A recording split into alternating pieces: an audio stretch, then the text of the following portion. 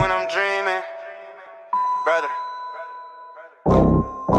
Even when I'm broke, I'm scheming. Real talk, no gimmicks. Break bread or fake deal. Yeah. If you love me, show it, that's all I say. Break bread or fake deal.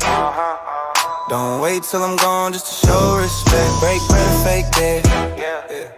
I'm tryna make plays, not beg for a check. Break bread or fake deal. For real, for real. If I ever looked out, don't forget that day. I ain't rich, but I move like I'm chosen. Same fish, same dream, still focused. Bill stacked, but I still thank God. Ain't complain once, I just play my heart. They see peace, but they don't see stress. They see the smile, not the pain I digest. If you my dog, then ride with intent. Don't care love, I know what that meant. Break bread or fake deal. You know who real when it's time to spread. Break bread or fake deal. I've been real, never switch for bread. Came from the bottom,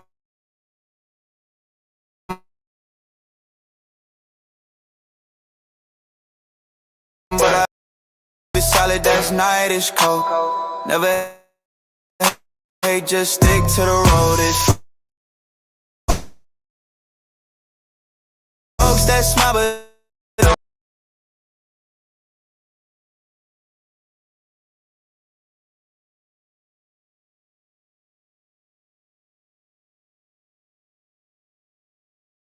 I'm gonna spin a real town, let break bread, fake that. Yeah. I'm still grinding, watch how I tread. Break bread, fake that. Don't show a late when the table's fed. Break bread, fake that. Yeah. If you with me, then mean what you said. Break bread, fake that. I don't need much, just respect my bread. Real talk, no hate, no cap. Oakland Soul forever.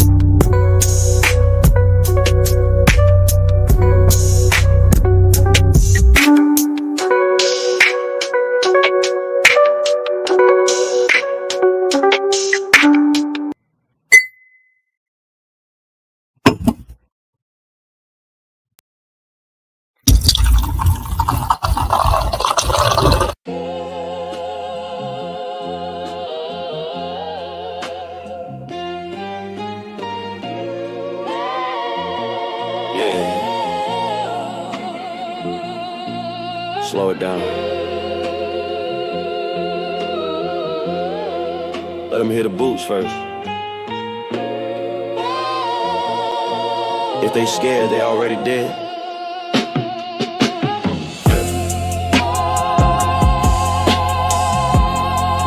Yeah.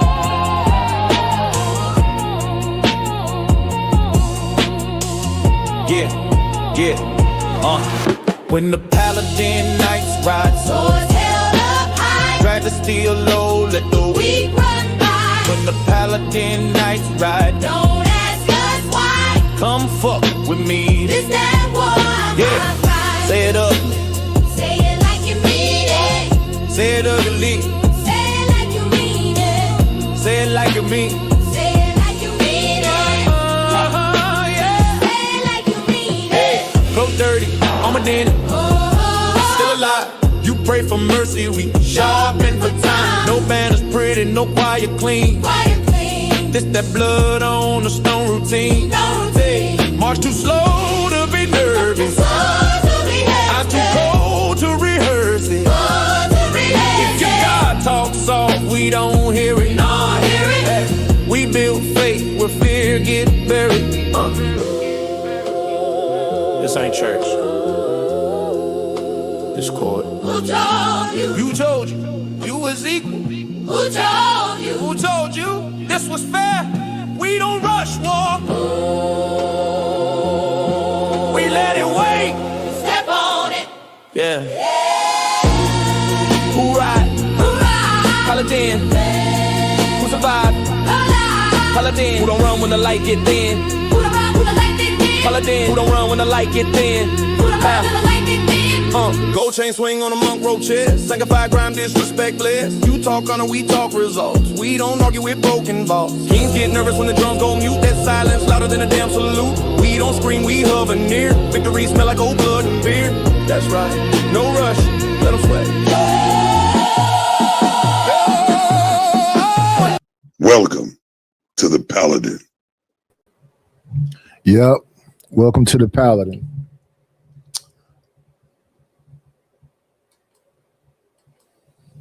Let's bang it out, huh? We're gonna first get our cells together. Smoke. Little piglet. I'll take the banner down. I forgot the banner was up. It was scrolling. Yeah, because people act like they don't know what to decide to keep that up.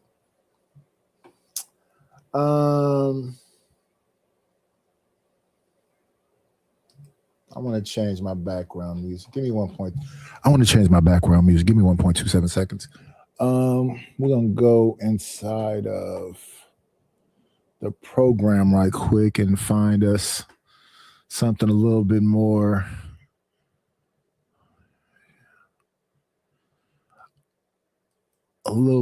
calmer, because I had a little wild beat going on, even with that nightish intro, little wild thing going on. Let me see something right quick.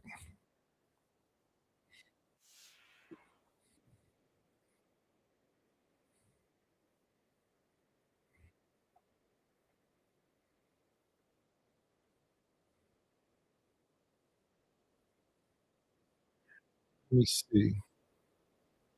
I'm a little cool, but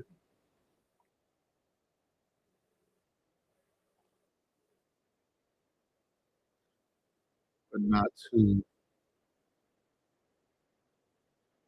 too bluesy, not too.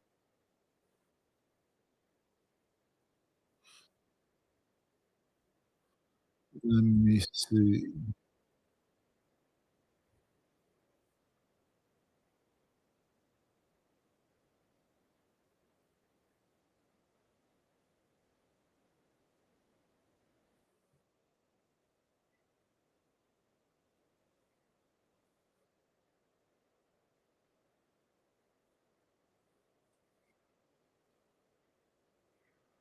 Let me see.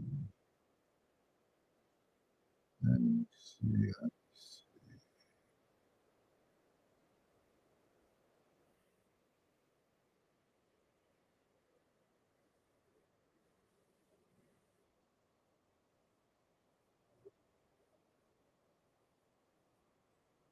Yeah, it's a little complicated. We want some of this a little more player.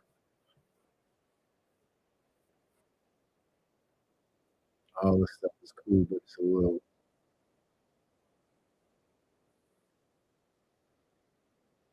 working on the coast other than the West Coast. So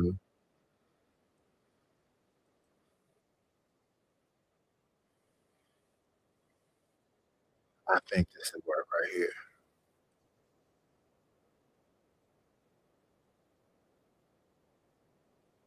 Let me see. Go with this one. I'm going ahead and download that. Let me see.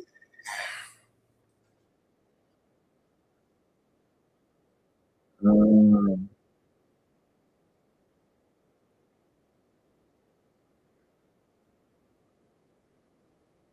and then I wanted to listen to the rhythm. Let me see right quick.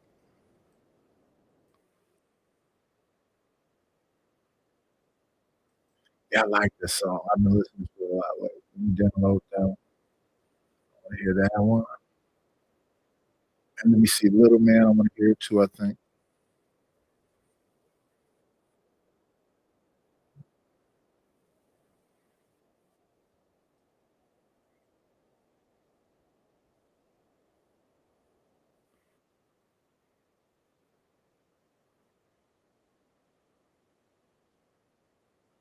Yeah, we're gonna check out Little Man, and then one more. You know, I like to mess around with the music a little bit. Um, my guy Dub be saying, "Where's the new music?"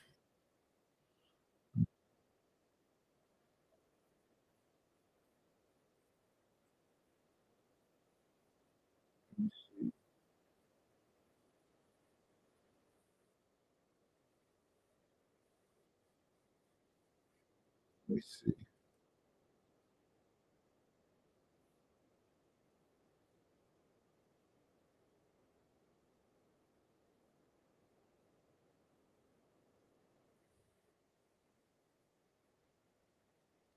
It's not fair. I think we listened to that one before.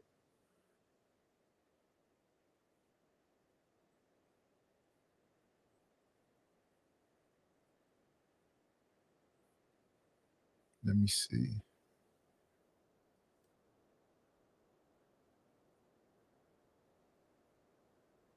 Let me see.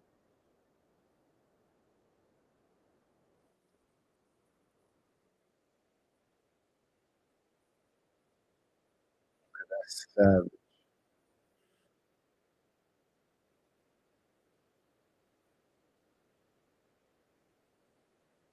Oh yeah, we got OG Too Dirty.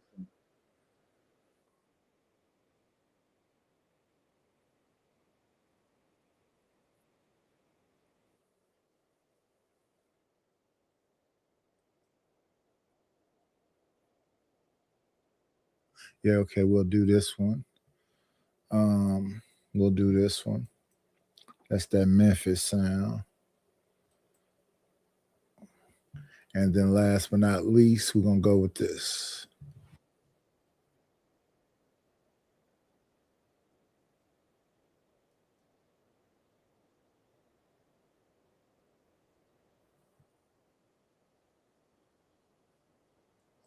Okay. This one, then we can come back over here and go on with the shoe. Because, you know, we waiting for people to get here. They act like I don't be on at this time most of the time. So let's go on ahead and act like we don't know how the show goes. And we got to drag it out and do all of this shit. See, what is this one thing here? Top 10 of women to smile. Top 10 of women to smile. Let me see something real quick.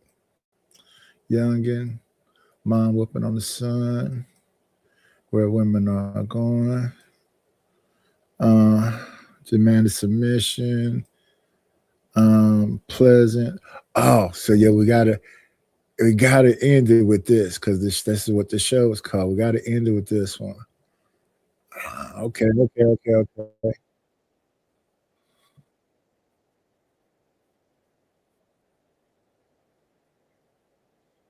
Mm, mm, mm, mm. I was in community college, and they had some of our government officials working up there, the city of Oakland. One day I made this woman, I forget her name, she worked for the city. So I brought her some gumbo because I had made gumbo the night before. The woman ate it and she said, "Oh, it's delicious." And I never had corn in my gumbo before. Blah, blah, blah. She said, "But listen, baby, next time you make that, don't put so much seasoning in it. Because I blew right up. It was delicious while I ate it, but baby, you can't put all that salt in food. We old. Now, at the time I made this, I'm 37. What you mean we old? You might be old and ungrateful. That's what I'm saying, man. Shout out to the shout outs. Let me see. Shout out to Savage for making it through. Shout out to the King. Wagwan, Rapid One. Before we start, like I said, we wait for people to get here. We got 8 people in the building. Thank you for being in the building. Can you beautiful people that are already here, please hit the like button. Please hit the like button. So far, we got... Okay, the likes are looking good on my side. Now on the vertical side, please hit the like button. What we doing?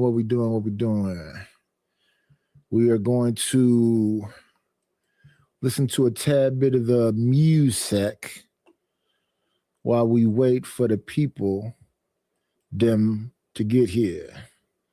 So we're gonna go down here. I'm gonna get rid of this. What is this? Let me see something right quick, y'all. Some of this stuff, we don't really use the boo button. Oh, that's a surprise. That's booing. What we have here, we have loser, we have laugh. Up there we have applause. This says more sounds. Okay, so I can get that from there. Then we had a boxing name. Okay, so we can get rid of this. Then we can add. What do we say? We're going to start off with.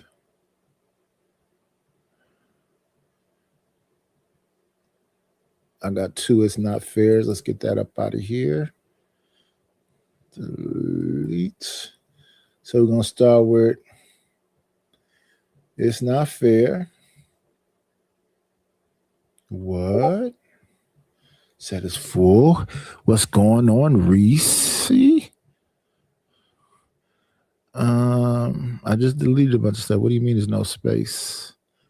An error occurred. Okay.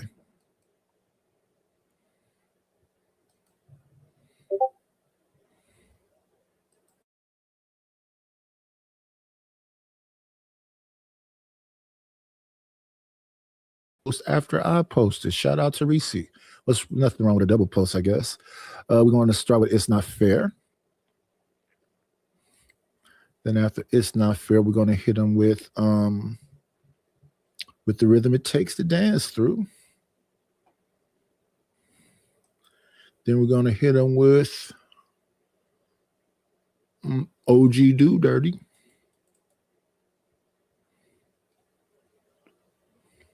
Let's start with It's Not Fair. I gave you my whole name, my whole breath, and built a future with my bare hands.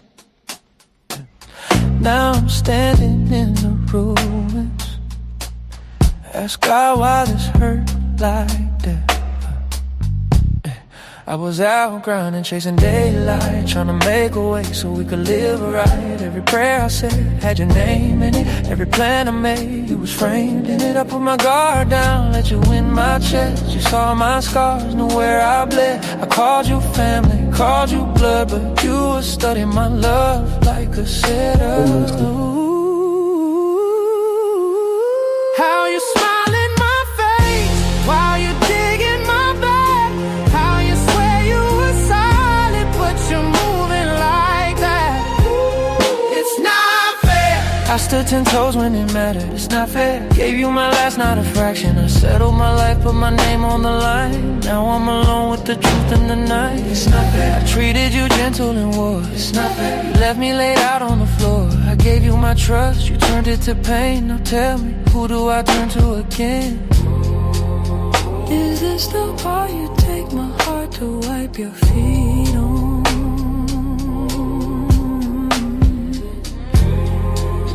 Is this the part you take my heart heart to wipe your feet on. You watch me struggle, watch me starve. Still took advantage of my heart. When I was gone trying to make it right, you was in my house living a lie. Share my fears, my darkest days. Every tear I tried to save. Now the skies stay gray in my head. Every memory feels like that. I gave you my name, I gave you my seed, I gave you my soul. What do you need? You promised forever, you promised you'd stay. Now love I was breathing is dying today. It's not I was real when it counted, it's not fair. Every scar still mounted. I loved you clean in a dirty world. You repaid me with shattered pearls. It's not fair. I protected your name, it's not fair. Now I'm drowning in shame. I stood up for you, you left me alone. Still scream your name when the lights go off. Is this the part you take my heart to wipe your feet on?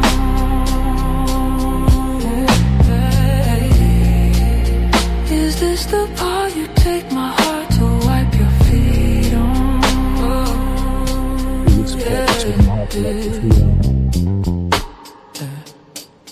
That's cold. That's cold. That's cold, baby. That's cold.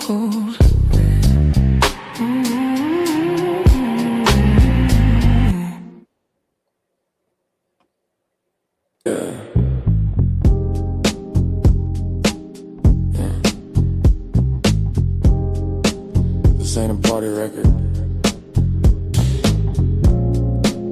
It's that still breathing record. Still breathing, baby. Move if you alive. It's the rhythm it take today. Do what we gotta live through. Every step heavy, every move bruised. Still standing, still swinging, still here too. It's the rhythm it take to dance. Do what we gotta live through.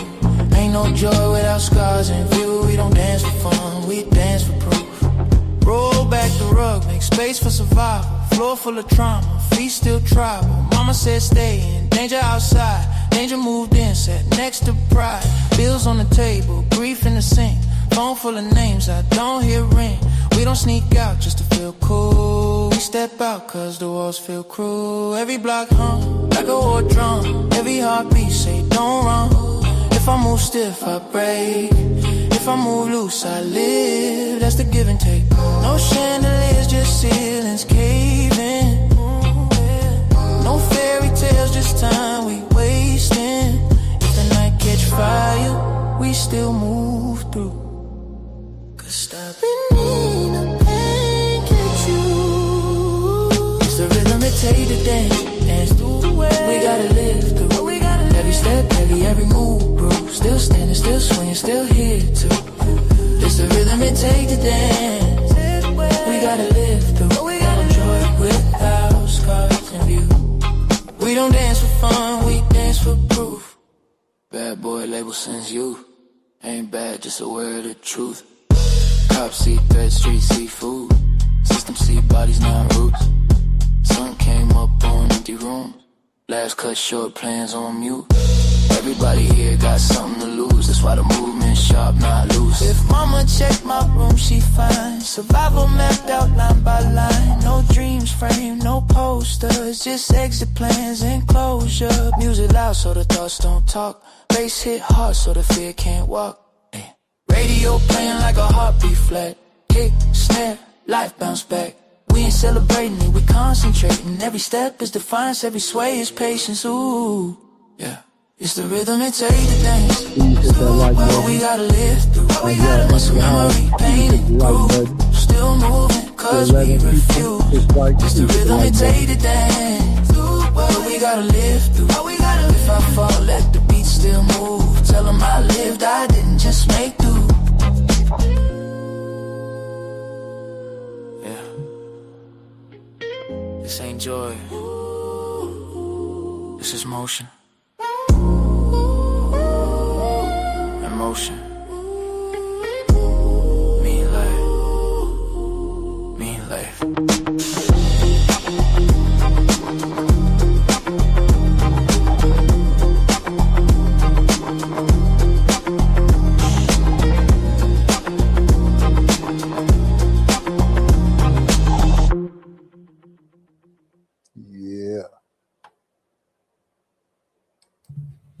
Let's see, that was The Rhythm. OG Do Dirty song.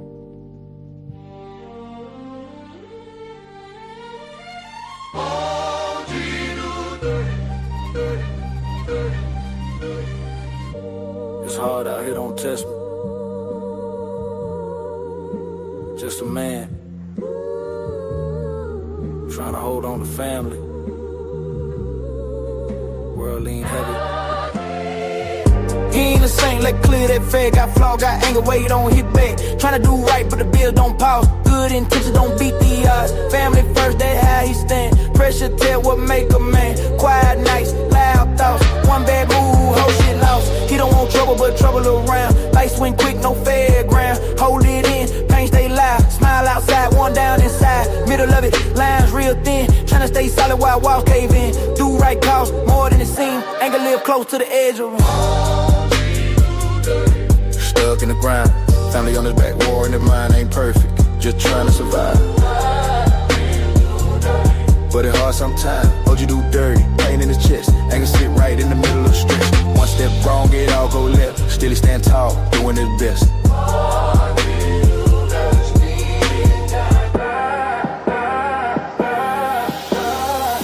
He understand pressure, yeah he do. Been around, solid men stood on truth. That's why he move right when it get real. Even when the struggle don't cut no deals. Don't praise dirt, but he know that pain. Hunger talk loud when they call your name. Temptation close, he ain't blind. He think doubt costs every time. Short wins fade, long scar stay. He tryna make it through clean ways. Anger come from fear, not hate. Of losing ground, he already made. Tryna keep peace, stress stay tight like everything break in one night. He don't judge, he just see clear. Hard times different every year. Straight past, minds in the street. Every step gotta land on beat. Stuck in the grind, family on his back, war in the mind ain't perfect, just trying to survive.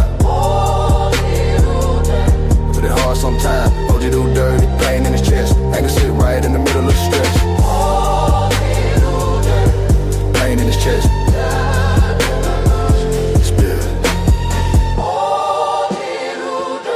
Life's full of lessons, it's best to stay calm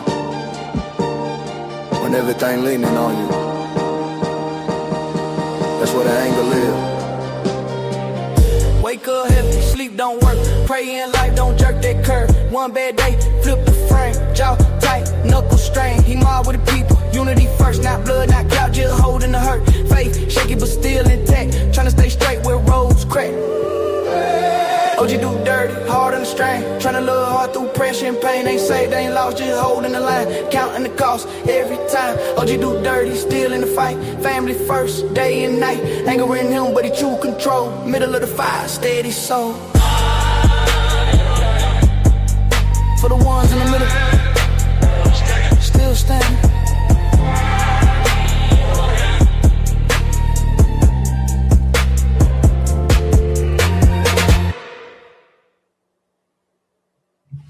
That was OG Do Dirty.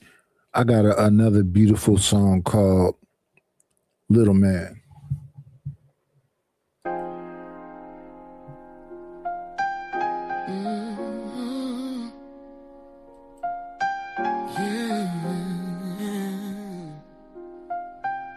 Lord knows, that's my baby. Little man, he wakes up so demanding. Sun ain't up, but he already standing. Tiny hands pulling on my t-shirt. Big feelings in a small little person.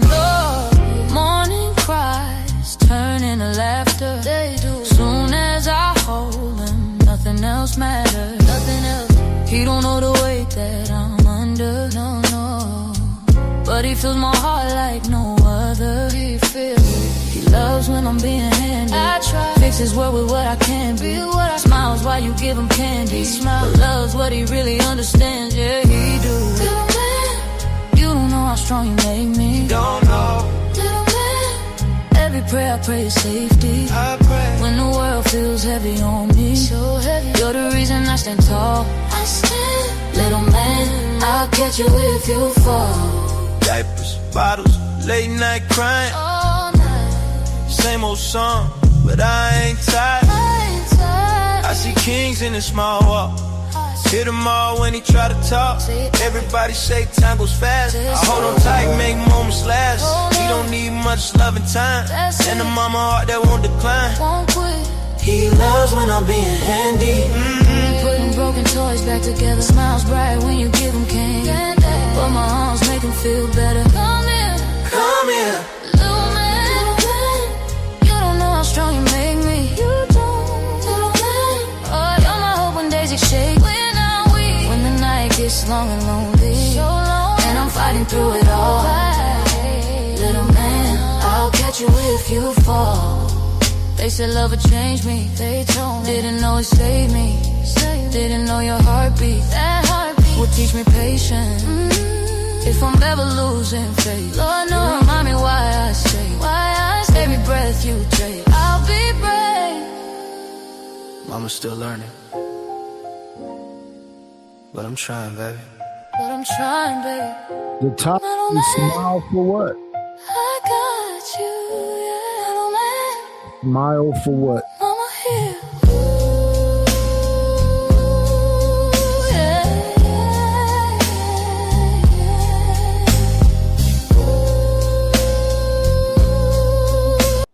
Let me pause this for a moment. Let me do something right quick. Let me do something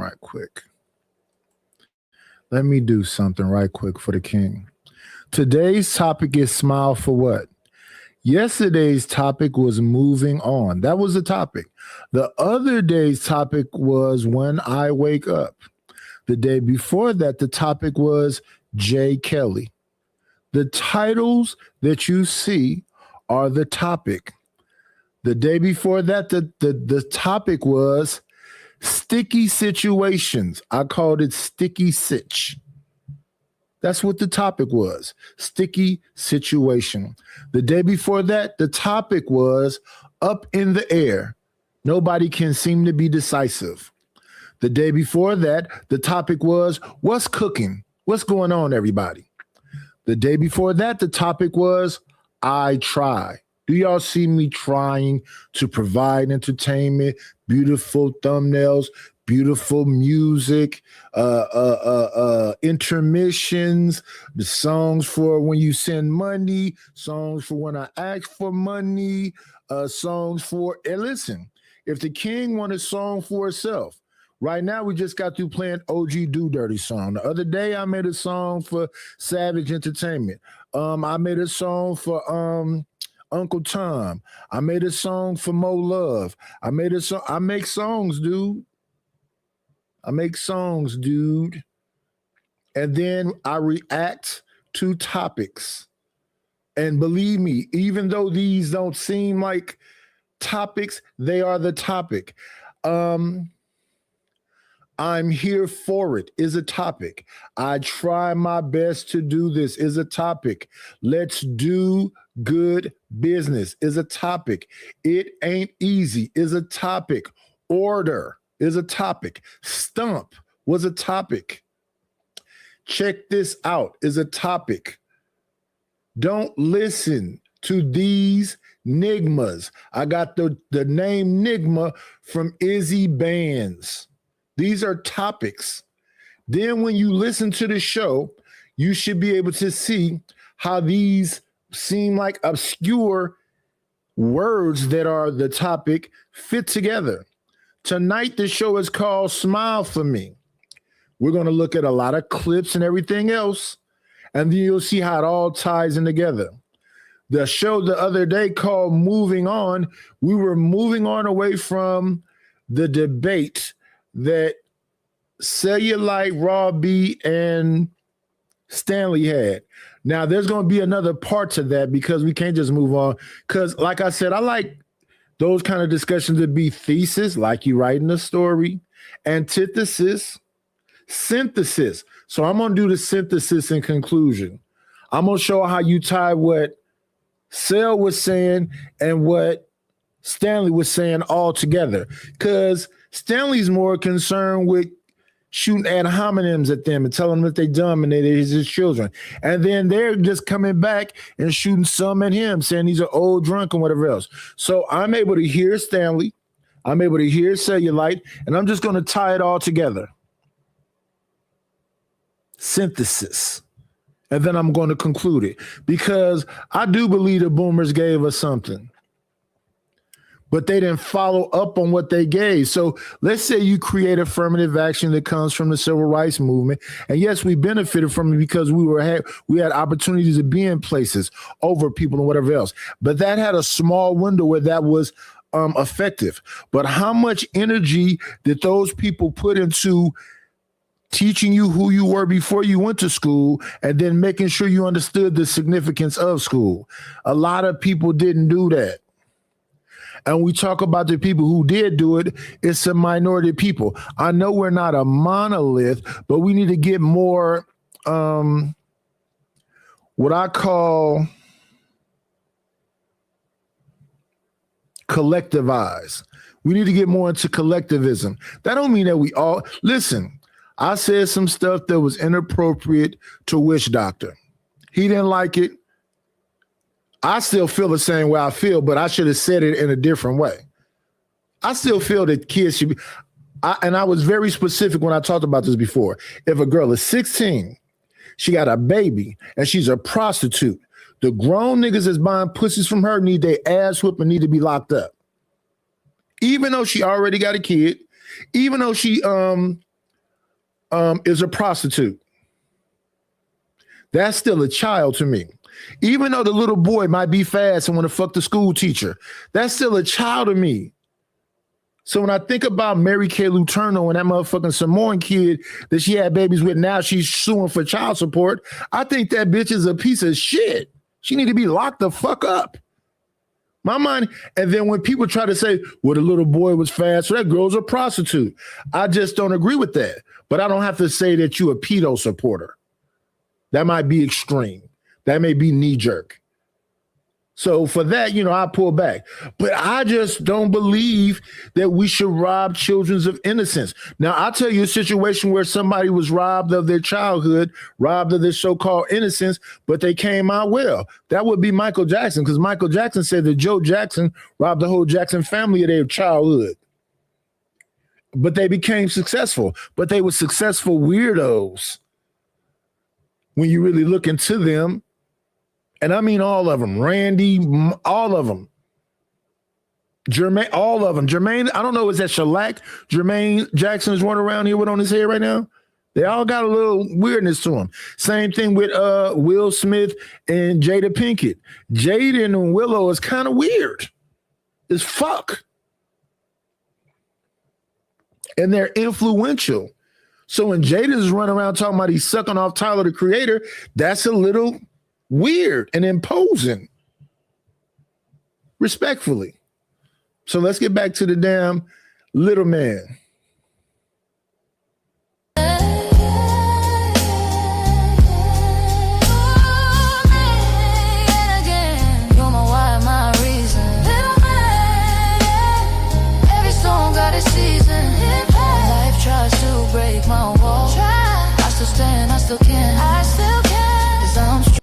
Oh, wait a minute. This is where I get to be nasty because, I don't mind being nasty. The king said, was sin timed out? Yeah, fuck that bitch. It's too fucking early in the morning for her dumb shit. But if you want her to come back, I'll bring her back, Rapid. But fuck that bitch. I'm tired of talking to her. This is when bitch and talked about my wife. She told Anton to not spend money. Fuck that bitch. And do I think every woman is a bitch? No. She is, though. Fuck her. If she don't ever come back to the show, who gives a fuck? And I often run people off because I just don't like dumb shit. I don't do it to her. The bitch was queen for I don't know how long, and she tried to, I don't deserve it, nor does Nidus. Bitch, talk about what you deserve. Don't talk about what the fuck I deserve. I'm stronger, loving, little man.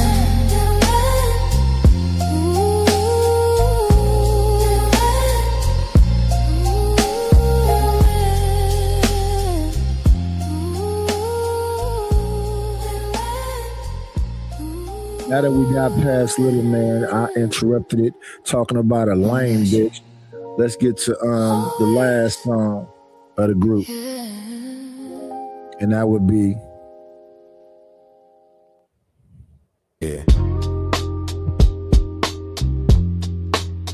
Manhood ain't loud. It's weight. Every decision costs something. And I pay attention. You gotta believe in something. I'm the angry man, but I don't lose friends. I don't move reckless, I respect the game. Every step measured, every word weighed. I don't rush nothing, I was built to wait. I'm the angry man, yeah, I feel the heat. I don't leave emotions in the driver's seat. I stand on morals, not trends in the street. I believe in order, I believe in me. You gotta believe in something. Why not believe in me? I seen boys react, I seen men reflect. Difference is patience, discipline, respect. I don't argue loud, I don't chase control. I handle pressure with a quiet soul. I know miles move fast, truth moves slow. I don't follow noise, I follow codes. Every promise heavy, every choice real. Manhood means standing on what you know. I don't fold for comfort, I don't bend for applause. I accept consequences, that's the cost of the laws. I don't blame the world when it don't go right. I adjust my steps and correct my sight. With that being said, I'll snap, I'll crash, don't push me, I'm on that. Anger in my chest, wisdom in my head. I don't let impulse speak what discipline said. I don't chase approval, I earn respect. Every move serious, no room for regret. Wait, I'm the angry man, but I don't lose frame. I don't move reckless, I respect the game. Every step measured, every word weighed. I don't rush nothing, I was built to wait. I'm the angry man, yeah, I feel the heat. I don't leave emotions in the driver's seat. I stand on morals, not trends in the street. I believe in order, I believe in me. You gotta believe in something. Why not believe in me? You gotta believe in something. Why not believe in me? Manhood means silence when talk costs peace. Mean doing what's right even when it's least. Mean saying no when ego say yes. Mean building the future, not flexing success. I don't chase validation, I chase alignment. Faith plus action, that's my environment. I don't hate nobody, I just stay aware. Life tests men who say they prepared. I believe family, structure, truth. I believe strength is self-control too. I believe freedom come with restraint and discipline stronger than any complaint. With things being said, I'll snap, I'll crash, don't push me, I'm on that.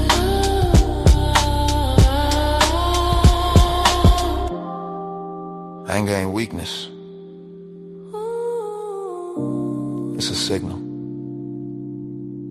A man decide whether it's driving or sharpening. I'm the angry man, but I stand upright. I don't fold under pressure, I choose what's right. I don't speak often, but I live precise. Manhood ain't luck, it's a way of life. You gotta believe in something. Why not believe in me? You gotta believe in something. Why not believe in me? With that being said, don't push me. shout out to the shout outs. Let's begin the show. Wine Chicks is told me for acting tough during a hood vlog. And go off on his homies for trying to act tough during a hood vlog, calling them out for doing too much on camera. You ain't from over here, don't walk through the His ass lying, bro. You can walk over here, bro. We not on that. Just don't be no tough ass shit, gang. Okay. Everybody don't gotta be tough. That's that gang. I laugh every day to keep me from crying. I ain't gonna laugh for. Don't be no tough ass. I'm not no tough ass. I'm scary of everybody. If you ask me, my head, mother, you better be you better be scared of everybody, folks. That's how you gotta go live, gang. Watch this, YN. And that's a fact. I never been a tough guy. I just been scared enough to be conscious of what's going on out there, and I know who the tough guys are. And if they on some tough shit, I'm not doing what I'm doing because I'm tough. I'm doing what I'm doing because you scared me. My mother told me something when I was hella young. She said, no. You can, because I used to get jumped a lot. She used to be like, no, if you really feel some kind of way about it, go ahead and heal up and whatever else. And if you feel some kind of way, find them motherfuckers one by one. And that's how I started doing it after that. I stopped being, when I get jumped, I do the best I can do when I'm getting jumped. And then when I see the motherfuckers one by one, one time it was 3 motherfuckers that jumped me. And I caught one of them real good. One of them got drugged all out. I didn't even care about him no more, but you still got to watch a snake ass motherfucker like that. And the other one was kind of doing well in life. And I saw him one time on the street. He said, man, let's go have breakfast. We went and had breakfast. And he was like, man, he apologized and all of this shit. But he said, I can't let your big ass beat up on me. Now, when this shit had happened, when they jumped me, I was 14. When I caught them, because they had bounced, only one that stayed around is the one that turned into the drug addict. But when I saw the first one, it was probably like a year later. Like a year later, I put hands on. And the crazy thing about it, he was around my future wife and her friend. And then like a year after, so it happened when they jumped when I was 14. I caught him when I was 15. Then he saw me a year after that when I was 16. And he was trying to get the people that I knew to try to turn on me. But I've been around there for 2 years. He had been gone. And they was like, fool, what are you saying? They was finna jump on him. They didn't jump on him. They told him it just ain't cool for him to be around there no more. But yeah, I had a growth spurt. I was when I left my mom when I was like 10, she shipped me to my father. I was like 4'7", 70 pounds. When I lived with my father, when I came back home, my mother is let me see. My wife is so my mother is 5'3". So when I came back home, I was 14. I was like 5'7" when I came back home. When I turned 16, I was 6'2". When I came home, when I was 14, I was 5'7". I was like 170. So when I left, I was 70. Over them 4 years, I think I gained like 25 pounds a year. Because when I came back home, I was 170. When I left, I was 4'7". When I came back, I was 5'7". And then 2 years later, when I turned 16, I was 6'2", 230. Because I was still kind of skinny when I was 16. When I turned like 18, 19, that's when I like 260. But yeah, he right. All that tough shit is how people get up out of here and another crazy thing is that like the real tough guys, they either get locked up forever or they get deleted. But then some of the most funny, cool cats that was around us when we was younger, they got smoked. And once they got smoked, that shit got all super serious. All the fun was gone.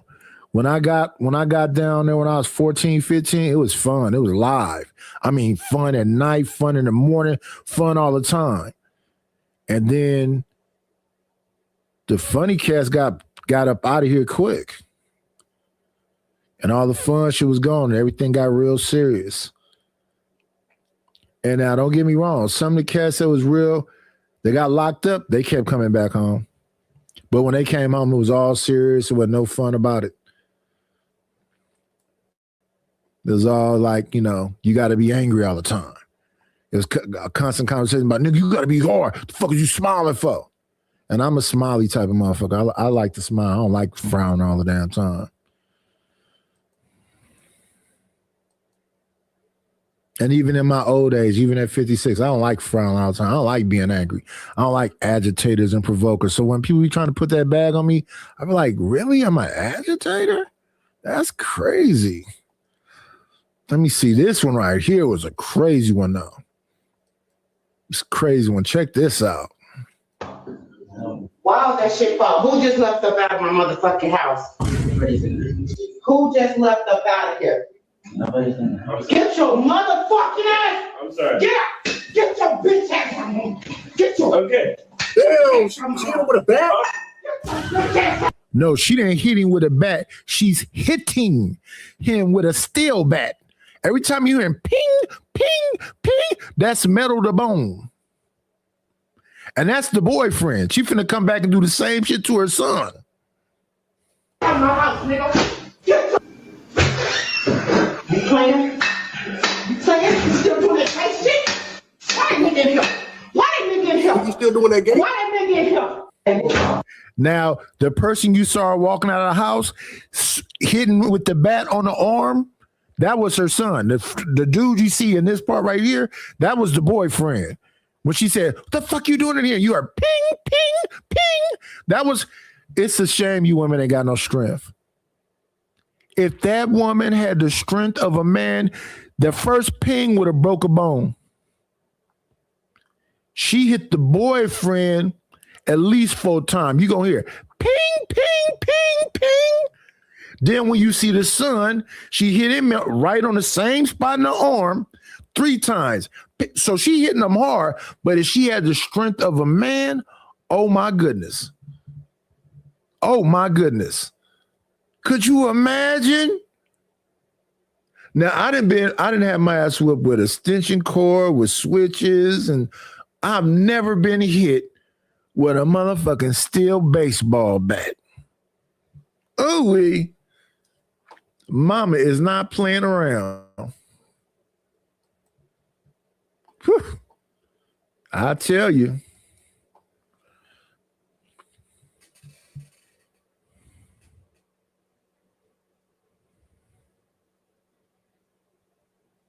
Yeah. 6'4", 240. Yeah, that's kind of slim. That's slim build. I think 6'2", but they be talking about you be 6'2" and you got to be like 180. Be 6'2", 180, 190. That's what the doctors and people say. But 6'2", 260, 265, I think that's 260, 240 though, that's cool.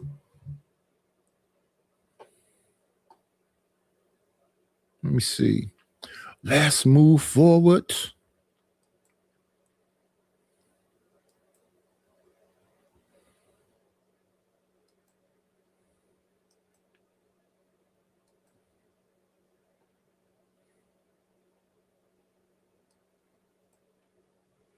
Dear black men, you guys are losing at a very rapid rate.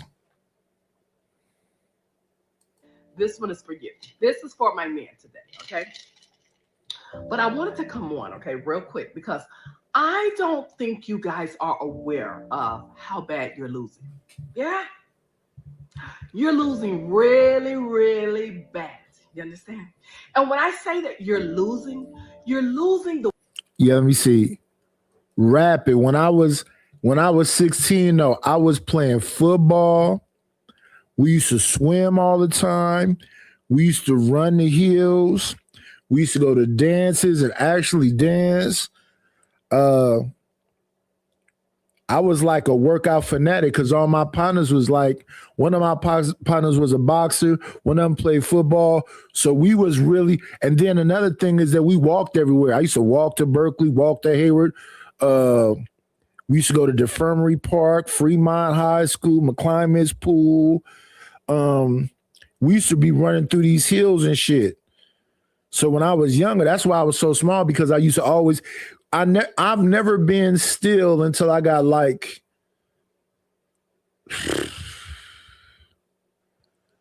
I didn't really start being still till like 40.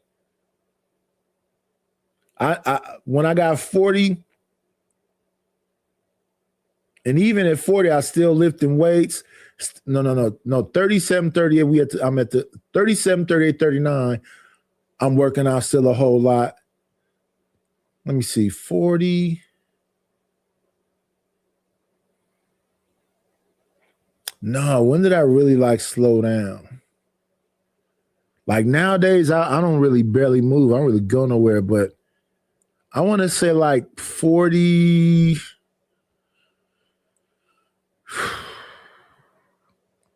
Probably after my wife, so 44, 45, something like that, 44, 45. I stopped being so active.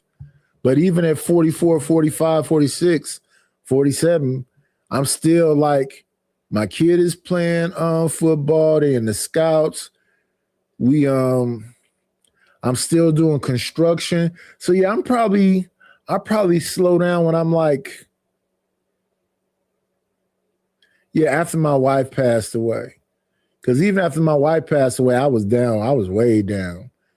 It had to be like, 48, 49. So I would say I haven't been like real mobile in the last 6 years, maybe. I got the equipment and shit to do shit. I just have not done it.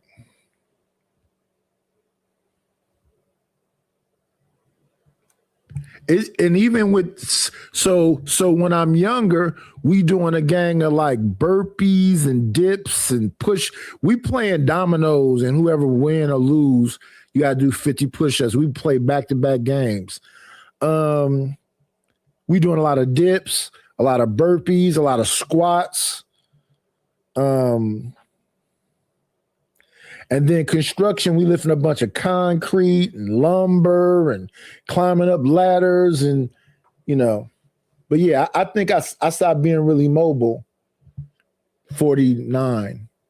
So the last 6, 7 years, I just ain't been mobile. But once you get back in the groove, it's like riding a bike. And then, even after I stopped, like at 49, 50, I'm still lifting little 50-pound dumbbells, doing a little lunges and riding on the bike right here. And, I'm getting a good sweat out. So I got kind of small right then too, but I think I want to say for the last 6 years, I've been kind of immobile, but I know how to get back into it. I just haven't got back into it. Because I had a whole thing when I was younger about willpower. You can't just be still. You have to get your sweat in. And, it ain't over yet. I can get back to it, I think. But it's a lot of people wishing and praying and saying all kind of hateful shit, but you never let other people dictate what's going on with you. The family got good genes. A lot of it's a wobbler because my youngest uncle passed away. But the uncle next to him is doing pretty well. No. The uncle next to him is still around. The uncle after him is still around. My father's still around. My oldest auntie passed away. But I got aunties in their 80s. So it's some strong genes on my father's side. I don't know everybody on my mother's side. It depends on who genes are the strongest. Let me see. That was 2000. So my mom passed away when she was 54. My wife's mom passed away when she was 44, if I'm not mistaken. I was 2023. Yeah, I think she was 44. My mom passed away 10 years after hers. Let's get to this. Where are Black women going? Women who know their self-worth. You're losing the women who can help you become a better man. You're losing the women who can help you multiply what you've already accomplished. You're losing those women. And I mean, you're losing them at a very fast rate. I mean, you're losing them like rapidly. You understand what I'm trying to say? And Good morning, Marie. You guys understand? You understand? And you know who you're losing them to? White men. Yeah. White men. Yeah. The white men are coming in and they are showing up. Yeah. I don't know if you guys know, but they are taking over. I mean, they are treating these Black women like queens. I mean, they're coming into their lives. They're taking them to 5-star restaurants or just nice restaurants. They're, taking them on exclusive trips or just trips. You understand? They're just showing up. They're just really showing Black women, I want to be in a relationship. They want a title to the relationship. They want, a home. They want families. They want children. They want to establish real relationships with these Black women. Listen, let's not stand in the way of anyone's happiness. If that's the case, then go where you're happy. Yeah, I'm so happy for Eve. I'm so happy for Serena Williams. I'm so happy for Gabrielle Sidibe. They got their zaddies. Shout out to them. At the same time, shout out to Prison Bay, whose name I can't think of right now. Light-skinned, Chris Brown looking, tatted face. I usually know his name. I can't think of it right now. But yeah, Prison Bay got him and Eris. Shout out to anybody that can find some kind of way today to find happiness and peace. Don't go where you're tolerated. Go where you're celebrated. Now, tonight, I was on a show earlier tonight where,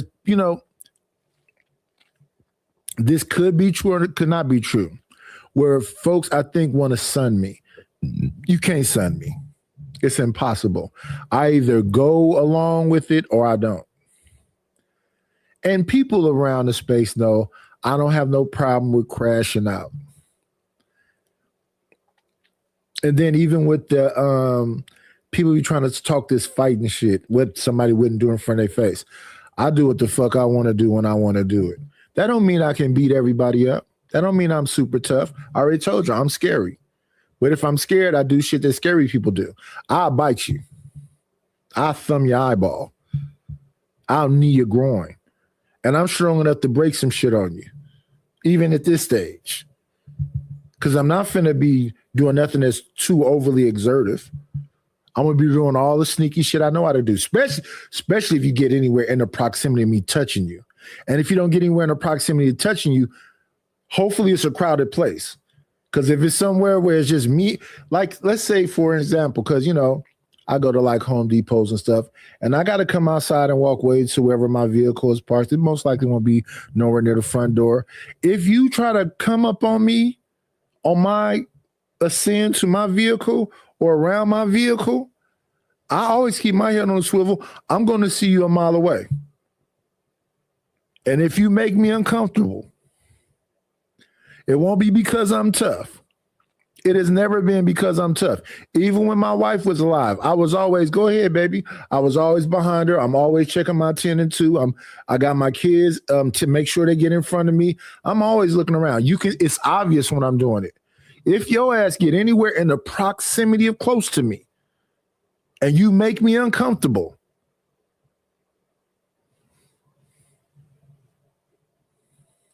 enjoy yourself. If this is one of those, on the channel, we like to say, if you're closing the door on your own community in terms of Black on Black dating, white on white dating, yeah, just cool. Just thank you, Luxury Bucklist, and good morning to you. Yeah, Jeremy Meeks, shout out to him. Close the door on your way out. No one is so proud. My thing is, I want it to be reciprocity. As much as we can celebrate Serena and Eve and Gabrielle, we should be able to celebrate Jeremy Meeks also.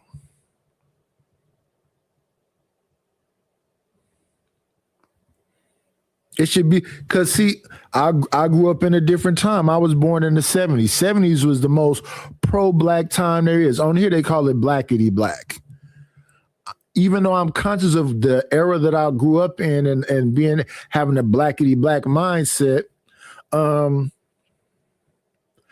conscious that now is not that. Now is not that.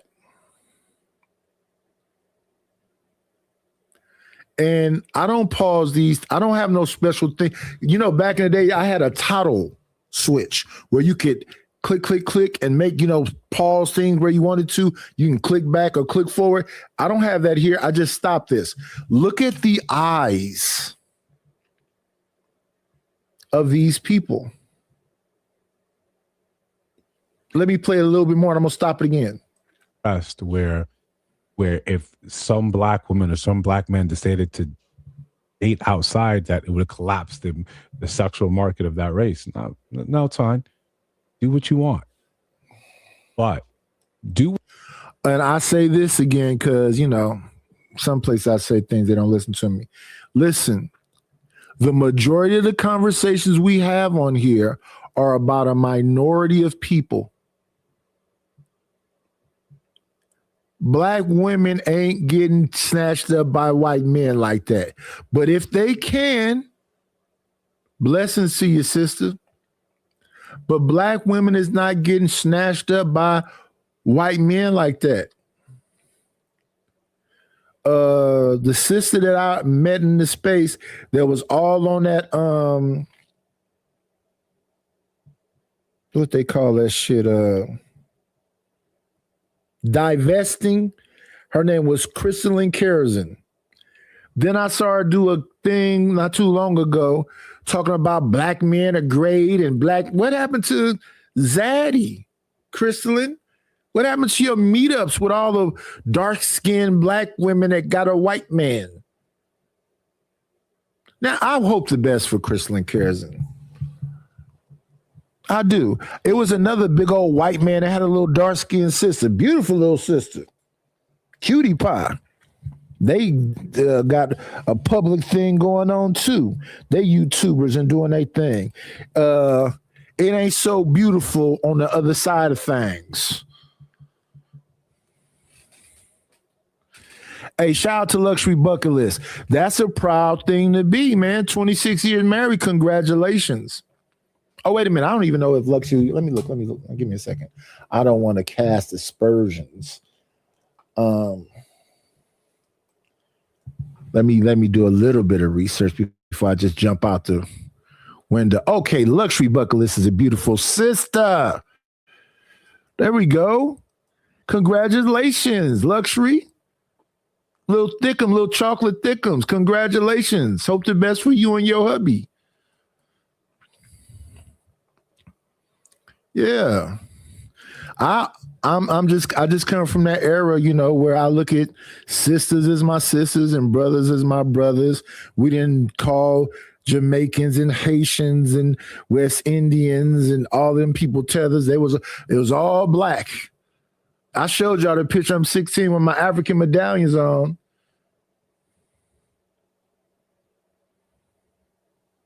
Oh, they having another baby. Okay. Shout out to him. Let me see something right quick.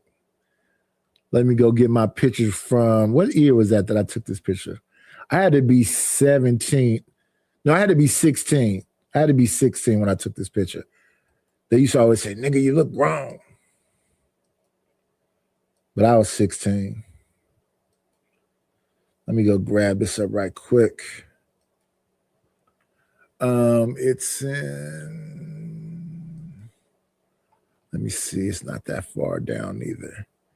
Today, let's make it seem like our brain work. There go me and my siblings. So it should be somewhere close. There go this picture. Matter of fact, let me get these fucking pictures out of here. That chick annoyed the fuck out of me today. It's too early in the morning for this bullshit. Delete that shit. Let me see. And every fucking day, annoying as fuck.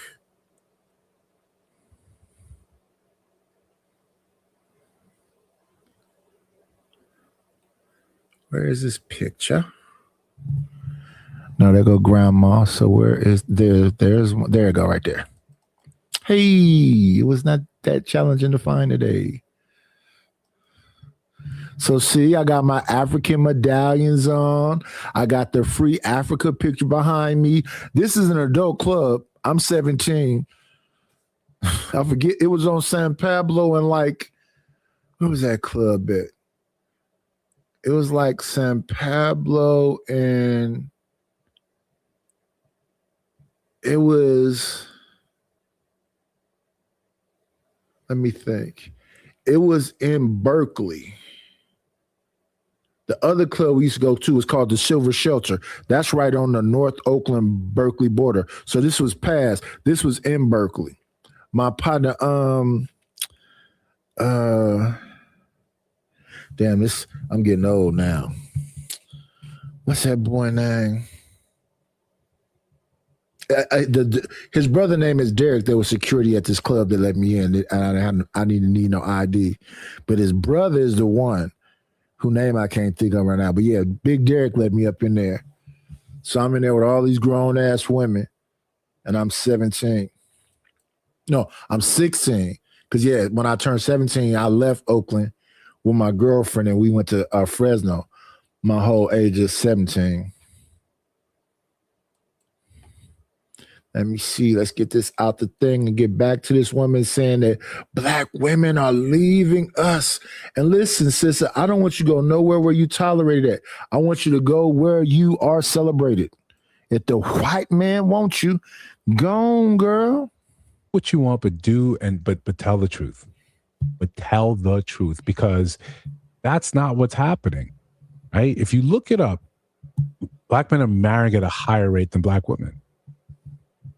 But what are we talking about? Like those statistics, that's what I was arguing about earlier tonight with somebody. Those statistics don't matter to me. If I'm marrying more than black women, who am I marrying? Who am I marrying, and how long is that marriage lasting? Like, I was married to my wife until she passed away. If my wife was alive again, unless she was going to leave me, we'd still be married today. I wasn't going no motherfucking where. So with all these black men that's getting married more than black women, who are they marrying? Because I really don't give a fuck unless they marry black women. But if that black man wasn't respected or celebrated by black women, and the only people that respected and celebrated him was Latinas and whites and Asians, then brother, if that's going to make you happy as my brother, I want you to be happy. I want you to go where you celebrate and not tolerate it. Same thing with my sister. Serena was with Common, I think. Evidently that didn't work out. Common's been getting bad reviews from Erykah Badu and Serena Williams and Tiffany Haddish. What's going on, Common? You sound solid when I be hearing you talking, but what's going on with the ladies? But yeah, if because Eve seems like she's glowing. She looks so happy. Serena looked like she's glowing. She seems so happy. But I did see her doing something with her skin, but I don't really give a fuck about that. She looked happy. I look at who is it, Eve and Gabrielle Sidibe. I don't really see her that much. But yeah, if you celebrate it and you feel special and you doing the things that you think is fulfilling in life, yeah, why would I be sitting around hating on you when I see you looking like you having a ball for years? Shit, congratulations. Emily, what are we talking about? What we see a lot of times is, and it's almost like advertising. I'm gonna frame a problem and I'm gonna give you the solution. The solution is usually requiring you to do something, either buy X or buy or come up off of this. But start with the truth rather than sort of just say. Let me see. I see somebody's in the chat writing paragraphs. Let's take a little bit of time and see what the paragraph's about. So this says, Brandon Tillman. See, back in the day, we didn't know why people dated out. Now, why things on social media, social media. Let's talk about social media for a minute. Social media is mostly bullshit and extremism. Most of the things we talk about on social media is an overemphasis on a minority of people. So when they say 80% of the women mess with 20% of the men, I don't believe that. You mean 80% of the women that's dating in the first place? Because a bunch of women ain't dating at all. They're trying to get their lives together and establish shit by getting degrees and whatever else. So maybe they banging on something, but why would that count? I think we overanalyze and emphasize on shit that we probably wouldn't fuck in the first place. So it's like it's an overanalyzation of a minority of people and trying to make it seem like all those people are that minority of people.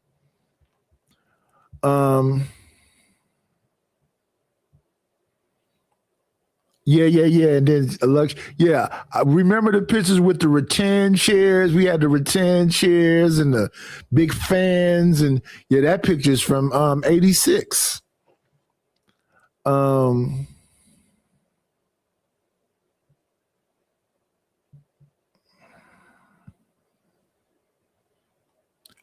But let me respond to some of the shit Brandon is saying.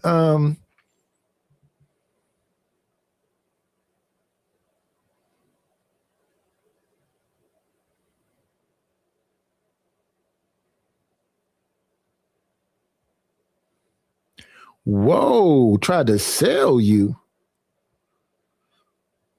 Well, I'm happy that you figured it out. Let me say to Brandon, what did Brandon say that I just caught it?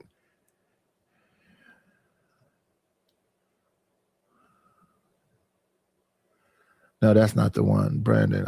See, back in the days, we didn't know about people dating out. Now things on social media and people dating out, they are telling people why they are dating out.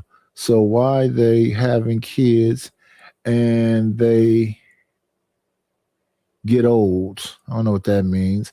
And they get and they going to see how people talk and out there.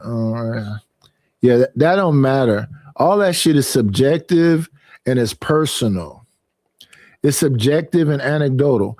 The thing that be tripping me out is that a man to be married to a black man, a man to be married to a black woman and be talking about black women. What black women are you talking about? Is that your experience? The same man to be married to a black woman and talking about black women, I'll tell you about how he fucked all these black women. Then he'll say, well, a black man can't be a hoe, but she a hoe. So what were you when you was fucking on everything? Soiling your wild oats, right? So that's what sexual liberation is. Why can't she do the same thing that supposedly men can do? Now, the conversation to be what we would consider shame, blaming, and explaining. Well, she can't do what I do because societally, when a woman does it, she's a hoe. But societally, if I do it, I'm a player. So those are double standards.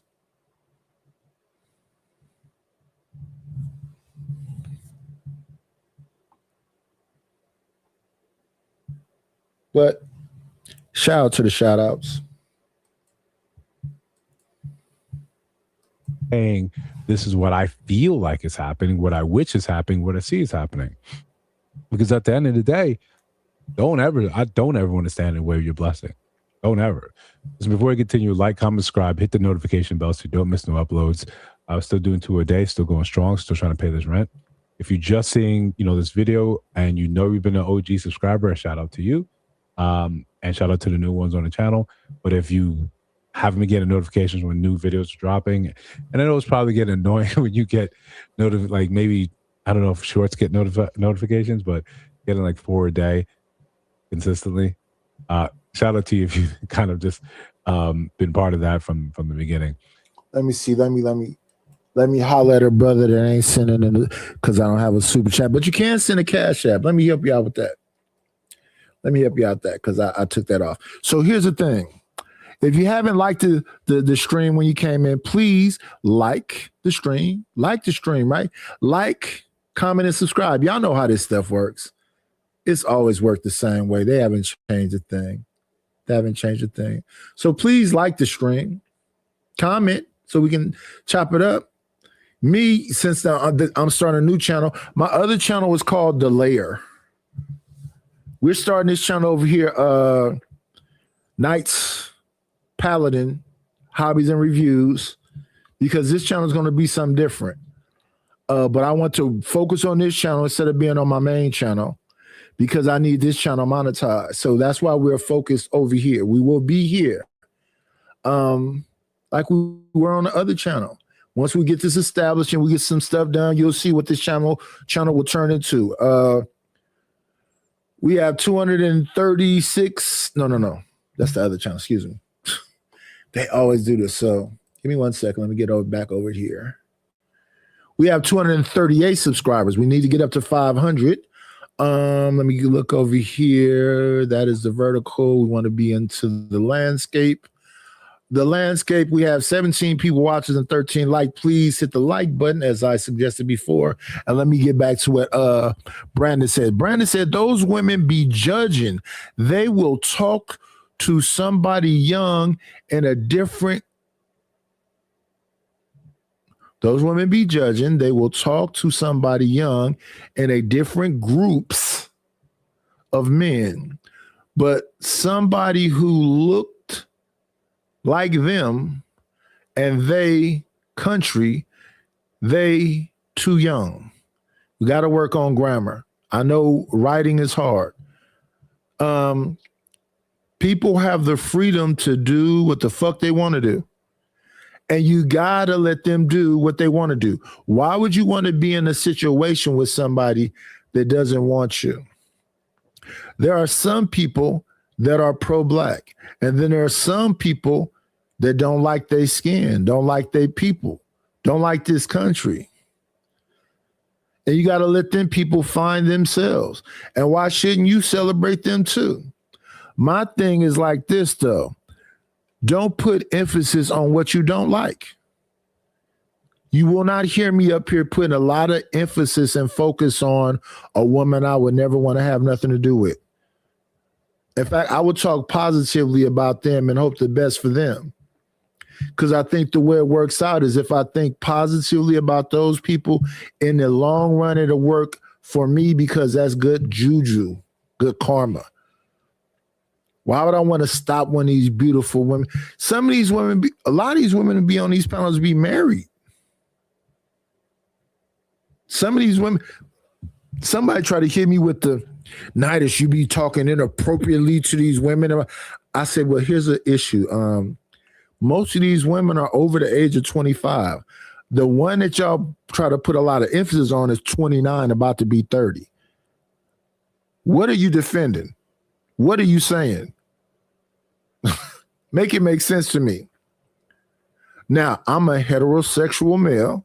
Now, I'm an older heterosexual male, but I like titties. I like hips. I like ass. And it doesn't mean I'm sexually harassing you because I see all the goodies that's in front of me. I'm just acknowledging them.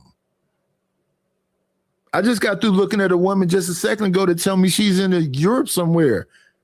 But you can see all the goodies. But I'm respectful of a married person, but the goodies are there. If you don't like the way that I talk, I apologize in advance. But I sees what I sees. And if it's likable, it's likable. Get over it. I don't talk nice all the time.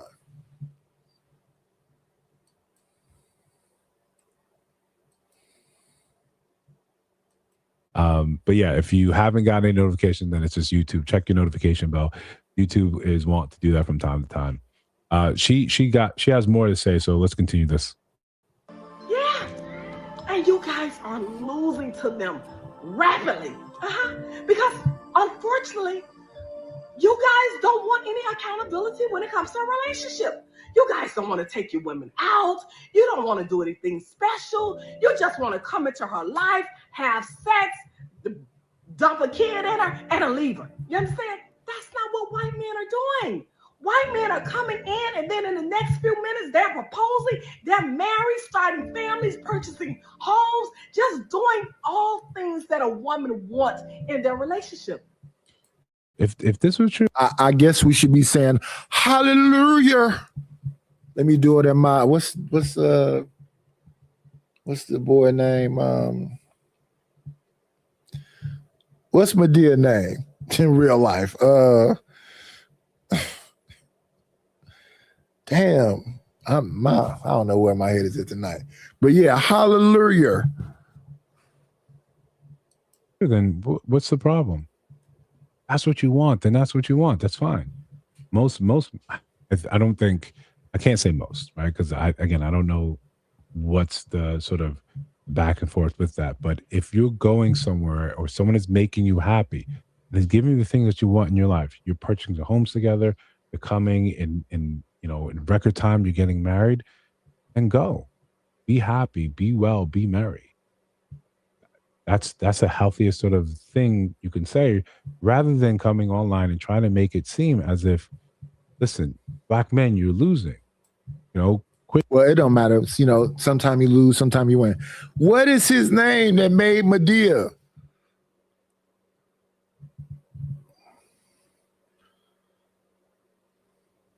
That bought all that land and got all the studios on it. I can remember Oprah. I remember Monique being pissed off with Oprah, the dark-skinned dude, and this dude. Man, what's happening tonight? I'm forgetting everything. Yes, Tyler Perry. Tyler Perry. Hallelujah. Quickly, rapidly, these white men are coming in and they're taking your women.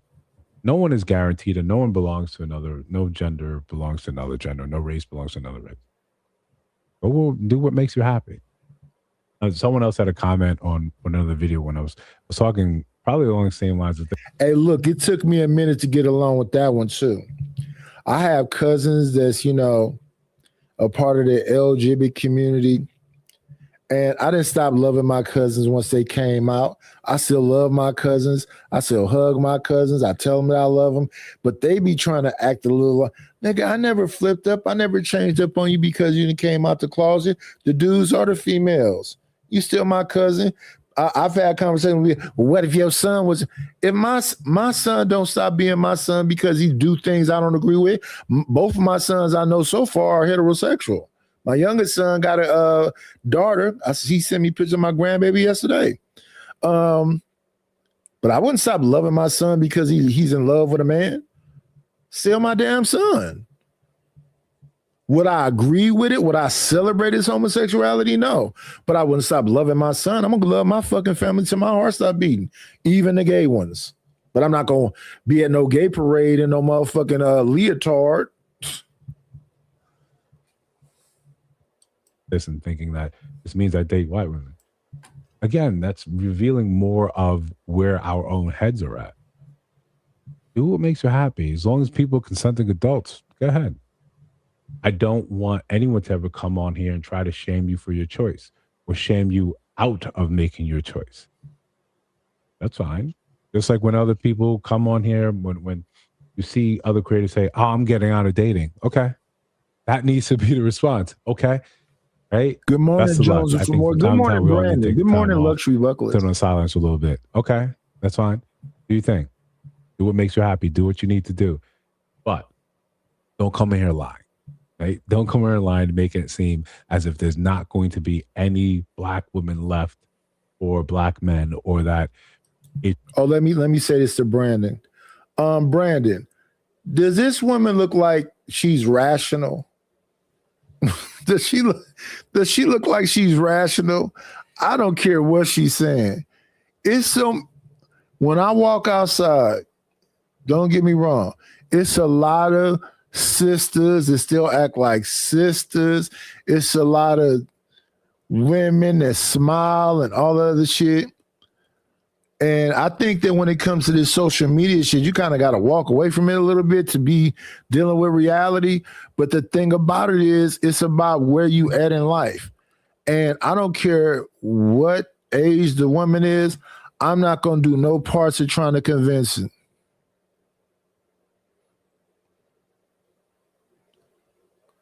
That woman ain't smiling right there. She's saying black men are losing. I don't see a smile on her face at all.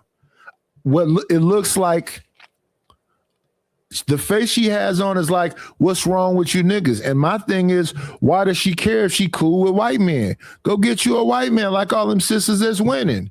Go and win. I don't know why you talking to niggas. Stop talking to niggas. They should be invisible to you. The only thing that should be in your eye is Zaddy, that white man. Go get you a white man. Not today. If there's such an influx of white men coming and marrying black women, there's just not. That data has never been purported. These statements have never really been saturated with actual fact. That's just what it is. This is one of those series where you feel like something is true and therefore it must be. But we would look at this in any other arena and call this just straight just fear mongering. And you guys are not doing that. No accountability. And as a result, women who know their self-worth, they are over it. They have no desire for a black man. They are out here literally looking for white men.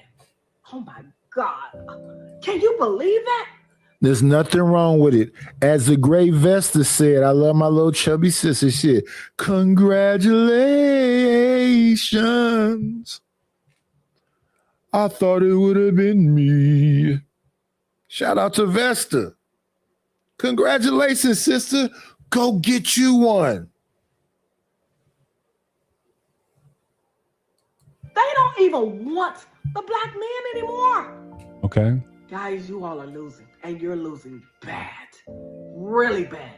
So I just wanted to come on, you understand? Because I know you guys love to say, oh, Natalie Paris is so shady. But I just really wanted to come on to let you know the severity of what's happening with your women.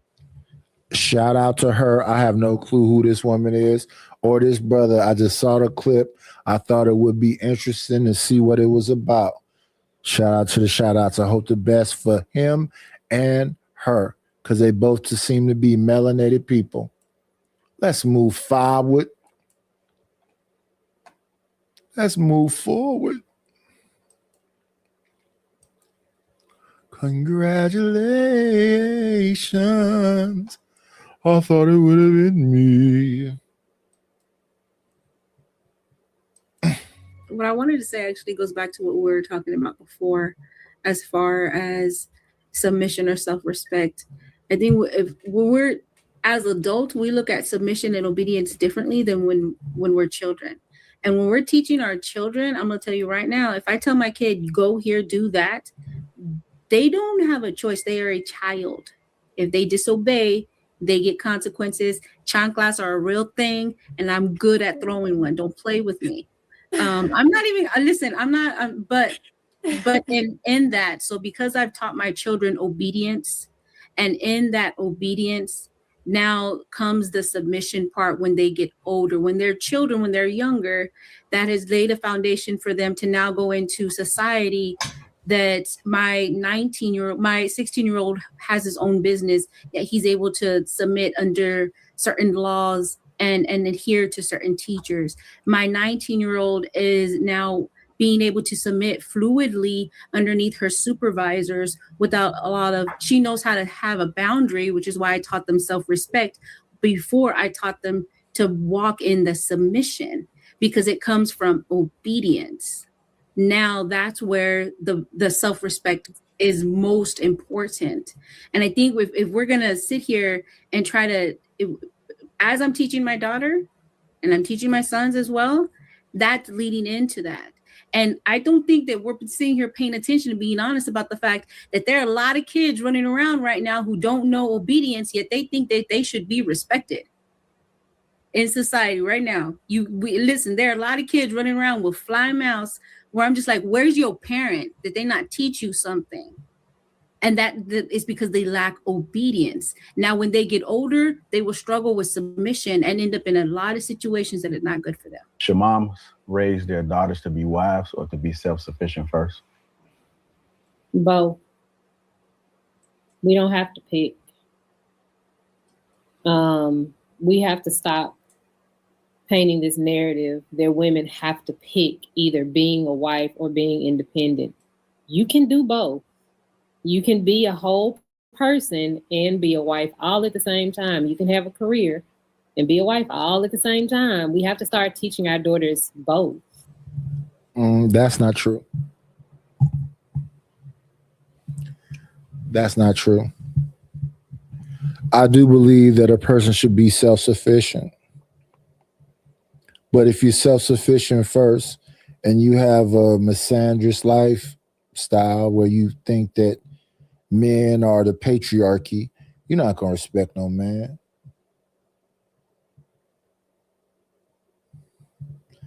If you into this fourth and fifth wave of feminism, you okay with prostitution. That's a part of the sexual liberation. You okay with being in a situationship if a man bread is right? Not based on what I'm saying, based on what I listen to multiple. You okay with being the side bitch to a baller? Not based on what I'm saying. Based on what I listen to these women talk about. If a guy can talk to you on what y'all call y'all level, so he went to college, you know, he got out here in life and maybe he was in corporate America for a couple seconds, went to, you know, church, had some nice suits. A lot of them dudes be scammers. Y'all be enthralled. You wouldn't mind being the side piece, the partner. Because your power, and this is me listening to y'all, your power is in your freedom. So no, you can't be both. If you're a wife, you're a wife. If you're independent, you're independent. Now, if you said you're interdependent, you learned from your father how to serve your brothers and him, and your mom showed you how to be a wife, and at the same time showed you how to be interdependent. What this woman that we just got through looking at said, these women would elevate you and these women would be a helpmate and all that other shit, but they're choosing a white man over you. Let's go along with all black women are choosing a white man over us, all these women that know their worth. So then that's not a real thing for me. So why should I aspire to look for that?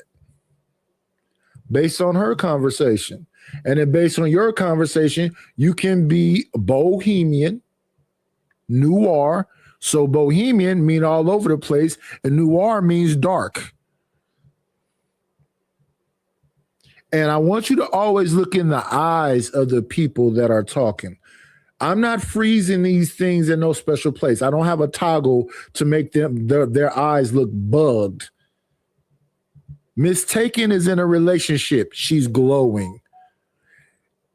I don't know these other people, but they don't have that crazy look in their eyes like the woman right now that's saying you can have it all.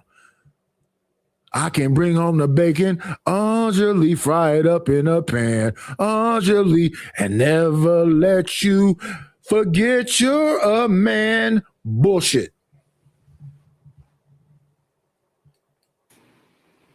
Because that's a whole human.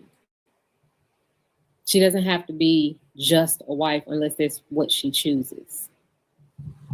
So. And even then, can she really be a good wife if she doesn't have some amount of self-sustainability? Probably not. No, so, oh my God. Miss Taken looks relaxed, glowing. Every time we stop it. I don't know who Kiana is. She looks happy. I know Shane Mona. She always look happy. Naomi looks happy. And I just stopped it again. Boheme, noir, looks stressed. Now let's look at the men because I don't want it to just be about the women. My good guy Bruiser looks a little stressed. Courtney Egger show. It's a wobbler. True looks, cool. Hank look relaxed. Hank got all his Funko Pops and actual action figures behind him, whatever else. I mean, I'm just stopping it where I stop it at. JR, I can never tell. I can never tell what's going on with JR. He keeps the shades on, deep dark beard. I can never tell. From what I just heard, men have to stop thinking that a lot of men are worthy of submitting to. And that's a vice versa thing. And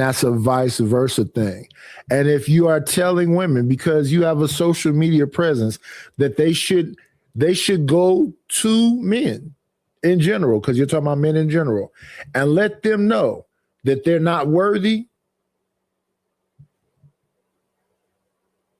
because that's what I just heard. But, you know, we got the chat section. They can tell me if I'm mishearing things.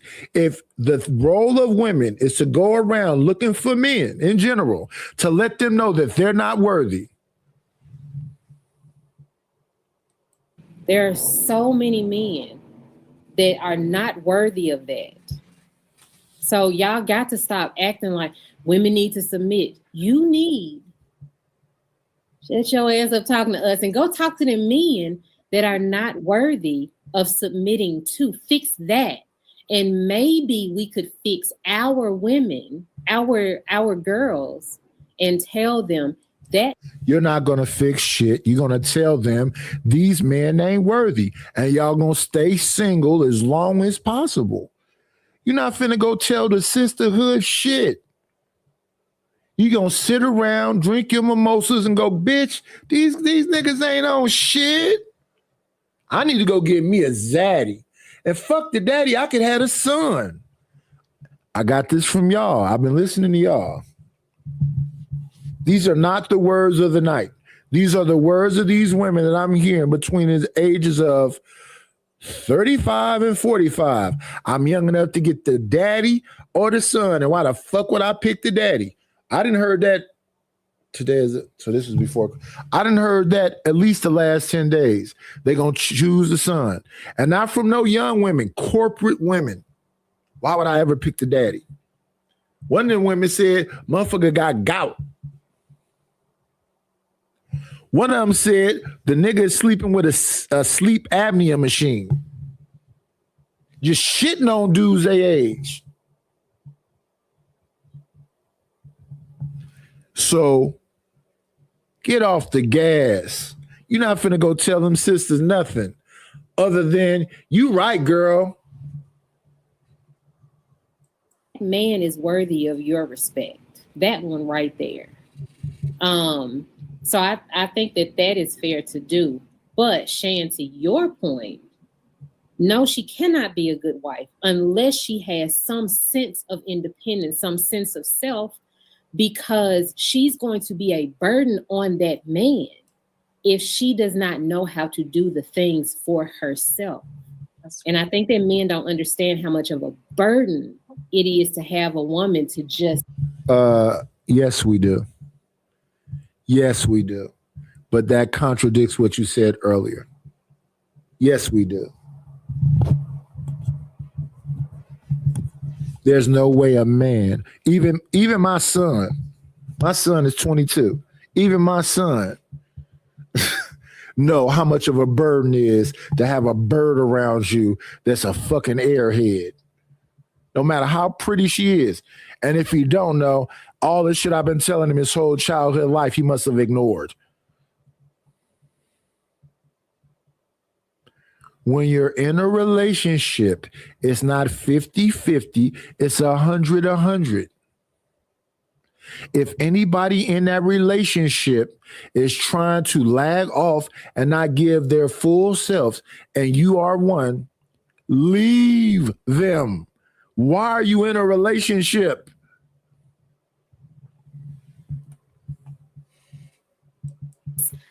Depend on you for everything, because that's what it sounds like y'all want. I agree with what Bo just said. I agree with. I think Kiana was on the same plate. I think you can definitely have both. I just know that y'all need to do something because y'all's girls are submitting to these boys in the bathroom in high school, and they have no self-respect for themselves. I can tell you that much. For sure. I don't care. If you slut yourself out young, I don't care.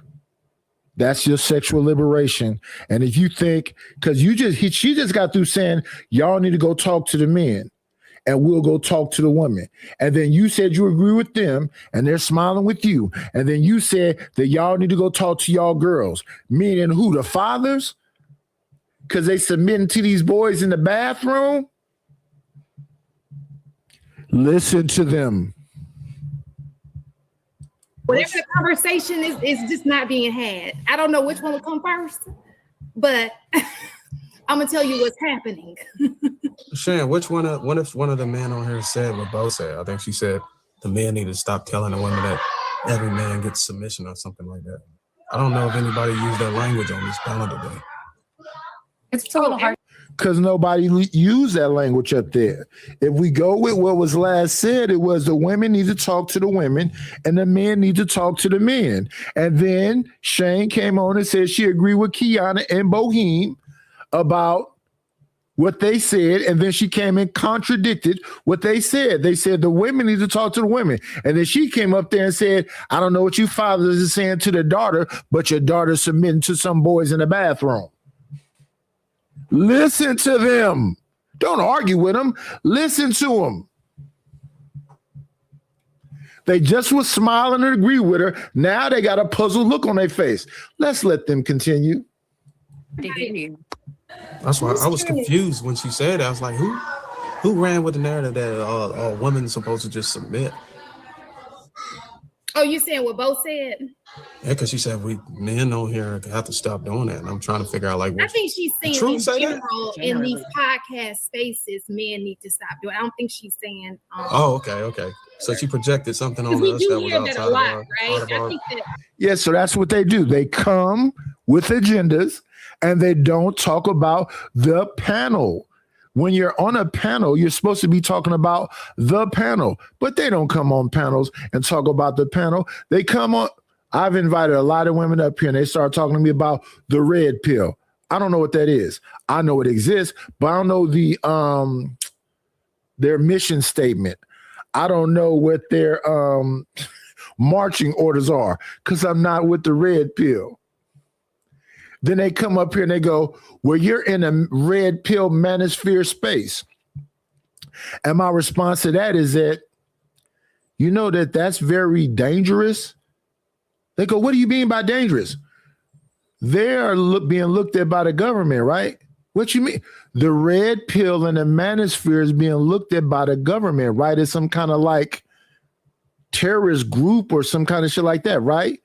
Oh, yeah. So you know that's a real thing, right? Yeah. You a black woman, right? Yeah. I'm black too. I know I'm fair skinned, but I'm black too. What's the point you trying to make, brother? And you just said, brother, why would you come accuse me of being a red pill? Show me. I only been around here a short time. I started doing YouTube when I was 53. I'm about to be 56. So I just been around there a short time. So you saying I'm a red pill? Well, y'all be calling women hair-headed hoes.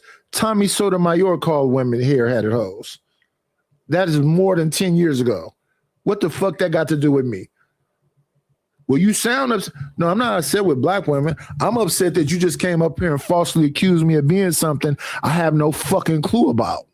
Well, why are you cussing at me? Because you just said some shit that I had affairs thinking I'm something that I'm not. They can listen to this motherfucker every day. I've never called a woman a hair-headed hoes. I don't care what style you do your hair as long as the shit look good. Long as you don't be around me looking like you suffering depression. Because I'm not going to be around you looking like... there's no woman around me. I've been single for 6 years. Celibate for 6 years. I dress every day. Cut my hair, trim my beard, wash my face, wash my ass. Why should anything change because I'm alone? Why should I be depressed or anything else? Why shouldn't I be living my best life? Same thing if you alone. Are you alone? Now you're getting personal. No, I'm not. I'm asking you, are you alone? I'm comfortable with saying I've been celibate all this. Matter of fact, it's probably more than that. I've been celibate since October 13, 2018. So 8 years. I don't keep track of it. I just live life. So I've been celibate for 8 years. What's wrong with you? Nothing. Just living life. But I'm trying to get back to how am I a manosphere nigga or a red pill nigga? Let's get back to that. You accuse me of being something that's under investigation. And you casual about it. Y'all casual about destroying black men. I'm not casual. I wouldn't do nothing or say something that would destroy you, sister. Even if you were a white man, even if you were a misandrist, I would say fuck you because you're saying fuck me. But I wouldn't do anything to try to destroy you. You trying to destroy your nigga up here. And what I typically do when you hateful women come up here is I just shut the fuck up and let you talk. You know, black man and the B4 movement. Or yeah, go ahead. Say all the shit. Well, what's your opinion about it? I don't give a fuck about it. Go ahead. You got it. What do you mean I don't give a fuck? I don't give a fuck about it. Keep your pussy. Why are you up here talking about pussy anyway? I'm confused. Why are you saying it's about pussy? What does B4 mean? It means that you're going to keep sex away from somebody because the patriarchy or some shit like that, right? Because North Korea? What's new about that? And who's on this show is reviews and reactions and hobbies and blah, blah, blah. What do this got to do with the gender war or any of that shit y'all be talking about? I mean, I'll react to it. This is supposed to be like a gender war panel right here, where this woman want to tell men something. Men don't give a fuck. Or you had a shame, blame, and explain panels where the men are trying to tell women something. Women don't give a fuck. It's at a stalemate. Ain't nobody gonna make a budge. And other than that, it's a bunch of situationships and people fucking the shit out of each other that they hate. Let's move forward. Power. Yeah, okay. So maybe we should stop doing that too. Maybe we should stop projecting things on to Good people morning, who Red didn't say Scholar. it. Good Because morning, Beachy. their voice is their voice and our voice is our voice. And I think voices are very powerful. But whenever you conflate it and you give us the voice of somebody else, and I think it's a mischaracterization because we want to have the luxury to be able to speak for ourselves in real time. And I think it's respectful whenever you allow us to do that, articulate ourselves without pigeonholing us to a talking point that somebody else regurgitated. I responded to what I heard. I did. I responded to what I heard on this panel. And then I was talking in general at the same time, simultaneously, because I can do that. So who said that? I didn't. Have you heard yourself? Do we need to rewind the tape and see what you said about women submitting? I can repeat what I said verbatim. Okay. So then that's what I was talking about. So you're talking about me. So what did I say? If you and every other man that wants women to just arbitrarily submit. We keep talking about women's submission, and we are not talking about men's worthiness of submission. And you want to harp on the fact that I'm talking about someone talking about submission, and you will not address the fact that I'm talking about the men that are not worthy of submission. We have to stop talking so much about women submitting, and we have to start talking to men in let's see. Zentar Mohammadi. Peace. What up?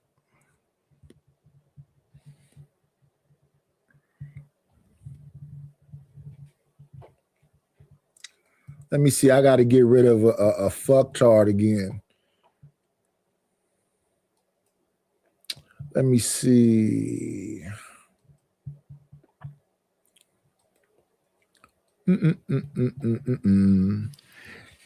Yeah, don't put me in a group I'm not in.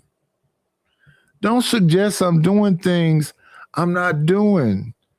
Now, I know that Bruiser is married. Did he get a divorce or something?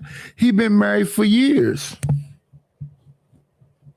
Unless he got a divorce or something I don't know nothing about.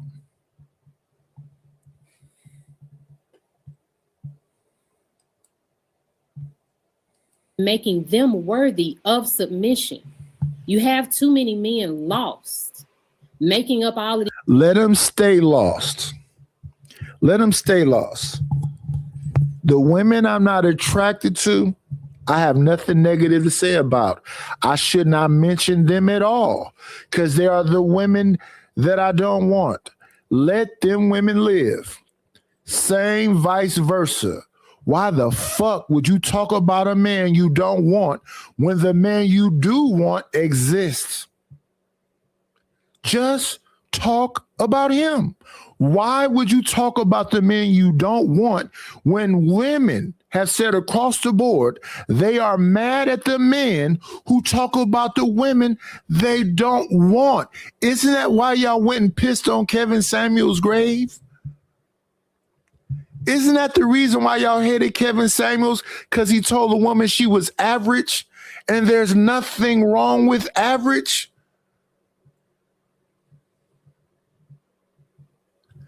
Some people just want to argue.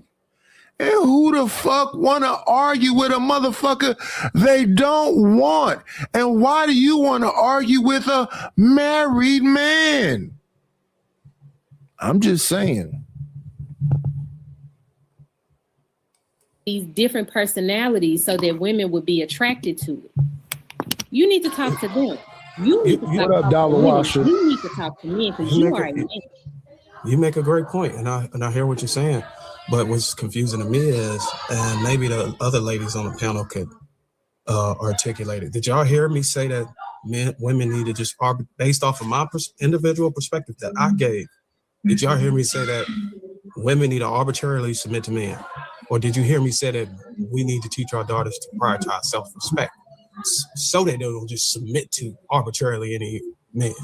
Like, which one did y'all hear, if y'all can speak? But if y'all gonna let Sister Cole restrict y'all, then I understand. But if y'all can speak up from what y'all heard, that will be valuable in this conversation because she's misquoting me.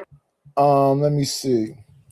Hello, and good morning to Chalk. Hello and good morning to Chat So Random. Hello and good morning to Jones for More. I don't remember if I said hello. Hello and good morning to Red Scholar One. Yeah, the man was talking about his individual self. If I'm not mistaken, he's a military guy, works out a lot, all of this shit. His wife is another person that works out. What I remember, it's been some years since I've seen this, because he used to have a show and his wife had a show after him and all. Unless they divorced or something, I think he's talking about his own personal self and men like himself.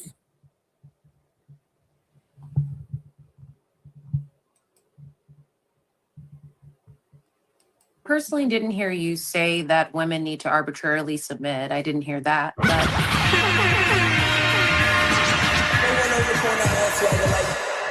This retarded ass nigga. So I used the word arbitrarily. Me. I did. Thank you for clarity. Right, but it's not about him.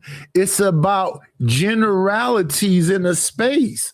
And when we are on panels, we're supposed to be talking about what we said. So a lot of times you'll see me in places and people try to do that shit to me. And they'll be asking, they'll say, what the fuck is so funny, Knight? Why are you laughing? And then that's a whole separate thing. I'll go, why are you upset that I'm happy? Now that's, you just trying to fuck with. No, I'm happy. I'm 56, black, and still alive. Oxygen is still working. Gravity is still working. Atlas ain't slammed into the planet. I got some good food to eat, some good wine to drink. Why the fuck would I be upset? You passive aggressive and you be saying little slick shit. I'm matching your intelligence. That's a married man that is not singling you out, and you've singled him out. Let's call a motherfucking pear tree a pear tree.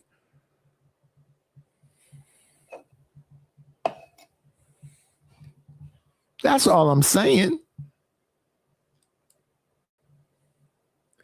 That's all I'm saying. People be trying to be slick. They be trying their best to be slick, doing the most, and swear they're not doing it. Then they'll falsely accuse you of doing something. Well, Knight, it's why you. I've been knowing Chaotic Truth for damn near 3-4 years now. The people that came from Chaotic Truth channel, I've been seeing, intermediately for at least about 2 years. So anywhere I'm at, if I'm on Angry Man panel, if I'm on Izzy Band panel, if I'm on This Might Be Risky panel, if I go to Fatty show again, if I go to Ali show again, I've been around these people for some years now. The skirmishes we've had with each other, so be it. But I don't just pop up in random places. I got to have some kind of connection. I've been on Flow State for some years now. Flow State used to be over here. Well, not this channel. It's a new channel. My old channel, The Lair, for some years. So I might be doing my channel and Flo is send, raid, what they call them, raid my channel. He'll send 80 people over here. Shout out to all the folks he's saying.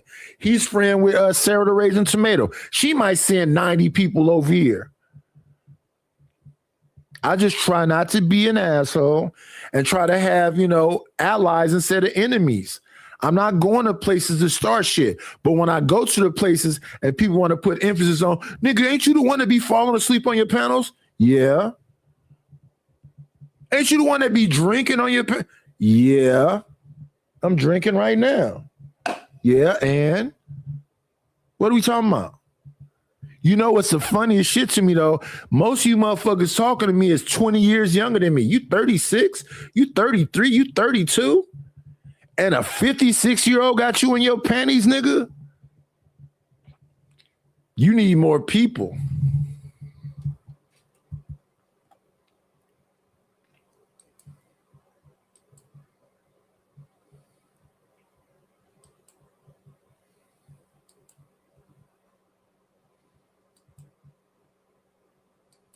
So most men have approached hundreds to thousands of women, right? Even the most successful pickup artists. Hold on, the most successful pickup artists report like a 10% closing rate. Most men go in and fail most of the time, right? And then no matter where it is, you can't do the thing at work no more. The work percentage was extremely high where people met their spouse up work. You will catch a case now.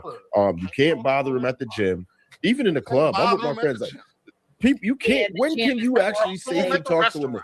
Women are acting. Yeah, how are y'all trying to act like you don't even want to give choosing signals? Even if you just give choosing signals, you telling me that I'm supposed to get through your RBF? Like you're supposed to look like that, and I'm supposed to want to approach you with the current climate right now? Maybe she's in a relationship. Right, and whatever the case is. So why we running? I'm not gonna try to get to your RBF. Your RBF is a signal. That signal is leave you alone. But I'm old. Even if you smile and I'm looking at you suspect. I went to pick up my laundry one day. And on my way leaving there, I stopped in a AM/PM. And it was two sisters with armored truck drivers. Came in the AM/PM to get some stuff. I don't remember what I bought in the AM/PM, but I'm in the AM/PM. It's right next to the laundry. And the woman was sniffing around like Pepe Le Pew. She was going like sniffing, right? And walked right up on me and sniffed me.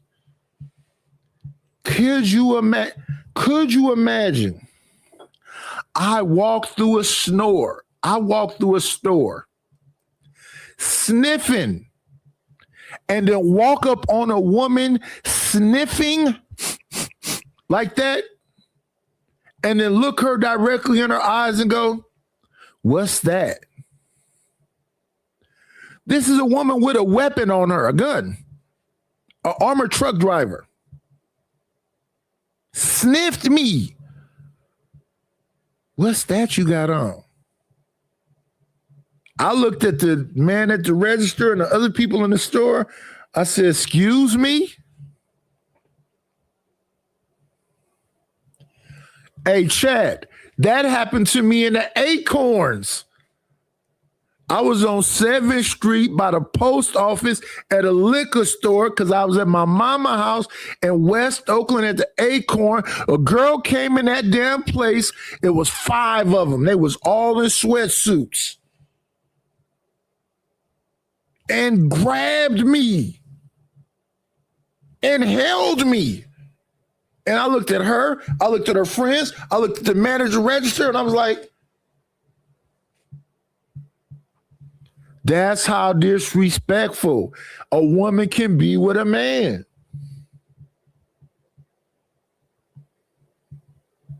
But back to the armored truck driver at the store, at the damn AM/PM. Now,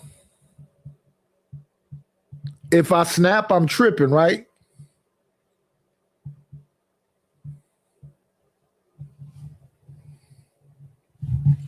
I just completely ignored her. I didn't say nothing. Same thing when I was in the Acorns over there on 7th Street. I just looked at her, didn't say nothing, walked up to the register, bought my shit, and walked off. Now, the thing that happened in the Acorns, I was 23. The shit that happened when I was going to get my laundry,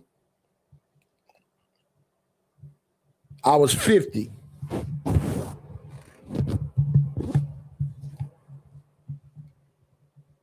In the summertime in Alameda. It's a wash house. Connected to the wash house is like a laundromat where they wash your clothes for you. That's where I got my clothes from. And right next to that is A&PM.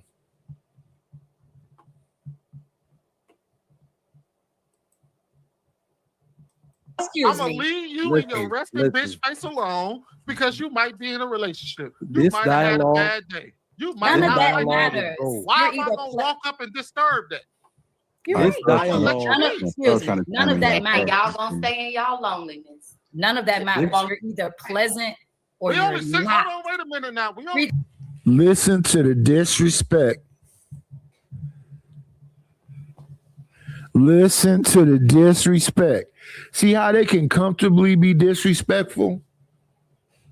They want it one way. Listen to the comfortable disrespect.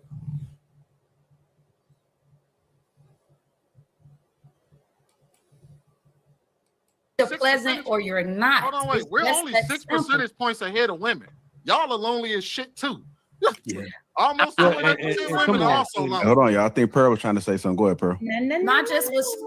I just was trying to land it with you're either pleasant or you're not. Like I'm not about to. This is my thing right here, because we can go through things and have things go on in our lives. It's a level of maturity that you're supposed to have. Like if I'm at the grocery store and I had a horrible day, and Trigger Mike approaches me, why am I unpleasant to him? He hasn't done anything. If Sweeney is approaching me, he doesn't have to say, "Oh, Miss Pearl, you look beautiful," for me to open up. I'm either gonna naturally and authentically be pleasant or I'm not. And they're not saying we got to walk through the store like this, but it's just like this. Like myself, I've been on this platform probably about 30 times. I smile a lot. Like that's just me. I'm not coming on here with a resting bitch face. Cause why am I doing that? I'm not mean. I'm not aggressive to these men. They haven't done anything. Some people just are. Some people just are. They get that reputation. And then that was something, because I was on Trigger Mike's show. That was something that Ashton Weems got into it with me about. I'm over there on Trigger Mike's show. And because like I said, I've been in this space for a minute. I talked to a lot of people in the space for a minute. And I'm not going to bring up the names of the women that did this, but they saw me and they was like, "Oh, bubbly. Oh, hi, Nightish." Ashton's lost his shit. Next time we was on Fight Club, Ashton was like, "Oh, this nigga up here, pimp." I'm like, who? Who you talking about? Because I already knew me and him had just been on Trigger Mike's show earlier that day, and I just want to make sure he wasn't talking about me. And this nigga was talking about me. I said, "Ashton, why are you saying that about me, brother?" Then he called both them women hoes. Then I asked him, "Why are you calling both them women hoes?" It was a whole thing that went down for like a year. Nice thinking. Listen, my other channel is NOILLIONIFY. If you type that in, you'll see how many shows people have made about me being a player or this and all this other stuff. I'm none of those things. I don't even talk like that.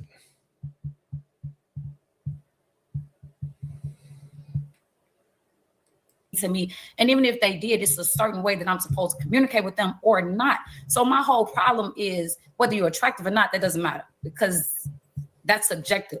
The men are just saying we are not pleasant. We are not approachable, regardless if you're in a relationship or not. Just because I'm in a relationship don't mean I'm about to have a resting bitch face and be mean because I have a man. I'm still going to smile and I can still tell that man I'm in a relationship. Why are we playing?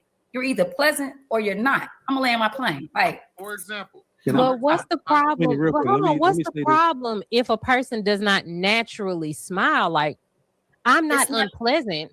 You know what, Bo? I'm not an unpleasant person when you meet me. Anybody can tell you when I'm talking to anyone, I'm not an unpleasant because person. You're mean. But what I'm saying is, it's just gonna naturally come off. We won't get to find out because you're mean. I don't give a fuck. Here's the thing: when you approach me, I am not unpleasant. She don't give a fuck, but she ain't mean. Let's repeat it again. Where's my rewind button? Did I take the rewind button away? Oh yeah, I took the rewind button away for this.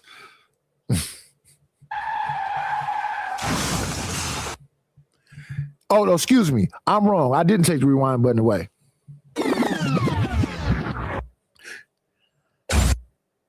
She don't give a fuck, but she ain't mean when you approach her. Let's listen. I'm gonna rewind that. I don't ever want to add nothing or take nothing away. I'm gonna always tell, even when I'm reviewing, the niggas that be like, "Oh, we piss off with nighters." They call me all out my name, bitch ass, old ass nigga. Woo, woo, woo, woo, woo, woo. When I bring them on here, I don't call them bitch ass niggas. I don't call them hoe ass niggas.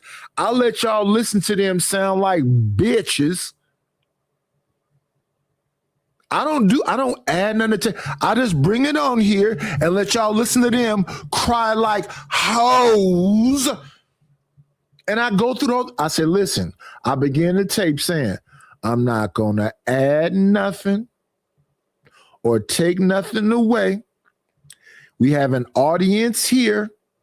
Listen to them.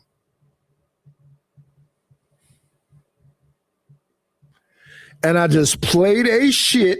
Then they come over here and say, we ain't got, you call me all kind of hoes on this thing.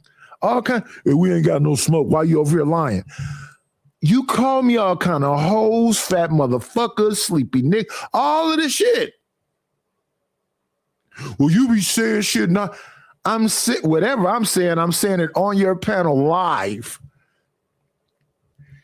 Throwing rocks and holding your hands, I would be on my panel talking about you. But if I'm on your panel calling you pussy, that's not throwing rocks and hiding my hand. I'm calling you a pussy.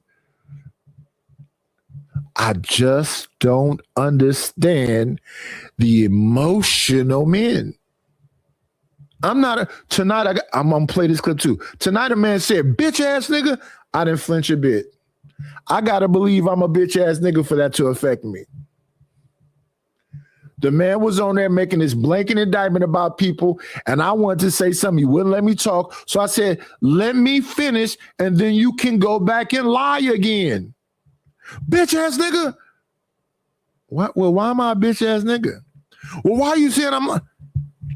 It's supposed to be 46 million black people here. So let's eliminate the men. That means 23 million women. You said 53% of women is deleting babies and doing. The majority of that 23 million are children themselves. So let's eliminate a lot of children out of it. So that'll take that 23 down a half of it. So 1.5.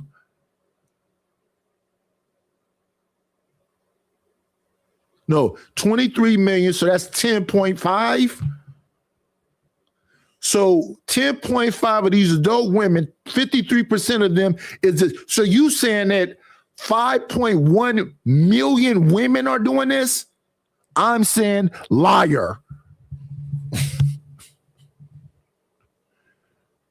You can get upset with me. That's cool. But if you're saying that 5.1 million of women is deleting babies, of black women is elite, you's a fucking liar. Or show me 5 point something million women is doing that. Prove it. Right? Because when you say bullshit, like smile, it ain't that bad, bitch, get out of my face. The men who approach me and are just like in general, like, hey, how are you? You don't even have to compliment me. Hey, how are you? My name is such and such. What is your name? Cool. Like, I'm not rejecting. I'm not being mean. I am a pleasant person to approach. But just because my natural face is not a smile and it's not a whatever, like, I'll look at you and like, whatever. Like, you know how you kind of just smirk at people when you pass them if they acknowledge you with your eyes? Cool. But if I am concentrating on something, what the fuck is the problem with it? I don't have to see someone and be like, hey, and I'm not doing that. What is the problem with my natural face? There's nothing wrong with that. And that doesn't mean that I'm unpleasant at all. So they said you have RBF and you said you had RBF. When my wife was mad at me, I couldn't tell. She used to think, stop playing with me. I can't tell that you're mad. And then I explained it. Your face always looks pleasant. When you're yelling, I can say, okay, now you're yelling. Okay, I see you yelling.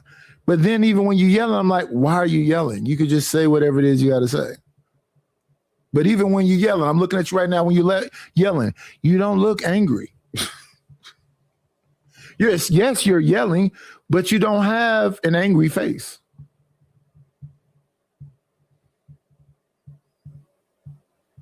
My mama had an angry face. She could smile when she's taking pictures, whatever else, but her resting face was don't fuck with me.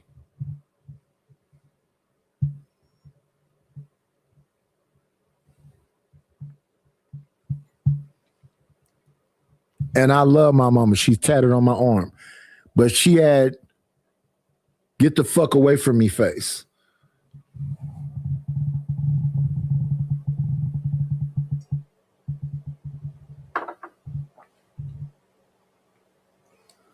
She's right in a sense. I want to point to something real quick. Yeah, you got to make sure we're sharing the mic, y'all, because some folks they've been trying to talk and some people been dominating. So if you've been dominating, you already know who you are. Go ahead and Lance Sweeney, let's get you in there. I do want to point to something, right?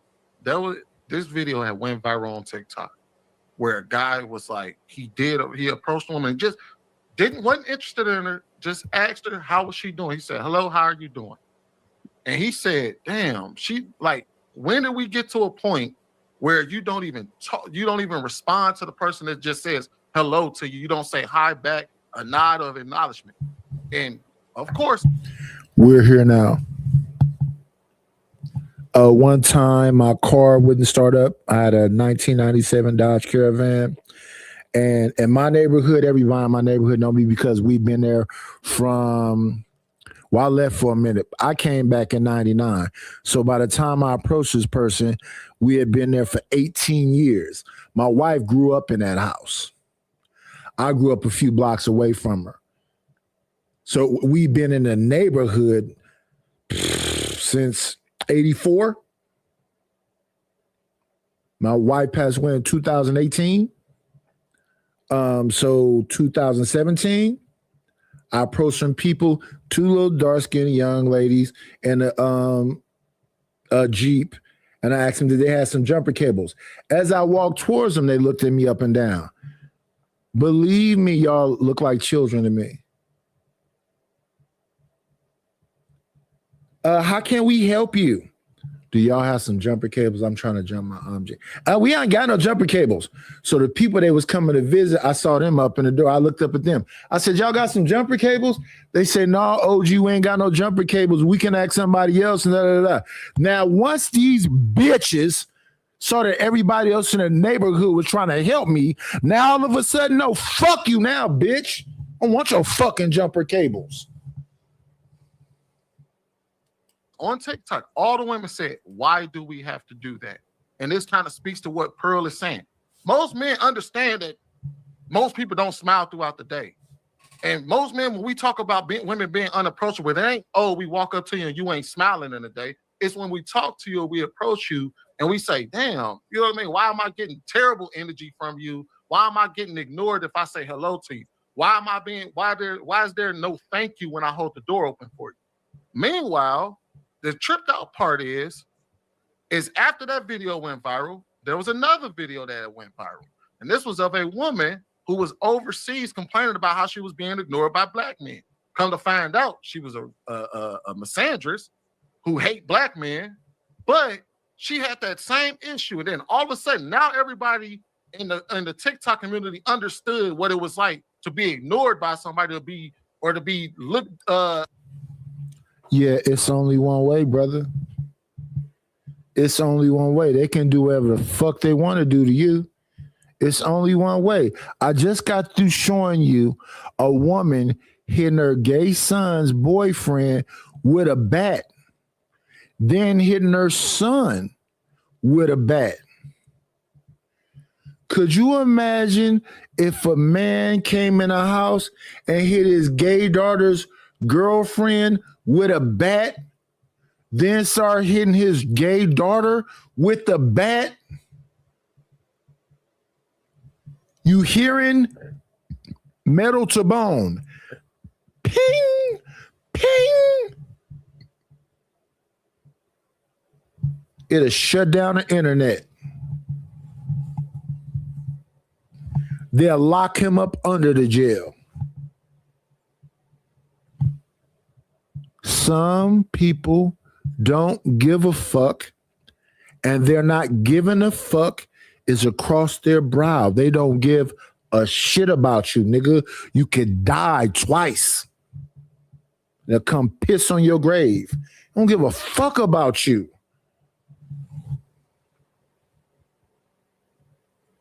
Or to be shut out when somebody says hello to you or don't want to, or you look at them and they don't acknowledge you.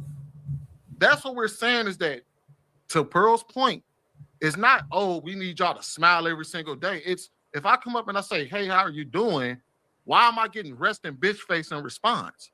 Why can't I get a, hey, how you doing? If I come up to you and I smile and say, hey, how you doing? How am I not getting the same energy? But I think, oh, go ahead, Bo. So I get it. And I told you I wasn't talking about the mean women. I'm not talking about those mean women. But if you walk up to me, like I had someone literally that watches this show come up to me in the grocery store. And he was like, excuse me, I think you do that show on YouTube. He didn't get none of that. I was like, hey, yeah, I'm Bo. He was like, yeah, that's your name. I am not a hard person to approach. And there's no telling how I was looking in that moment, because I'm in the grocery store. I don't know how my face is looking. Whatever my face looked like on here, that's what I was looking like. Great, fine, whatever. All he did was come up and be like, hey, excuse me. That's all you have to do. Men want to put extra shit on it. You smile. I've never heard about no man putting no extra shit on it. And I'm a bad representative for this, because most places I'll go, most people I talk to, and the DMV, in restaurant. One time I went to a restaurant where a woman looked at me up and down until I paid for my food. Then after I paid for my food, I left a tip. Not to her, but to the person that was serving us, because they were extra nice. And then all of a sudden it was, because, you have to leave your name on the check. It was, bye, Mr. Such and Such. And I just ignored her. Just kept on walking. Because I guess she was doing that judge a book by cover shit. I don't know what the fuck she was doing. I look the same all the damn time. And I've been in this motherfucking city my whole life. So when I have those very rare bad interactions, and they so rare that they shouldn't even be acknowledged, I just let that person know that's doing that Yeah, fuck you. But like I be in these YouTube spaces, and that's why I say thank you to all you beautiful people. And I go places and people try to do too much. The people that love me and they show the love, let them know, and I got to show them love back. And that's the same way it is in my city. I go places, people be thinking, oh yeah, we just gonna, but no, I've been here my whole life. A lot of the situations, it ain't gonna go the way you think it's gonna go. And I ain't gonna have to do shit to you. It's been many times it's just been like, don't trip. And I get the fuck on. Even with Pops. My Pops is in West Oakland. Young motherfucker trying to say something to my Pops.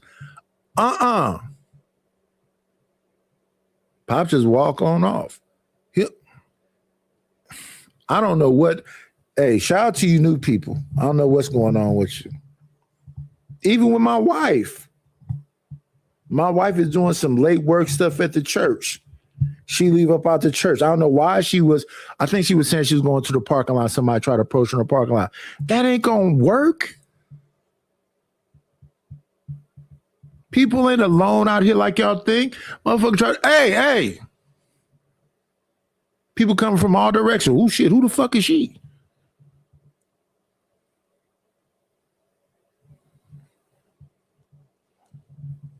Some people don't play about some people. And sometimes I'll be like, I'm not gonna go over there because I don't want shit can turn up quick. I told you I was at that damn park and fucking it come off that ramp going to what's that over there? What's over that ramp right there? It's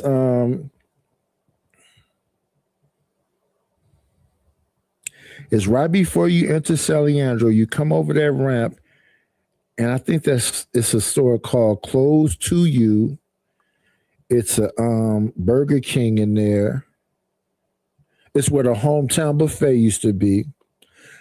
But you go around that little corner right there. That's where we've had a lot of family reunions at. And it's a swimming pool over there, and it's a park. I'm at that park with my little cousin. Because he wanted to take a barbecue grill and all this other stuff there. So we set up all the shit.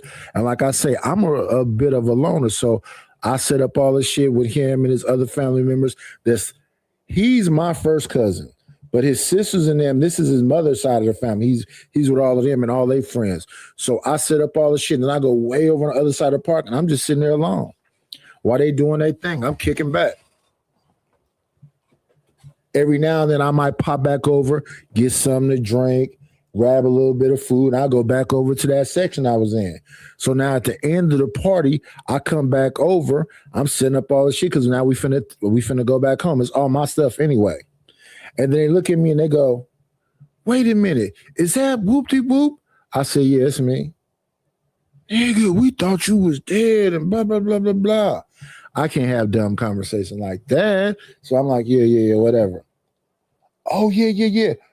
They supposedly, oh yeah, that's right. He your cousin. Yeah, we had forgot. Again, I can't have dumb conversation like that. But yeah, you don't know who's in the cut, who's doing what's going on.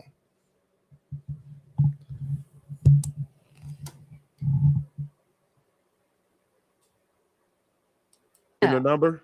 You gave him the number. Hell no. Well, to be honest, he didn't act. No. The reason why I said this, because he didn't ask for it, but also he vehemently disagrees with me. So like he wouldn't be into me no way. So it's not like, hell no, I ain't interested. He was a nice looking guy, but like he's not on the same page as me. Cool, fine. But we had a good conversation and I'm cool with that. Like he was really nice, but I'm not a hard person to approach. Just because my face looks like that when you approach me, there's no telling what you're going to get.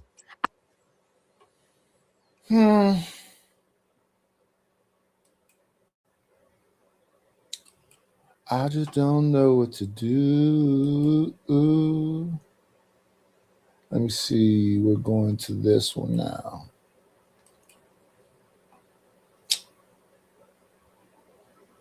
Oh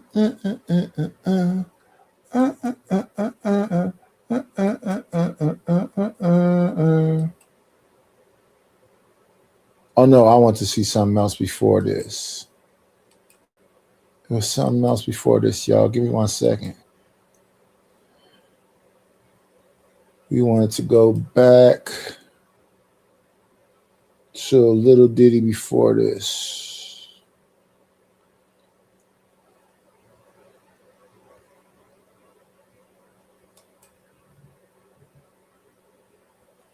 Let me see.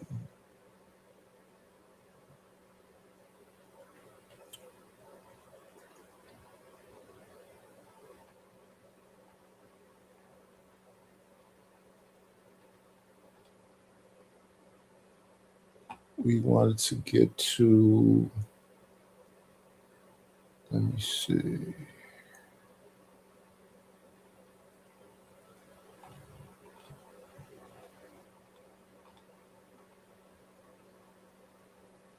Let me see.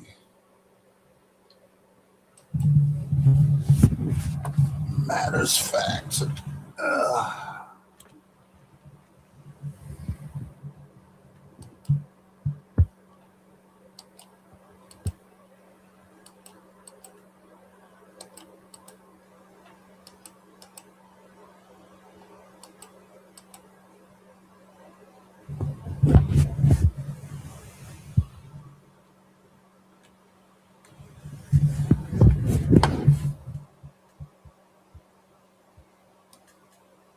Let me see. Let me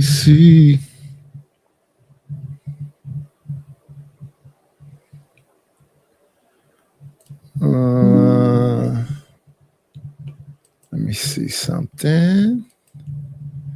Let me show you something. Yeah. Baby you.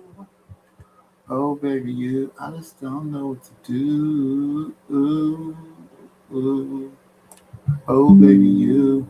Now we want to get to this.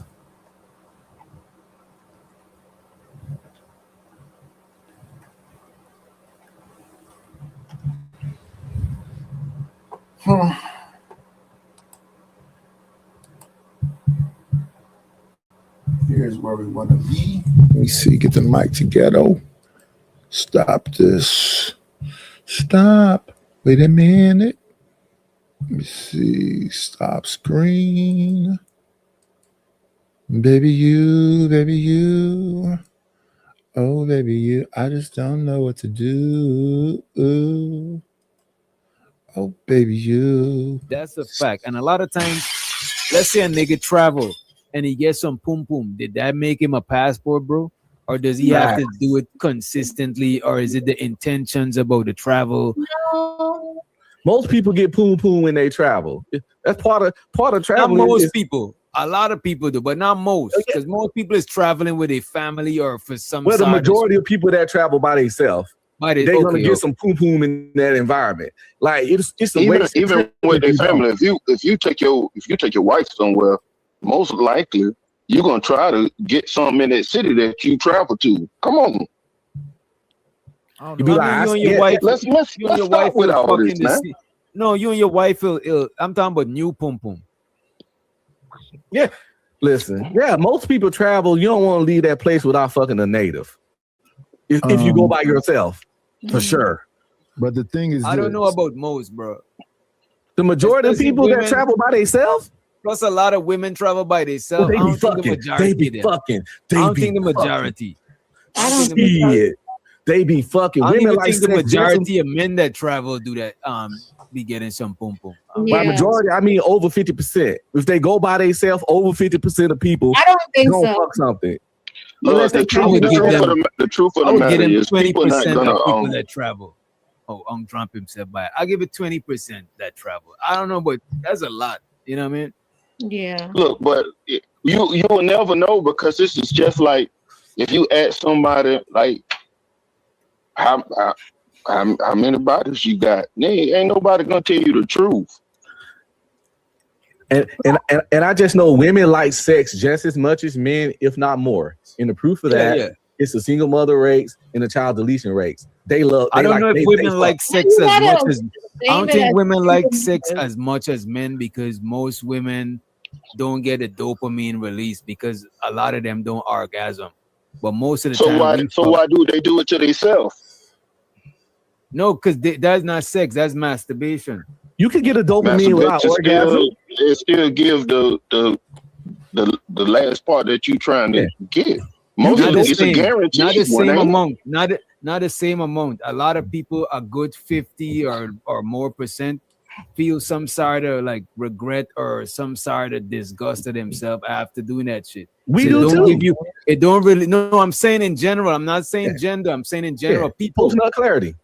Post-nut clarity because it's like it don't release the same amount of dopamines like when you with Do they somebody. stop doing Dopamine it? and serotonin because you That's touching true. and you. Do they you know stop what I'm saying? doing it? Yeah, that's Huh? Do they That's stop what doing that's what I'm saying. No, because Do we don't they understand. stop? If They we still bust the understood, nut or not?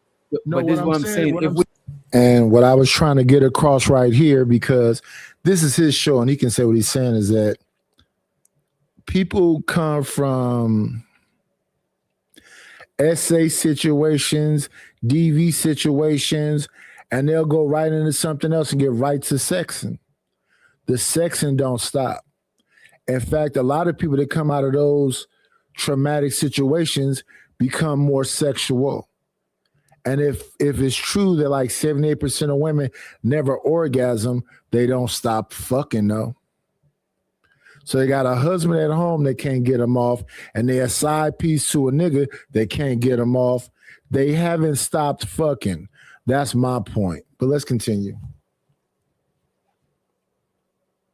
this is what I'm saying. If we understood it and understood it chemically, more people would find a better way to do it. You know what I'm saying? But they don't understand. So it's like a kind. You don't understand what's going on chemically. So I'm not talking about chemically. I wasn't talking about chemically. What I'm saying is that, and I do understand what he's saying, that, you know, when it comes to, like, for example, you're trying to have a baby, you want to be having sex while she's ovulating. But does she know when she's ovulating? Some women don't know. Some women be pregnant or don't know that they're pregnant to the last minute. It's a whole lot that's going on out here. But the point is, that's why I made the analogy about when I was younger, I didn't know how to drink. I was just drinking. I used to drink bullshit, Irk and Jerk, Christian Brothers. And I would go home and be sick and throw up and be like, I'll never drink again. I continued drinking. I listen to people talk about their sexual well, I'm gonna say it right here. We'll just let it play. just doing what naturally feels good. It's natural to us to want to seek pleasure. So, you know. No, I understand that, but I'm saying, do they stop doing it? Stop doing what? For example, having sex? For example, let me give you an example. I drink. I had to learn how to drink though. When I was younger, I used to drink the wrong crap and throw up and cry and beg and say, God, I'm never gonna drink again because I'm so sick. I didn't stop drinking. People talk about their first sexual experience. Oh, it was horrible. I didn't get nothing. All it was just painful. They didn't stop. No. Exactly, Night. They kept doing it till they got it right.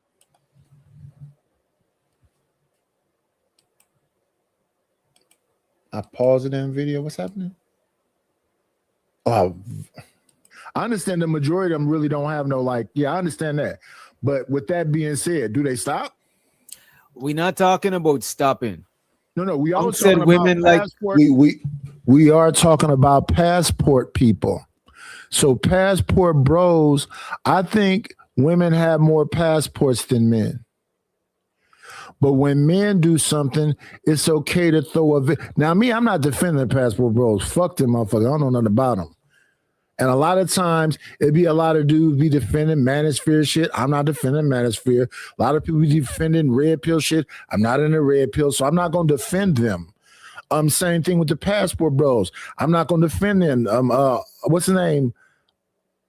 what's his name? Austin Hollerman, is that his name? Whatever his name is, just got caught up in some kind of pedo shit. I'm not finna defend that motherfucker. When that shit happened with DJ Academics and that little boy on Black Boy Mac shit, I'm not finna defend DJ Academics. When DJ Academics got caught up in that store arguing with motherfucking Selena Powell, I'm not finna defend that shit, but I'll say this: Selena Powell is a piece of shit. And Academics is too. They perfect for each other. So I'm not trying to defend shit, but what I'm saying is that sex tourism is really not a man thing. That's a woman thing. Even if they're not coming. It's old ass fat white women going to fucking Africa and all these different places trying to get a mandingo to do something to them. I don't know what. Maybe they never come. They don't stop them from fucking. Don't stop the sex tourism. So when we talking about this shit, women is in this shit too. Active members. When they just got through talking about Diddy, Cassie, active member. 50 Cent baby mama, active member. When they start talking about all the shit that women was doing, let's go along with exactly everything that DJ Wish Doctor is saying. They don't come. They don't know their chemistry. They still fucking know.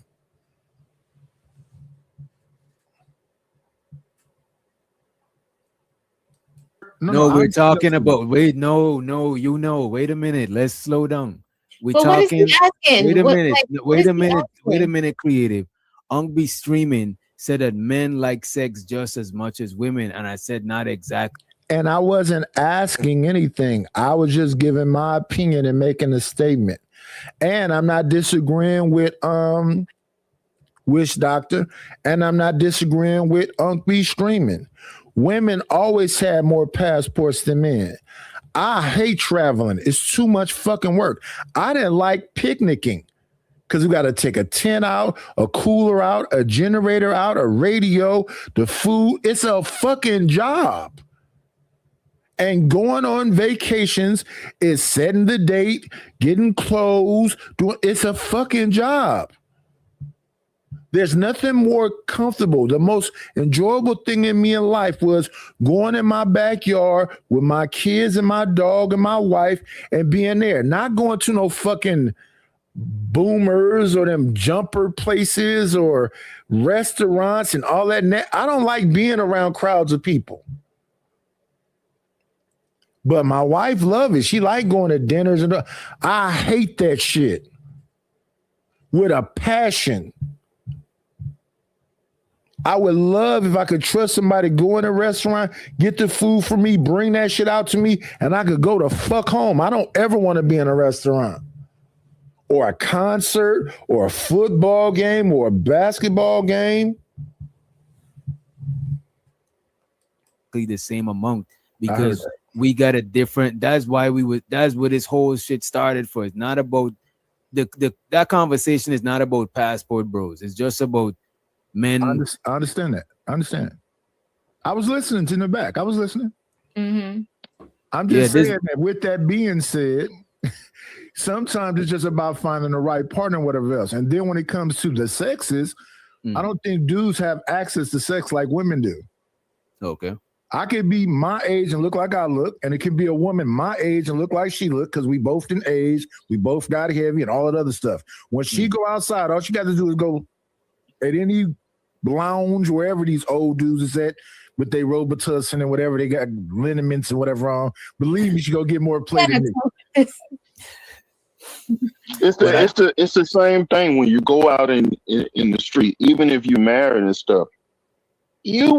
No, it has nothing to do with married people. And believe me, it's a nigga out there that want to fuck your wife. A bunch of niggas that want to fuck your wife. Women do not have an issue with getting dick. And this is a conversation that they be having in these red pill and manosphere spaces.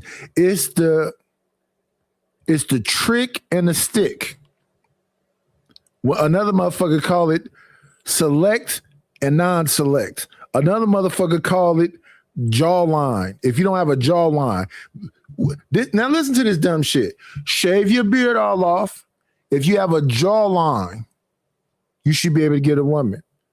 That's the thinking process in these spaces. You got the trick and the stick. The trick is typically an old cat. The stick is typically a young cat. So if we take a movie like Norbit would be the trick. Marlon Wayans would have been a stick. Her gym instructor, the pool boy, the gardener. Because while her husband is an older man, got gray hair on his balls, she's sitting at the house because she's a stay-at-home wife, looking outside at the gardener with his shirt off, sweating. At least that's the 80s movies, right? You ain't gonna sit there and turn down the compliment if somebody tell you look good. You're gonna tell them thank you. I think women, there's more women that view sex as a duty than men that view sex as a duty. I agree. You know what I'm saying? I don't And a see lot that of women at all. don't see the pleasure in just having sex alone. A lot of time it be Yeah. So it's a duty with the nigga they not into. But the nigga that know how to blow their back out, it ain't a duty. be there, like B-Love is saying, like the connection and shit like that. You know what I mean? I agree. Connection be off, and sometimes a woman don't even have an orgasm. I That's agree. what I'm saying. But it's society. That's society. I agree with everything that was just said there. It didn't. I remember one time asking somebody about this whole, women not coming, and they was like, "Yeah, it's true. That's true. That's true. That's true. That's true." So now I'm having sex with them, and I'm like, so like, why is it like so long? She's like, "What you mean?" I'm like, "Well, why are you still like fucking me if you're not like?" Her response was, "'Cause it feels good." My attitude when I asked the question was like, when is this shit going to end?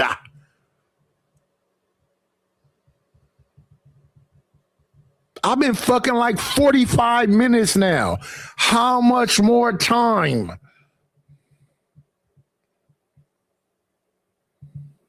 Do you know how much shit you can do in 45 minutes?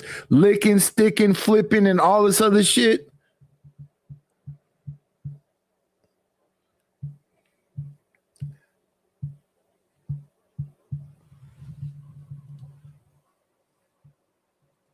The standards though. Because How look do at you this. feel personally about it? Even y'all say women are not attracted to most men, and look at this, right? Remember now the dopamine that a man is gonna get after he release, the woman, she ain't getting that dopamine as many times. You know what I'm saying? So it's not like the dopamine is a reward drug. I didn't come every time either.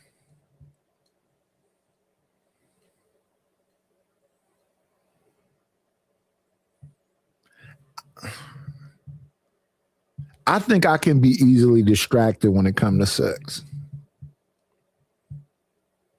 But I didn't come every time. It's been sometimes where it'll be, she'll say, is everything okay? And I'll just stop. There's sometimes, we just screwing and I'm not coming. It just ain't happening, right? And then it's to the point where she'd be like, well, what's happening? I'm like, oh, you want to stop? And then it'd be like, well, did you? Yeah. And I'll just say yes. And I'll just stop.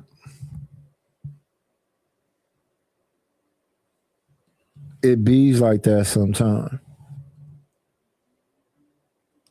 And it's gonna prompt you to want to do that act again.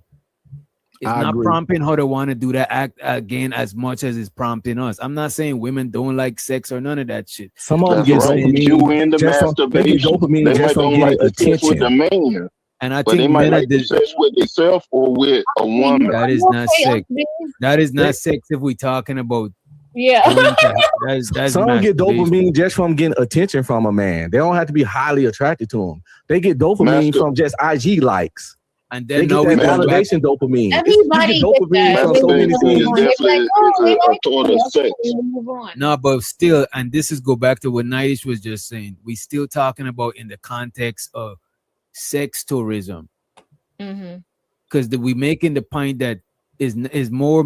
Yeah. So when I'm talking about sex tourism, I'm saying that some of them women might not be coming either, but they finna let, if they with them Hutus, Tutsis, Zulus, or whatever else, they finna let you try to knock the lining out of that thing, though. And they gonna pay some decent money. And you better step up to the plate, because they're gonna be like Leslie Jones talking about, I took this motherfucker to the blah, blah, blah, blah, and he didn't. Like I heard somebody say, sometime. Oh, you know what I heard? You know I heard say that? The Cameron interviewed the Punisher. The Punisher was a dude that looked zesty as I don't know what, that said that Cassie liked him a lot. But he said he couldn't really perform sometime because he felt like he was under pressure. Bullshit. I ain't never had a situation, I've really been thinking about it too, where I couldn't perform because I'm under some kind of pressure. What's the pressure? I really had to think about that too. What is the pressure? What could the pressure be? Oh, no. Now, I had some times where I couldn't perform, but it wasn't because I was under some kind of pressure. So you remember I was saying about when I was younger, I didn't know how to drink. So I was probably like, let me see, how old was I? I had to be like 15 or 16 when this was happening. Now, what was that girl name? She was a red bone. Every time I went to screw her, this is during the Irk and Jerk Christian Brothers Bama weed days. This had to be like, 85, 86. I'm hella young, so I'm full of testosterone or whatever else. But I was always sick whenever I went over her house. And she was always trying to do some shit. And I was like, nah, because I always thought I was going to throw up, or I was cool going there, but I'm drinking on my way there. I'm walking there. I'm drinking on my way there. I'm smoking on my way there. So I know I smell like weed and alcohol and all of this shit. And then I get up in there with her and I'm thinking, okay. And she, I don't know. It just, I wasn't under no pressure. I never felt pressure, but it just was it was smells in the house. And I don't know if it was her or she just had some big breasts and she was like a red bone with like blondish looking hair. And I never slept with her. I think we tried to hook up like 4 times. I never slept with her. But I still had the drama as if I slept with her because she used to mess with a dude I knew. He wasn't tripping as much as his sister was tripping. And his sister used to try to get his cousins to be tripping with me. And that's how we kind of fell out, me and the cousins. But yeah, he never was tripping.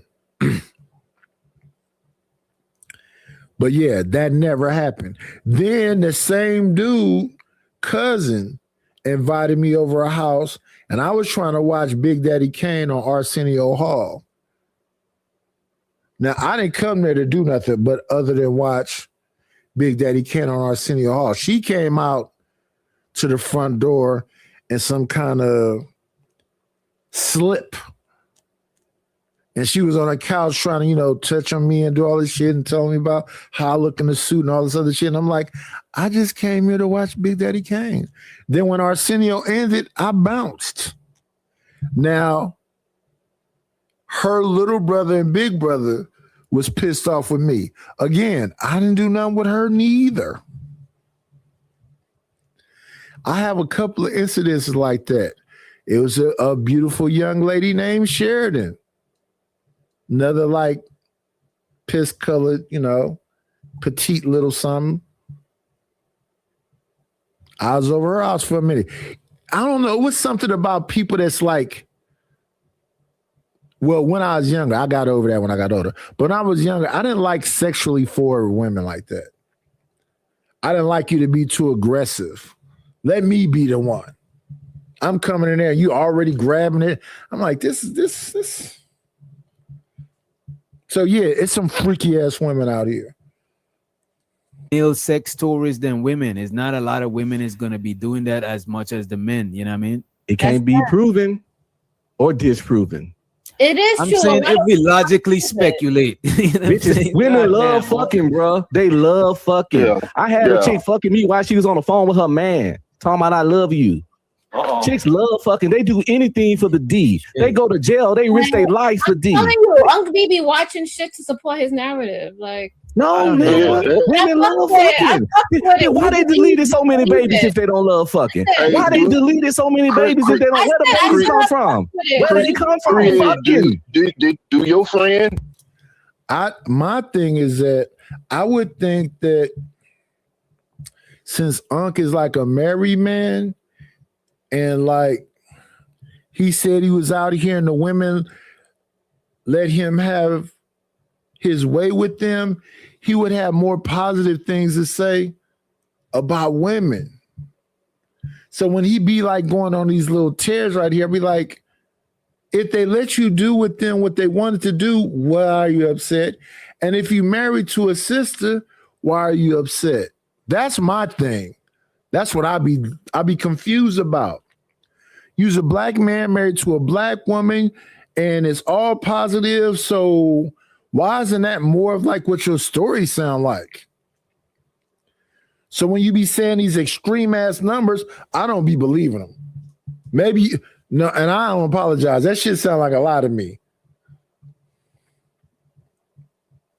Do your friend you talked about the last time enjoy sex? she enjoys it, but she only enjoys it with particular people. Well, that's everybody. Wait, begin. Slow down. People, not a person. Yeah, people. Yeah. She like women and men, just like I No, think I women. never said nothing about any woman. Okay. Well, she like particular people. It's the one she choose, just like all. So look. So shout out to Creative Solutions. She said she like men's. And that's her friend. So, you know, birds of a feather type of thing. Shout out to that young lady. All people then. All people like sex with the one that they choose. Yeah, That could be proven. she's not gonna randomly just go sleep with people just because she now met them. She needs Right, to get because most to know women them. gotta feel safe to even Yeah. want to open the pum pum up. You know what I mean? And I understand that too. So it kind of goes along with what's, and I think that that's a minority of women. I don't think that the majority of women are like Amber Rose and like Superhead and you know Kaya, and I think that a woman want to find a man that know how to get her right, and he can be on his position, and she could be with that cat. Or multiple cats like that. But the ones that want to be with multiple cats like that, I think is a minority too. I think a majority of shit we talk about on here is about a minority of people. So when people start going 51% and 60% and 78%, I think that's a lie. So y'all saying that is no way that the female sex tourist is close to the males. Is no way, bro. That's saying that. That's not but me. We not even talking about women with the sex too. What up, Sharon? Because they're not they can't get the same kind of thing because society standards. When a woman go over there, you probably go to the Caribbean, you hear women getting knocked down by the Caribbean guys. Yeah, but that's even not a that thing. takes time. That's Even not that no takes thing. time. Hold on. Even that, if that was to happen, that takes time, right? You gotta get. No, it don't. Don't just making people ready. All you gotta do is open your legs and the nigga gonna dive in. You don't think That's what I'm disagreeing with. So you saying that women going to Jamaica the first time and just letting random Jamaican dudes just jump up and down up in them? If that is the case, and it's a possibility, that's a minority of women is what I'm saying. You said 53% and some numbers higher than that. I don't believe that. And even though women have more passports than men, I don't think that 50, I believe most people will never travel. I believe that most people will never leave a block. Just like that. It does not take time for a woman to get some dick. That's the easiest shit they can get in life. Come on, that creative. Now I It know does not take time for a woman. That's why You can walk in a bar right now and be like, "Who want to fuck me?" Yeah, and somebody will leave with you. Why would I do that? Oh, no, that's not the point. My point is, That's what I'm saying. You see, wait a minute. For women to get Wait a minute. That is the point. Why would she just walk up into, because the number you said 53%. Why would 53% of women walk up in a bar and just fuck a rando? I got it because you said your cousin. I got a lot of female cousins. They are not into just sleeping with random people. And the groups that I know, they got a cat they've been messing with since high school. They know him, they feel safe around him and whatever else. They not out here just random strangers. That's a prostitute. And I don't know if prostitutes is that willy-nilly.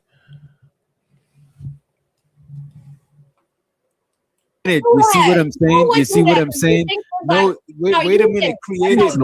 Wait a minute, creative. This is what I'm saying. She's saying who would do that? Men. A lot of women. No, we would do that. That's not how they move in generally. Some women might do that, but most of them, that's not how they move in, bro. I love that you think that good about women, but they be out here fucking, DJ. Bro, They you some trust freak me, monsters. bro. They some hush Wait monsters. a minute. Trust me, bro. I know They women- nasty. Wait The a minute. majority of my hoes. Bro, wait a minute. I know women be out here fucking. I won't say the majority are hoes.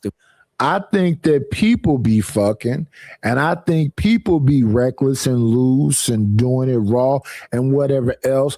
But I can't know how you substantiate that women do it more than men. Women have access to sleep with 100 dudes in one day. Women have access to sleep with a different man every single day.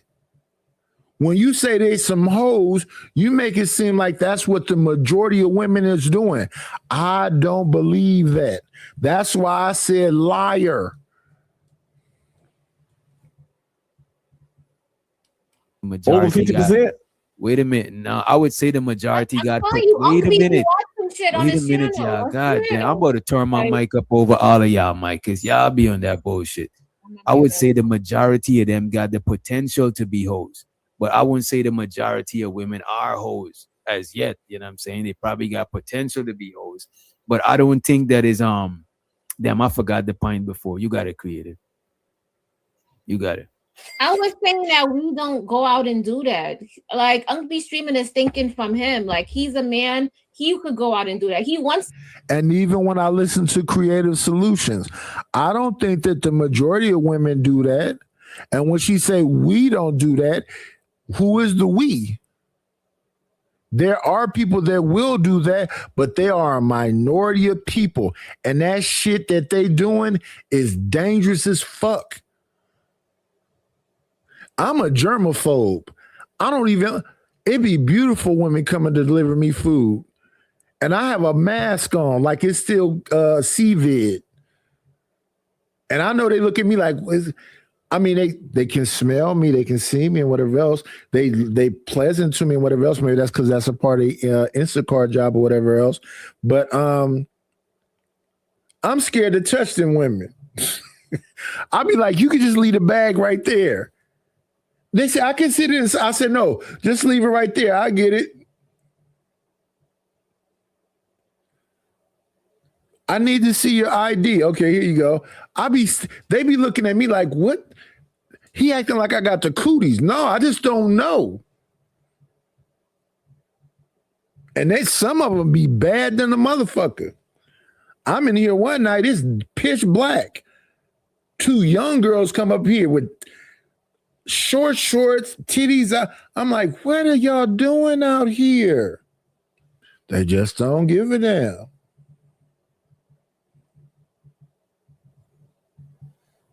But 53% of women is all hoes.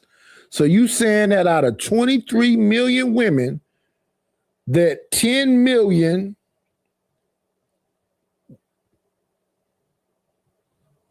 23 and a half would be 20. So 11.5. You saying 11.5 million women is hoes? Because you said 53%, so it's so you saying like 13 million is hoes? I think that's a lie. To do that, that's in him to do it. But for us, we don't feel that. Like we need. Who do you think I did it with? We need to feel compatible. I'm not saying who you did it with. I'm just thinking the way you think and your ideology, the way you think you're a man. Like you What know? I'm saying, every dude that get a lot of pussy, who you think they fucking? Women.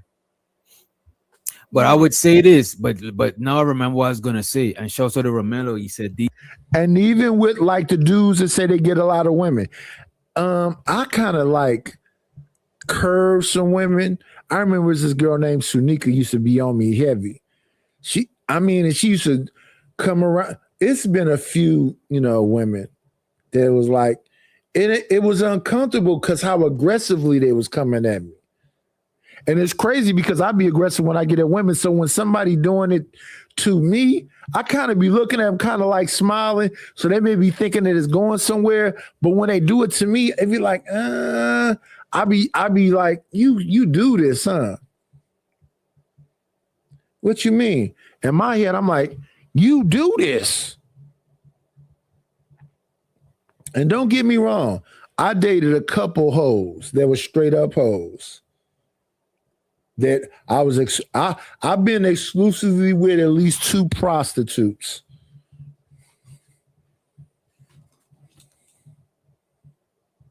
And they used to have these deep, elaborate, and I used to have deep, elaborate, therapeutic conversations with these 2 prostitutes I used to be with. They used to be having really seriously deep conversations with me. And yeah, this was before I was, because I left for a year when I was 17 with that one. So, but I want to say between the ages of 16 and 19, I dated 2 prostitutes. And now I'm not a pimp or a player or none of that shit, so I never sent them out nowhere to get no money from me, but they was definitely prostitutes.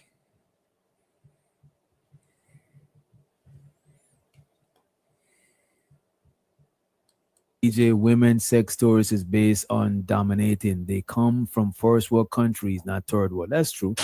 A lot of white women go to Africa and Yeah, they go find a mandingo. They go over to Europe.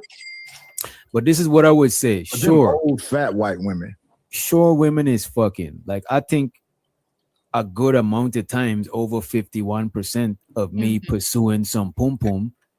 You know what I'm saying? A good 51% or more, I'll get the pum pum. But the thing is, all women is not like that, or most women is not like that. You know what I'm saying? You still got to penetrate some sort of, what you call it, you still got to penetrate some sort of barrier or hurdles or something. You still got to go through something. Not if she like you. Not if she like you. It's no rules for that. If the woman like you, she make the rules for you. It's 100,000 niggas right now. She make the rules for niggas that she don't like. If you a lame, hey, it's a million niggas in this country this weekend. It's millions of niggas this weekend in this country gonna fuck a woman on the first date. It's more than 51%, but I'm saying 50. Doctor got his mic blasting. Unc got his mic blasting. My mic is on regular because I'm not trying to over talk them. But you can't hear shit when they both talking at the same time. they want to be sure, because I'm not like most of the time I talk to a woman is just regular cashier, old lady in the aisle. It's not. It's most of the time it don't be about that shit. Especially now that I got a girl. Like I'm. You know what I'm saying? Okay, I'm shout out business to the orientated. 60%. I'm giving you congratulations. Oh, I take appreciate it. I'll take the 60. I think I can get probably 21%, and 21% I can get. I'm cool. I'll pass. You know what would increase your percentage if you chop it, if you talk to women in your lane? Yeah, that's what I was about to say. I don't know what the fuck a lane is. I've never believed in a lane. So women in my lane is crazy. Hey, my sweet spot is 4s, 5s, and 6s. I got like a 80% success rate with 4s, 5s, and 6s. You could get an auntie, bro. You tripping? You know what I'm saying? You could get especially a down south auntie. You know what I'm saying? I'm in Oakland, California. I'm not going down south. I'm not into hurricanes and all that other kind of stuff. To be honest with you, Nightish, I would advise you this, but I wouldn't advise you to say it publicly. But there's dating apps that you could set age them. Hey, listen, I probably about 3 years ago, I was messing around with the maps. Fuck the maps. I was on Plenty of Fish, Black People Meet, Plenty of Fish, Black People Meet.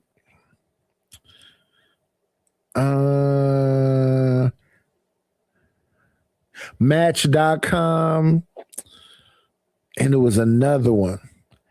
And I used to be getting hits. Ding, ding, ding, ding, ding, ding, ding, ding, ding, ding. And I was talking to a bunch of I don't like talking that much. What I found out from being on them dating apps, I don't like talking that much. I don't like texting that much. We did some kind of like because you can see people on them sites. You can like call them like you call on on IG, you can make a phone call and talk to somebody and look at them directly. On some of them sites, you can do that. So I talked to them. I saw some titties and some pussies and all of this shit. I seen a woman that was in a motorcycle club. She showed me all. I don't like talking that much. And believe me, we talked for a minute. I talked to a bunch of what you would call aunties. I would say the age range was from between 32 to 42. And I talked to these women from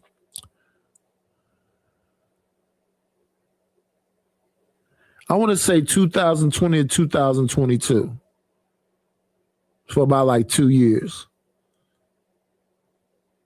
Sacramento, from all around. And that they send me all kind of like freaky pictures and all that other shit. Let's keep it 1,000. I mean, they cool. I can appreciate a freaky picture. I deleted all them shits. I don't got one of them no more. Now that I deleted them all, I was like, damn, I shouldn't have deleted them pictures. I don't know what's wrong with me, y'all, to be technical. But yeah, I deleted all them shits. All them freaky text messages, all the freaky shit they said it was going to do to me. Some of that shit made me feel uncomfortable. I grabbed my shirt up like this. I'm uncomfortable. Yeah, I'm cool on the dating sites, though.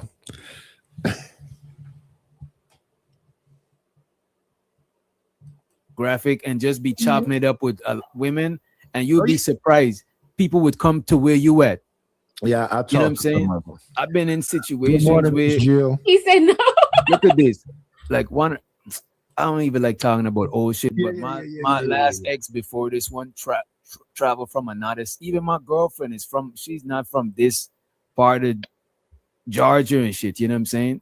But I met her around here. You know what I'm saying? But eventually, women's sex stories is based on dominating. They come from first world countries, not third world. That's true.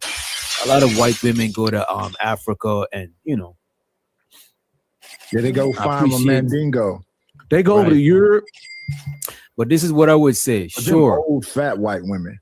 Sure, women is fucking. Like I think a good amount of times, over 51% of me pursuing some pum pum.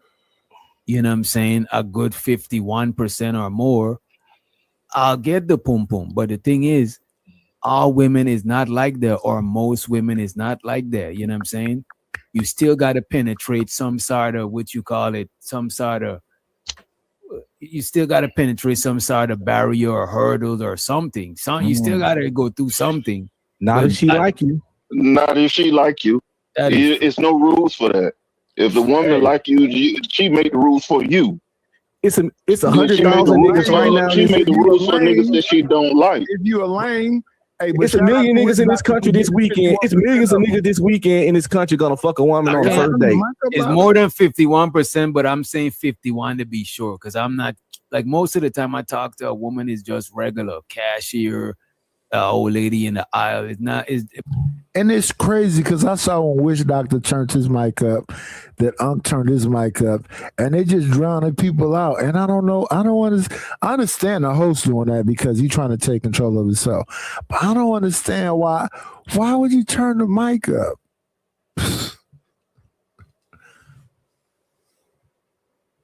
So the only people you can really hear is Witch Doctor and Unc, and Big Giz. I would never turn my mic all the way up.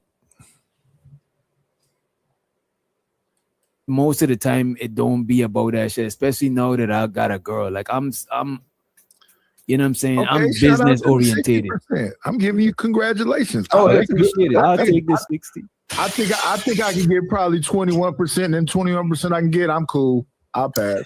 You know what would increase your percentage if you chop it? If you talk to women in your lane.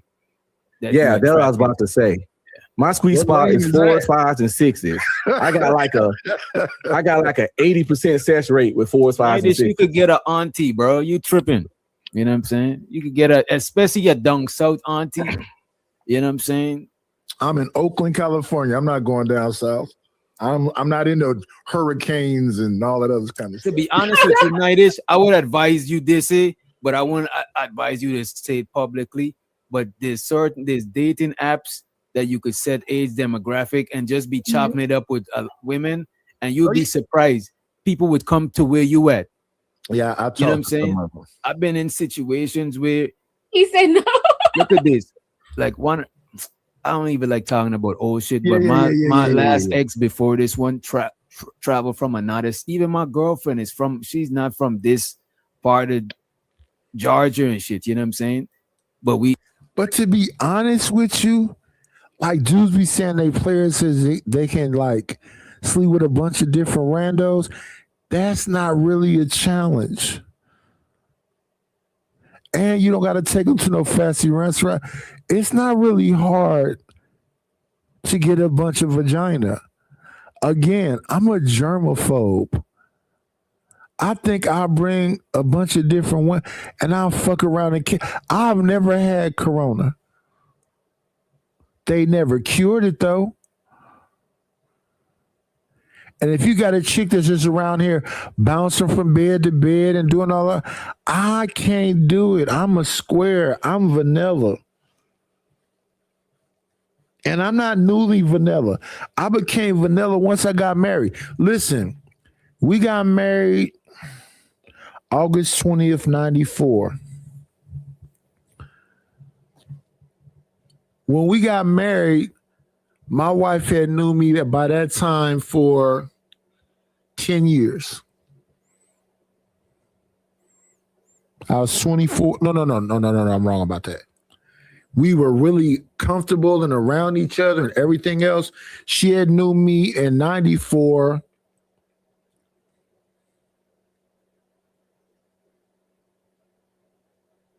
Five years. We met each other when I was 14 and she was 12.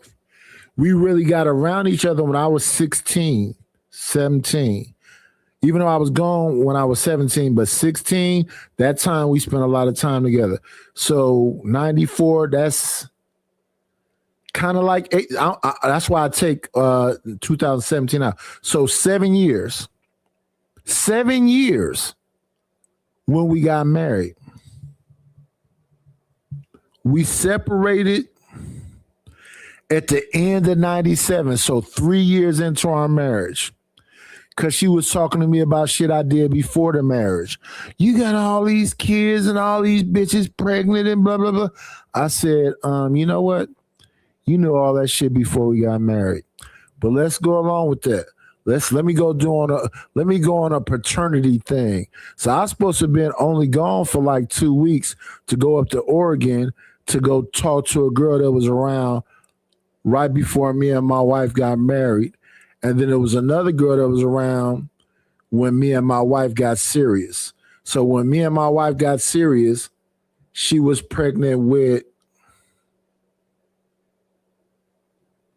let me see, I don't want to mix these up. So when me and my wife got serious, another girl was saying she was pregnant by me.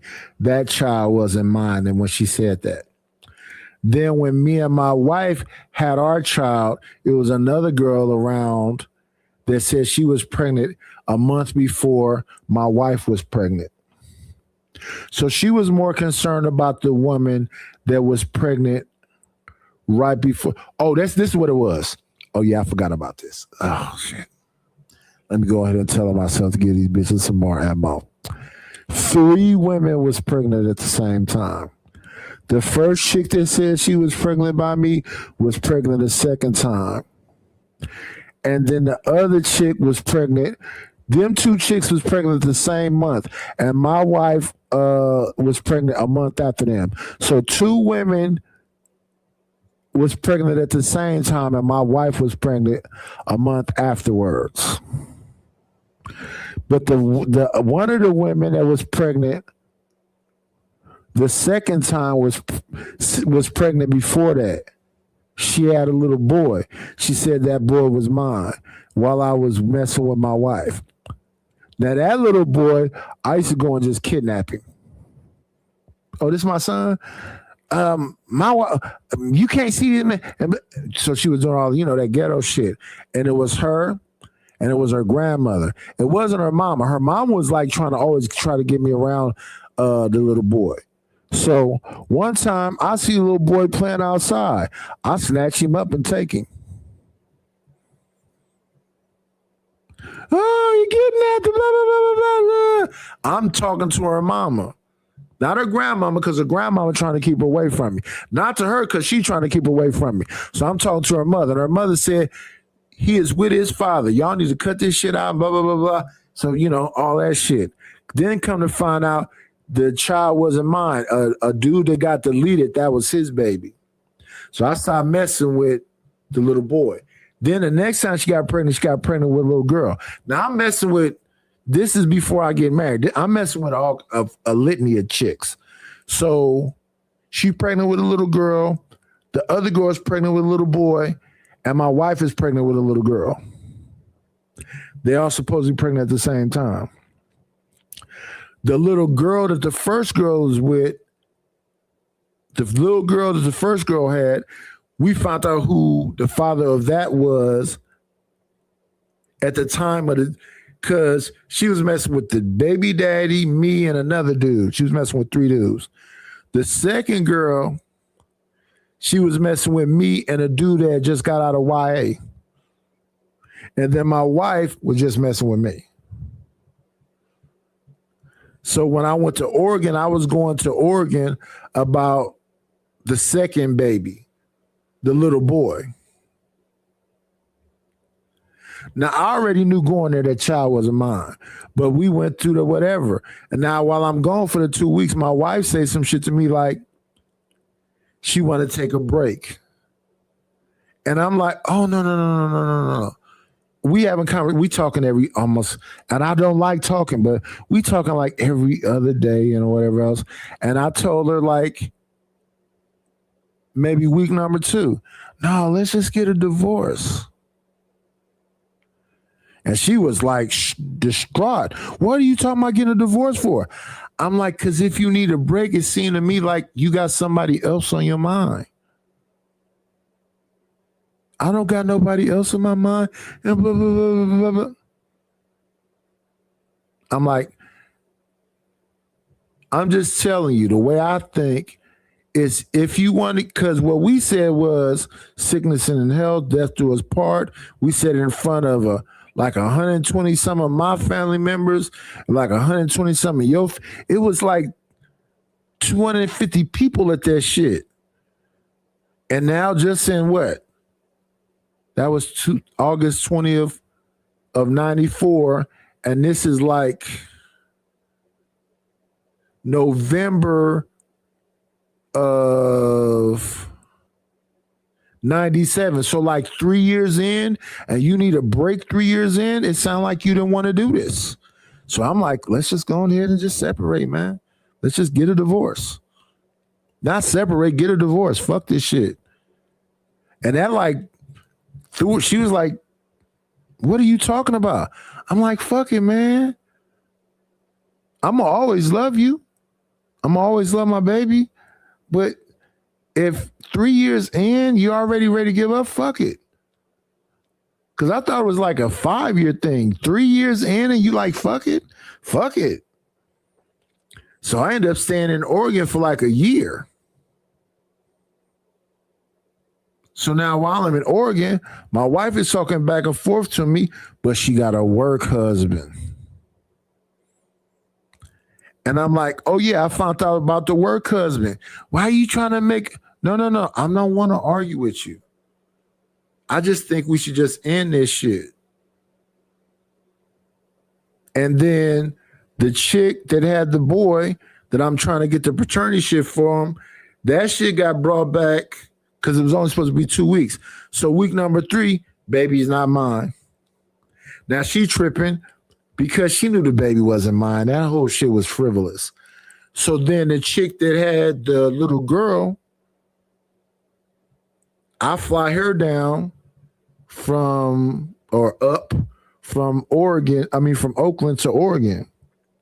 So now she with me and she got a brand new baby. The baby got to be like 10 months, still in the motherfucker, a baby. And she's like, are we finna rekindle and blah, blah. I'm like, you know, I'm just like separated right now, right? When I told her I'm not divorced, I'm just separated, she lost her motherfucking mind. And then the one that I was up there with, she knew I wasn't divorced. I was just separated. So her shit was like, well, if you can, no, it wasn't even her. It wasn't her. She wasn't really tripping. It was more so her older sister and her mama. What the fuck? And then her older sister. Now this is this. Remember, I told you I left with somebody in 87. That's this girl, the one that's in Oregon now. I went and lived with her in Fresno in 87 with her older sister, the one that's tripping out. When I went down there when I was 17, so I'm 17. How old is she?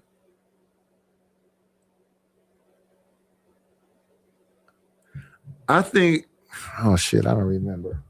Let me see. I think we was the same age.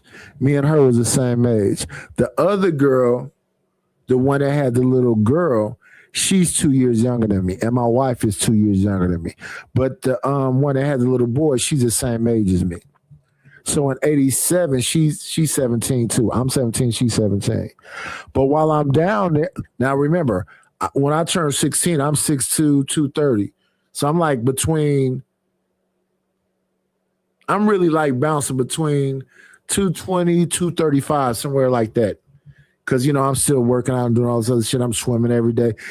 And when we was in fucking Fresno, it was like 100 degrees and shit. The fucking concrete was on fire. The swimming pool was burning. Anyway, the whole time I'm there with her older sister is naked around me the whole time. She's like, why you gotta walk around here naked? She like, I ain't think about that boy. She's calling me a boy because I'm 17 and she's like 23. But really though, why are you naked around me all the time? So much to the point where my girl left, went back to Oakland. Now I'm just in Fresno with her sister. So she left, I want to say, like, which I thought was odd, because her sister did have a boyfriend. Big old, you know who her boyfriend remind me of? Jerome from Snowfall. Big black dude, Jerry Curl. Jerome from Snowfall, Uncle Jerome. That's what he remind me of.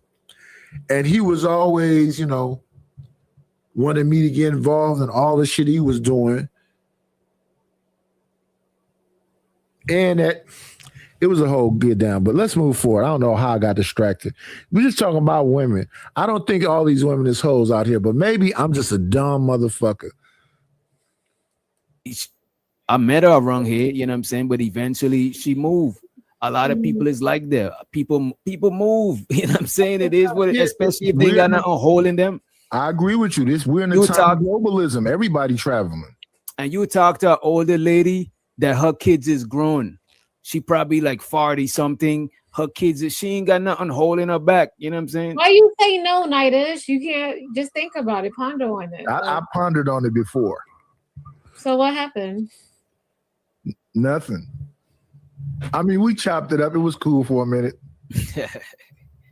Hey, you know, fellas, single fellas, if you ever wanted to get the feel like you traveling, but you didn't have the money for that and something else, take your butt back to school.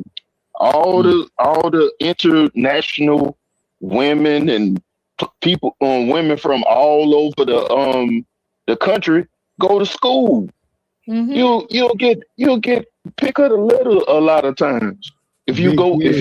And I went back to school in what 2007, 2008, 2009. But now I'm fully fledged into my marriage. I got my youngest son with me. Love him to death. And then women at that school was so aggressive. I had to literally say, "I'm not trying to fuck you. I am married." They're like, "Why you always saying that?" I just wanted to be clear. I'm not trying to fuck none of y'all. I'm just going to school. I'm not trying to screw nobody. Well, I know for a fact I ain't flirting shit. No. We're not doing that.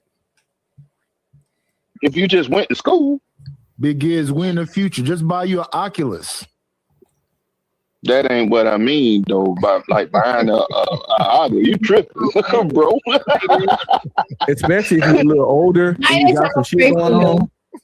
If you're a little older and you got some shit going on, go back to school. You finna win for sure. Y'all, you know what I'm saying? You already got a job, you got a car, you got a little apartment. You trying to get some all further the education. pronouns and all that stuff up there. You got. And look, I'm 37. I'm at the school. I got a fucking midnight blue Ford Probe with some motherfucking 212s, some 8s, 4 6x9s. I'm in the school. I'm going to the school early in the morning.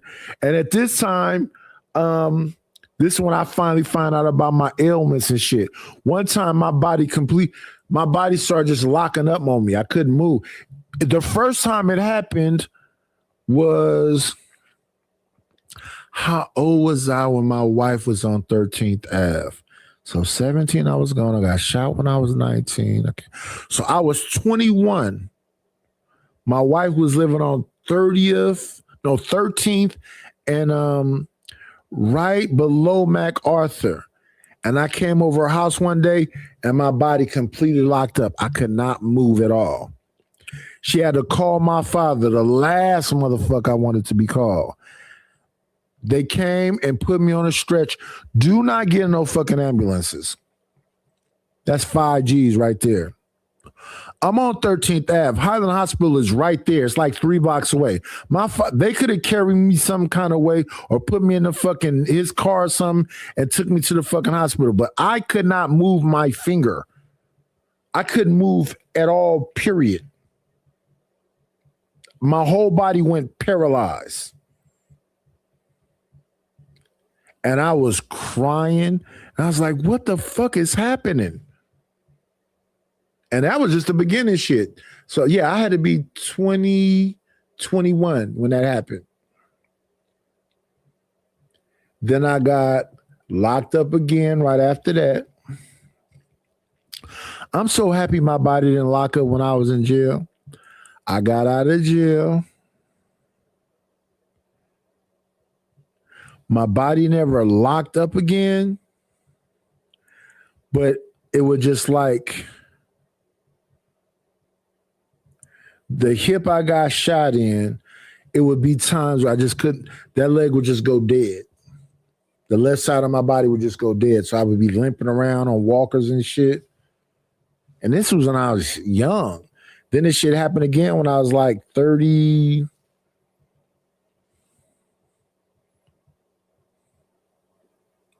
Let me see. I was the first time it happened again. Yeah, I was like 37. Because my left side of my body locked up when I was in school one day, and I was with the guy that used to be my oldest son's childcare. And he told me, come on, bro, we gonna get you. Him and a bunch of his Asian friends put me on the hood of his car, drove me over to my car, because my left side, good it wasn't my right side, so I could still drive. But once I got to the house, I was stuck again. That's when we started getting these walkers and wheelchairs and all this other shit. But yeah, my body locked up, and while I was at college for that little minute. And then it locked up again in because that was 2007 to 2009. Oh, it locked up one time. I had to walk. My car shut down at fucking Albertsons. And I had to walk from Albertsons to my damn house. My body shut down that time. I was crawling on fences, holding on the fences to get to the house, and then limping to get across the street. Then this shit happened again when I was probably 44. And that's why I be smiling on here now, because my body hasn't locked up now. Not in these last 3 years, my body hasn't locked up now. I remember in 2020, I went to my son's school. He had a football game and my body locked up. My cousins invited me to a party out in San Leandro, as these motherfucking some people lived in like a trailer home type situation in San Leandro. My body locked up there too. My cousin Donna Ray had to carry me to my fucking van. And when I got in the van, I was so froze up. But I got back home. But when I got home, I was in a fucking drive. Now, see where my old house, it was a split level. So downstairs, the garage, I converted into a bedroom. So all I had to do was get from my car to the garage door there. I converted into a regular door. And that shit was the hardest shit ever. And I got in the bed. Because when it gets cold, my body locks up. Like right now, it's cold, but my body's not locking up. I feel good right now. I'm moving. I'm grooving. But yeah, at that damn party with my cousins and them, my shit froze the fuck up. I couldn't move. And when I got home, I was crawling on the car, leaning on the door, got in the house, had to soldier crawl to the bed, had to climb up on the bed, and I was in that bed for like maybe 2 or 3 days, just trying to get warm. Just trying to get warm. Once I finally got kind of a little bit warm and I started moving around, I was on a walker for probably about 2 weeks. Now, during this time, I got to drive my granddaughter, one to school, other to childcare, while my daughter go to work. So I'm limping, crawling, walkers, wheelchairs.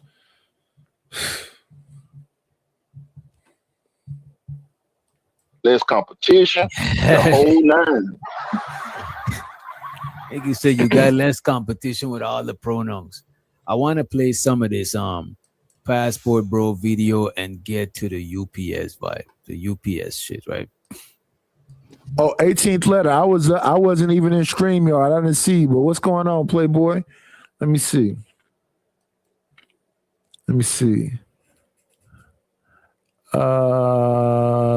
Bucket list. Dollar Washer, Miss Jill. Oh no, they told me what's wrong with me. I got shot when I was 19 in my left hip. Then we went to the hospital when I was like, when I turned 40. They said I got a herniated disc. I got bullet fragments in my left hip. I got a heart arrhythmia. So when it get cold, the bullet in the hip and the herniated disc kind of like locks up. So when I can't move that left leg, that's what that be. My hip and the leg go out. Well, not recent times, but that's what it was.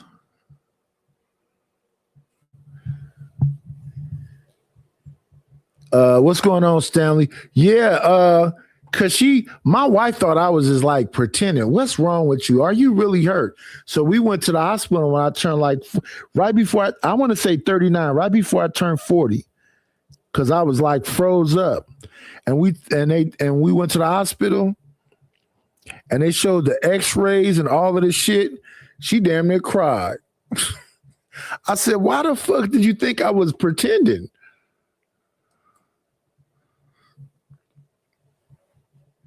So that's why, and that's what she used to trip off of, because I do construction. So it was already messed up when I got shot in the hip. My spine was already messed up. So I got shot in the hip when I was 19. My spine got messed up when I was like 33 or something like that. But what exacerbated it is that I do construction. So I'm lifting bags of concrete, lumber, all of this shit, construction shit. So over time, I just tore my body up even more. So the construction was what they would call the nail in the coffin.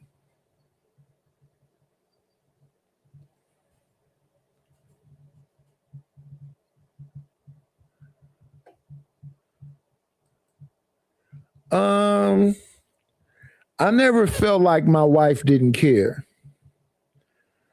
So no, it wasn't an issue of my wife not caring. That was a different time though. You women nowadays, y'all just pure fucking evil. No, my wife cared about what was happening to me. Cause once they established what was going on with me, and then the hard shit, they made me go home and put a whole thing around my chest and do all this other shit. She, one of my birthdays, her and my cousin and her boyfriend took me out.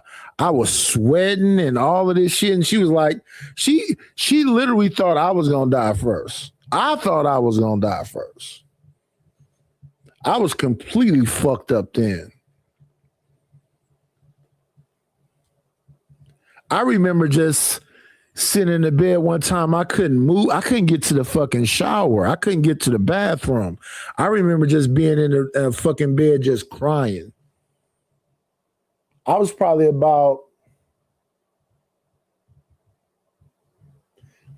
42, 43. I remember just sitting in there crying. When my son heard me talk about crying, I don't know what it was. He felt some kind of way. But then when my wife passed away, I was crying publicly. They did not like that shit. Because they never seen me be emotional. So when they heard about the crying, they was like kind of like, ah. But when they saw me actually crying and all this other shit, it was kind of hard for me to deal with. They never seen me be emotional like that. They damn sure never saw me crying. They damn sure never heard me talking sadly. Because if I show you all that shit I built, all them boulders I made, all them holes, all the shit. They never really believed I was hurt as much as I was hurt, even after they heard the diagnosis. And I used to be bedridden for some moments. But when that happened, they was hella young.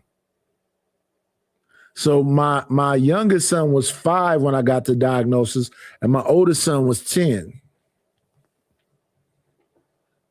They didn't start believing it until they was like 13 and 18. My daughter knew.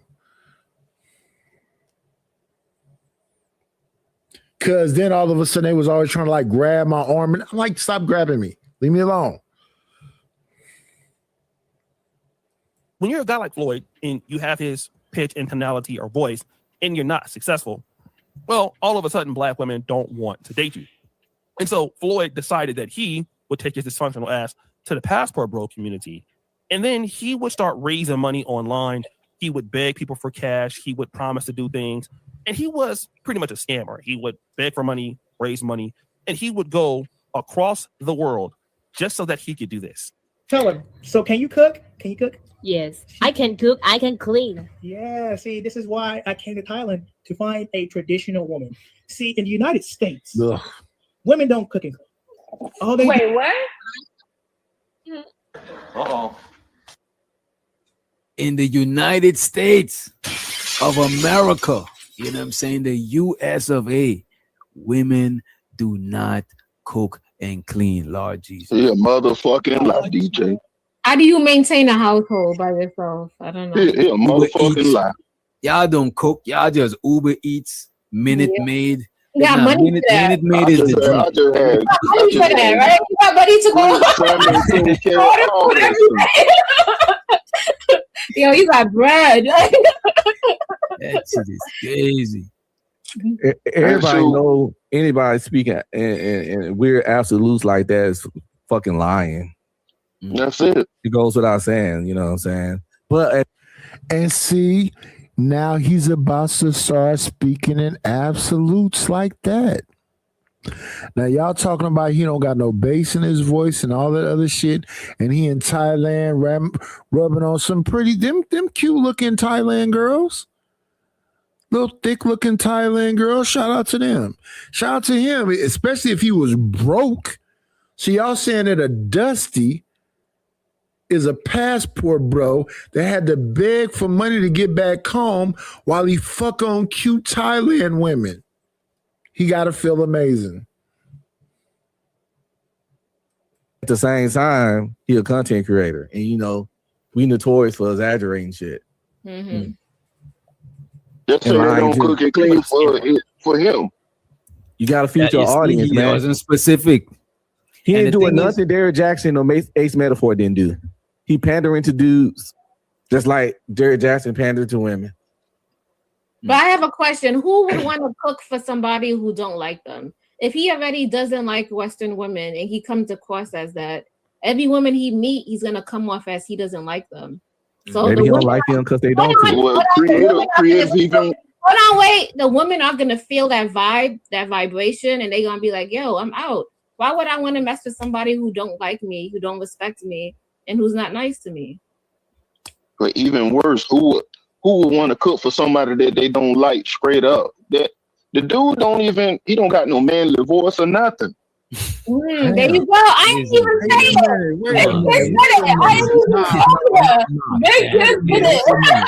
I didn't even go there. Just tore this nigga. Just tore this nigga down. Just killed this nigga. He did it. It's plenty of dudes without deep voices that got bitches.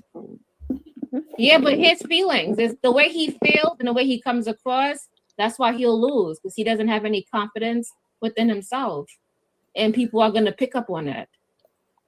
It's not hard to fuck black women or anyone. Why do you always say that? Like, because they be fucking every day. Because let me answer your question. Let me answer your question. I say that. Let me answer your question. I said that because of the description they give me of their baby daddies. I said that because of the descriptions they give when they say my baby daddy ain't shit, he a loser, he a lame, he ain't got. I have never talked to my cousins about their baby daddies, and I will cut my cousins know. Don't even start a conversation with me about that. I got a lot of girl cousins too.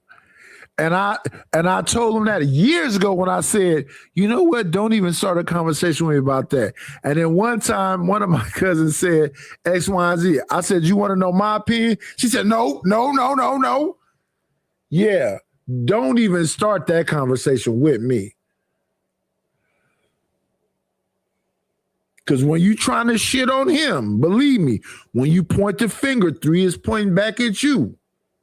Because you don't got 1 kid with that nigga. You got 3, this particular cousin. So don't do that. He a drunk and he always was that. Cut him off when they start talking about the other dude. My immediate thing is that no, these be female cousins and friends. Oh, if just women in general. I know, like I'm an extrovert. I talk to people, so they talk. The way I know they a fuck with any kind of loser is how they talk about their baby daddy, and they let that nigga hit raw, shoot up the club, and kept a baby. And they don't understand when they talk about him, they really talking about themselves. That's why women need to stop talking so bad about their baby daddies. I'm big Steamer. B-Love got a question. No disrespect. Hold on. No disrespect, but you sound like 18 letter and hood conservative. It don't matter. Am I lying though? So to my boy. And shout out to my guy 18th letter. But I don't think the 18th letter sound like hood conservative sound. I don't think they, and I'll be listening to 18th letter. I don't think he sound like Unc be streaming be sounding. Hood conservatives sound like fuck these bitches. And I'll be like, what's the alternative then? Let's go along with your premise. Fuck these bitches. What's the alternative? And Unc be streaming is a married man. And it be sounding like he be saying, fuck these bitches. Why are you saying that? 18. No, Do they not talk bad about their baby daddies? All of a sudden, these women are though. this. You know what happened? I be, you know. Where's the lie? Check this out, creative and Unc be streaming.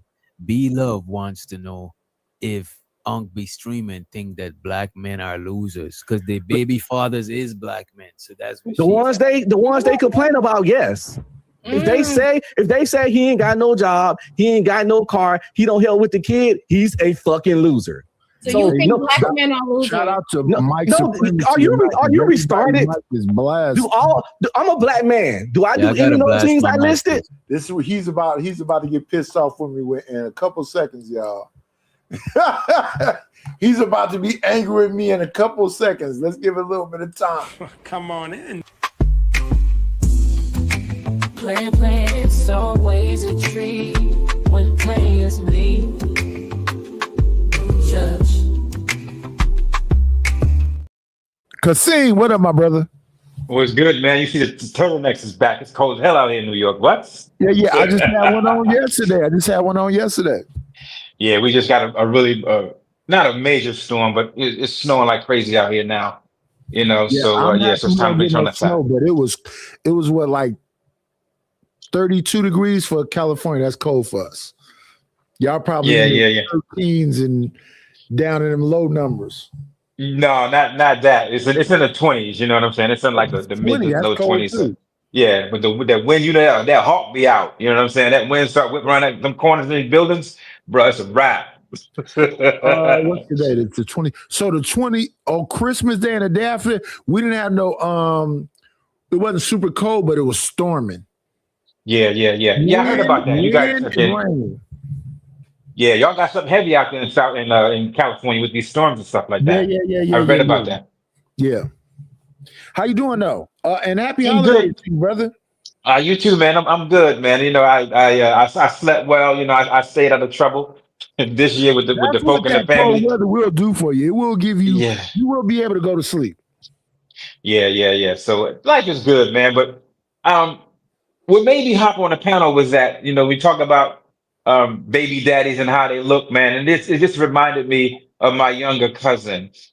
and she's short. She's about 5 foot, whatever, and she was really good at dancing. You know what I'm saying? She was, in Newark, New Jersey.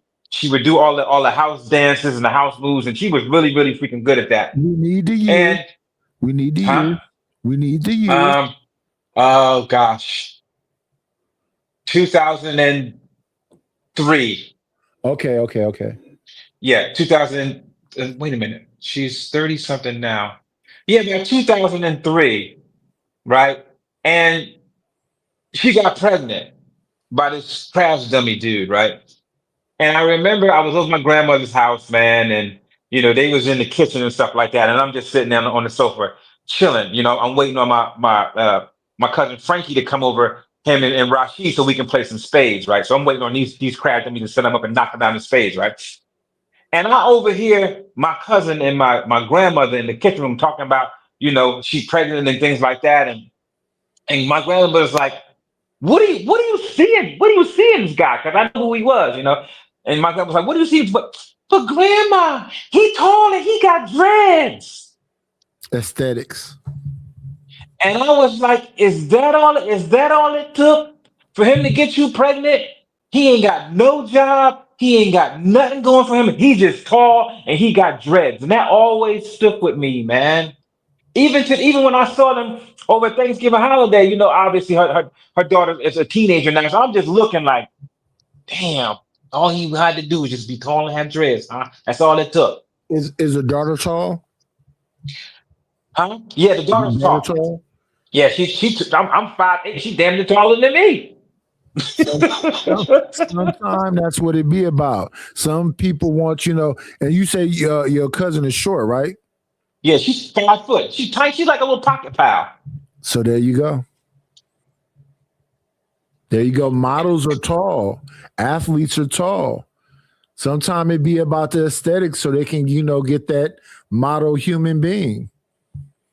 No, man, I don't. But for her, I don't think it was like that. I think she was just.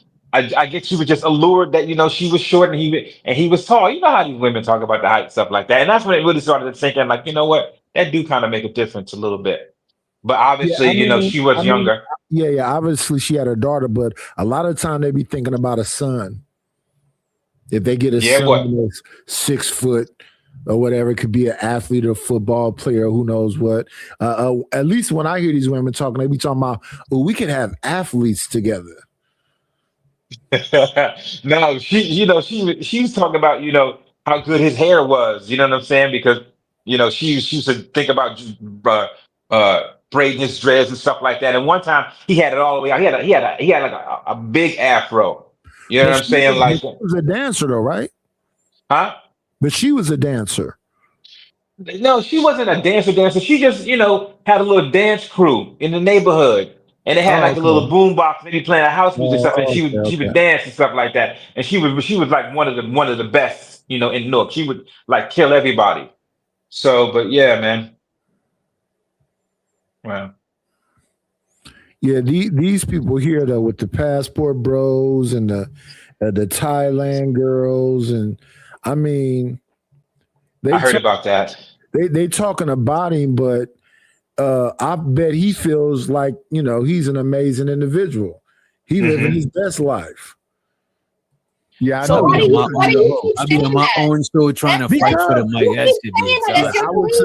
Because they said about their baby daddies. You don't want to be that's their belief. And you be like, these women just take these secret, these low down men. These men don't even have. Wait. Let's see what Nidus is trying to point out some sort of contradiction. I believe. Go ahead, Nidus. Well, I don't know if it's a contradiction, but I'm just when black men say they don't want to be a part of a group, we are a part of a group. So the crackheads, the baby daddies, the criminals, all of them, they're my people, them. Now, everything could be group. He's talking about, because because you're talking about earlier, but even earlier, we're talking about organized groups. Yes. And just a group, because we could just. But I don't believe that these groups are organized. I just believe that they all clump together. So when I think back in the days, like, for instance, they had a movie called Kids. John Leguizamo was always talking about Manhattan and how fascinating Manhattan was when he was younger. And we would hear all this New York stuff. They would talk about the tunnel, or they would talk about, graffiti on the trains, and they would talk about, like, from Melly Mel to Rakim, New York was this fascinating thing, and you had to be able to make it in if you can't make it in New York, you can't make it in New York. Can't make it anywhere. You can't It's make true. it nowhere. That used to be the whole thing. New York That's was true. it, everything and all, until later on, because they kept fighting with each other, it started being about Atlanta, the Black Mecca. Then that was everything. So the thing of it is about the lore of all these places. If you understand, the backstory. So we hearing about people plugging, speakers up into the light posts because they was breaking them open and nigger rigging it up so they can get a party popping off in the street. And did it start in the Bridge or did it start in the Bronx? And it's Scott LaRock and KRS-One, and then it's him up against the Juice Crew and Roxanne Shante and MC Shan. We was all fascinated, but you couldn't even get hip hop on the radio. You had to fix, your radio because it was always staticky. You couldn't get it in clear on the West Coast. We was all fascinated by UTFO and all this other stuff until it became massive. And then when it became massive, the originators of it got no money from it. And that's how it usually happens with us. We always started, but we don't really benefit from it. And now it's just bastardized out and it's turned into streams. But the beginning part, like I'm born in 70. So by the time 86, 87 come, we fascinated with just getting, at this time, I'm in Oakland. We just fascinated with being able to get a Too Short tape. Yep. Too Short just came out. We never got a clear one. We always had one with a hiss in it. So it was like, they used to record it on the boom box. So it never was like perfectly clear. Nobody had a clear Too Short tape. So it was always like a hiss in it. So people don't understand how fascinated we was with hip hop in the early stages when we couldn't get a clear Big Daddy Kane or a clear Rakim or a clear Slick Rick until them albums started coming out and you can get 10 of them for a penny on some kind of whatever. So that's the thing about it. So I was looking at that documentary that 50 just put out, The Reckoning on Diddy. I watched the second one. I gave it up. I didn't want to, because it destroyed so much of the lure of what New York was. And it's at the same time, it was the same thing of what New York was. New York was about like Highlander. It could only be one. Was you with Big Daddy Kane or was you with Rakim? Was you with EPMD? Well, EPMD split it up. Was you with Eric Sermon or was you with Paris? Or was you with the Boot Camp Clique? Or it was always like competition all the time. And I think that's what destroyed New York rap. They could never all come together. Nas versus Jay-Z. It was always like, and then but that was but not as I think that the back and forth or the battling is what made hip hop. That competitiveness, even though now when you listen, when you go back and you listen to some of the podcasts and you'll have some of them on there, the old school rappers, and they would talk about the days of rap battling. And they would just talk about how much it was about ego driven and being competitive and things like that. And I think that was very crucial to hip hop then, right? Because we were looking for an outlet. We were looking for a voice where we can really express ourselves and kind of mark our territories, right? And you had graffiti back and then that's when breakdancing started taking off. But I remember when I first heard Too Short, one of my homies, my best friends, Samuel Wright, the Wright family, and they had a little bit of money. And Samuel sold he took his daddy's pickup truck and we went down to Juan, who had this little auto mechanic shop. And Juan took Sam's truck and took the springs off and lowered it. So we had a low rider. And I remember him having this freaking tape, man. He put this freaking tape in and we sitting there and we listening and it was freaking Too Short. Life Is. And this was back in 1886, I think it was when the first time that I heard it. And he had like two 12s in the back of the seat of his pickup truck. You know what I'm saying? And the springs wasn't all that. So when we ride, we would hop like this every time we hit a bump. And he took that truck home, man, parked in his driveway. And his father came out there, woo, cussing up a storm, like, what the hell you doing with my damn truck? Kasim, I think you should leave. I think you should leave right now. So I went home, and oh my God, Sam almost got himself, deleted for lowering his dad's truck. But I think the competitiveness with hip hop it was crucial, and it was important because I think in that time in the 80s, crack was around and stuff like that, and it was kind of destroying families, and I think people needed an outlet just to a kind of escape, and I think hip hop did that. At that time, though, what was very crucial is that nobody sounded the same. No. Even in the Bay Area. Too Short was a very distinctive sound, but everybody that came after him, nobody sounded like him. Even in New York, Slick Rick didn't sound like Big Daddy Kane. Big Daddy Kane didn't sound like Rakim. Rakim didn't sound like KRS-One. It was all, and that was the whole point. You had to have your own style. At some point in there, when corporate America got in there, right now, everybody sound the same. You made a good point. So homogenized. We got a drill scene in Northern California. Drill was Chicago only. You made a good point, and it made me think about when you said they needed someone to sound the same. I remember when Biggie was really hot, right? And I noticed that the West Coast had this one guy, big black guy, who kind of sounded like Biggie. Gorilla Black. Yeah, Gorilla Black, right? And then after that, then it was Shine. Yeah. Then you started noticing other rappers' voices sounding like the big leagues and the big boys, and it lost all of its individuality. You know, the first time I heard that happen is when people try to sound like Rakim. So when you think about Will Smith's Summertime, Will Smith is trying to sound like Rakim. Yeah. It was a bunch of Rakim imitators. Rakim really changed the game. My only issue with Rakim is that he's still alive, and I think we should have had way more content from him, way more music. Biggie is gone, Pac is gone, but Rakim, they used to call him the God MC. Mm-hmm. He's got a concert coming up here, and I think it's January 12th that I'm going to at Brooklyn Bowl. Him, Slick Rick's got a concert here going on. I even heard Special Ed's going to be a special guest to that too, so it should be nice, man. Yeah. I want to say that those are like Special Ed come a little bit later, but Rakim, who else you said? Rakim and who? Slick Rick is going to be there. Slick Rick is a storyteller. Yeah. Slick Rick Rhymes is all about storytelling. So you got to give love to him. But I wish I would have heard more music from Slick Rick and more music from Rakim. Slick. To be honest with you, I wish I would have heard modern producers and whatever else worked with Melly Mel probably about 20 years ago. After I heard the message was the thing that made me fall in love with hip hop. The message. Yeah. Wow.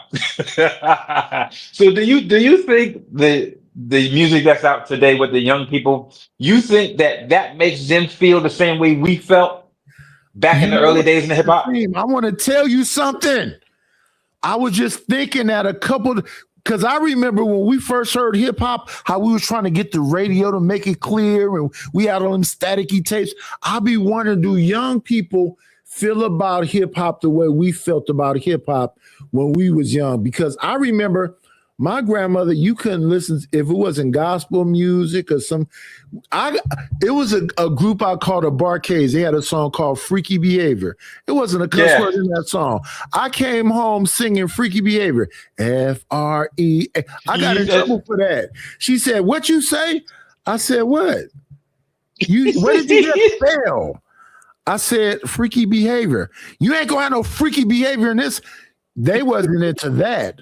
So could you imagine them hearing Too Short or Uncle Luke and 2 Live Crew and all that other crazy shit we started listening to later on? My grandmother would have had a heart attack. What?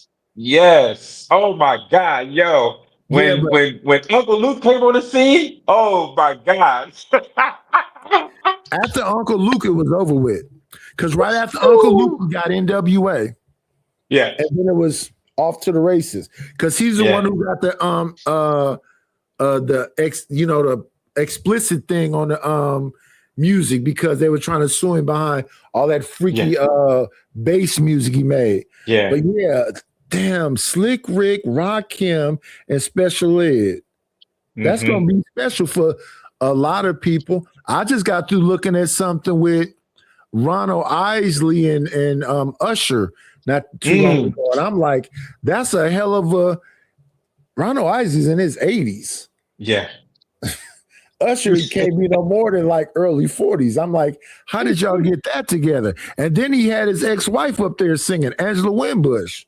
Yeah, so she came up there and sang Angel and all her hits, and I'm like, that's a good song. Ooh, that's a hell of a concert right there. We hear Between the Sheets and Angel, and I'm like, and then Usher came out. I was like, that's a good concert right there. Yeah.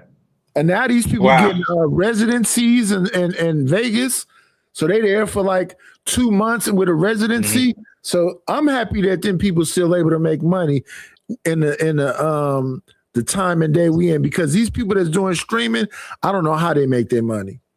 Yeah. You know, maybe the next time we are you got a panel going on, maybe you should have some youngins up on there and ask them how they feel. About hip hop when they first heard it, and then we'll have some older heads up on there too, and we can kind of compare how it really resonated, how it really made us feel. When it first came out. I want to know because I remember because I'm coming out of escapism music into hip hop. So I'm listening before hip hop come around, before Rapper's Delight and the Message and all that stuff. I'm listening to Earth, Wind and Fire and the Gap Band and the Whispers and the OJs.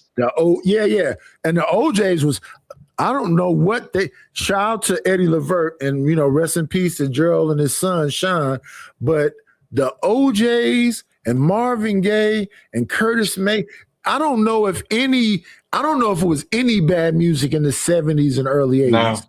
No. Barry White, Isaac Hayes, Curtis Mayfield, Stevie Wonder, Smokey Robinson. I don't know. The Temptations, Diana Ross. I don't know if it was any bad music. You could sit back and put your headphones on and just close your eyes and escape.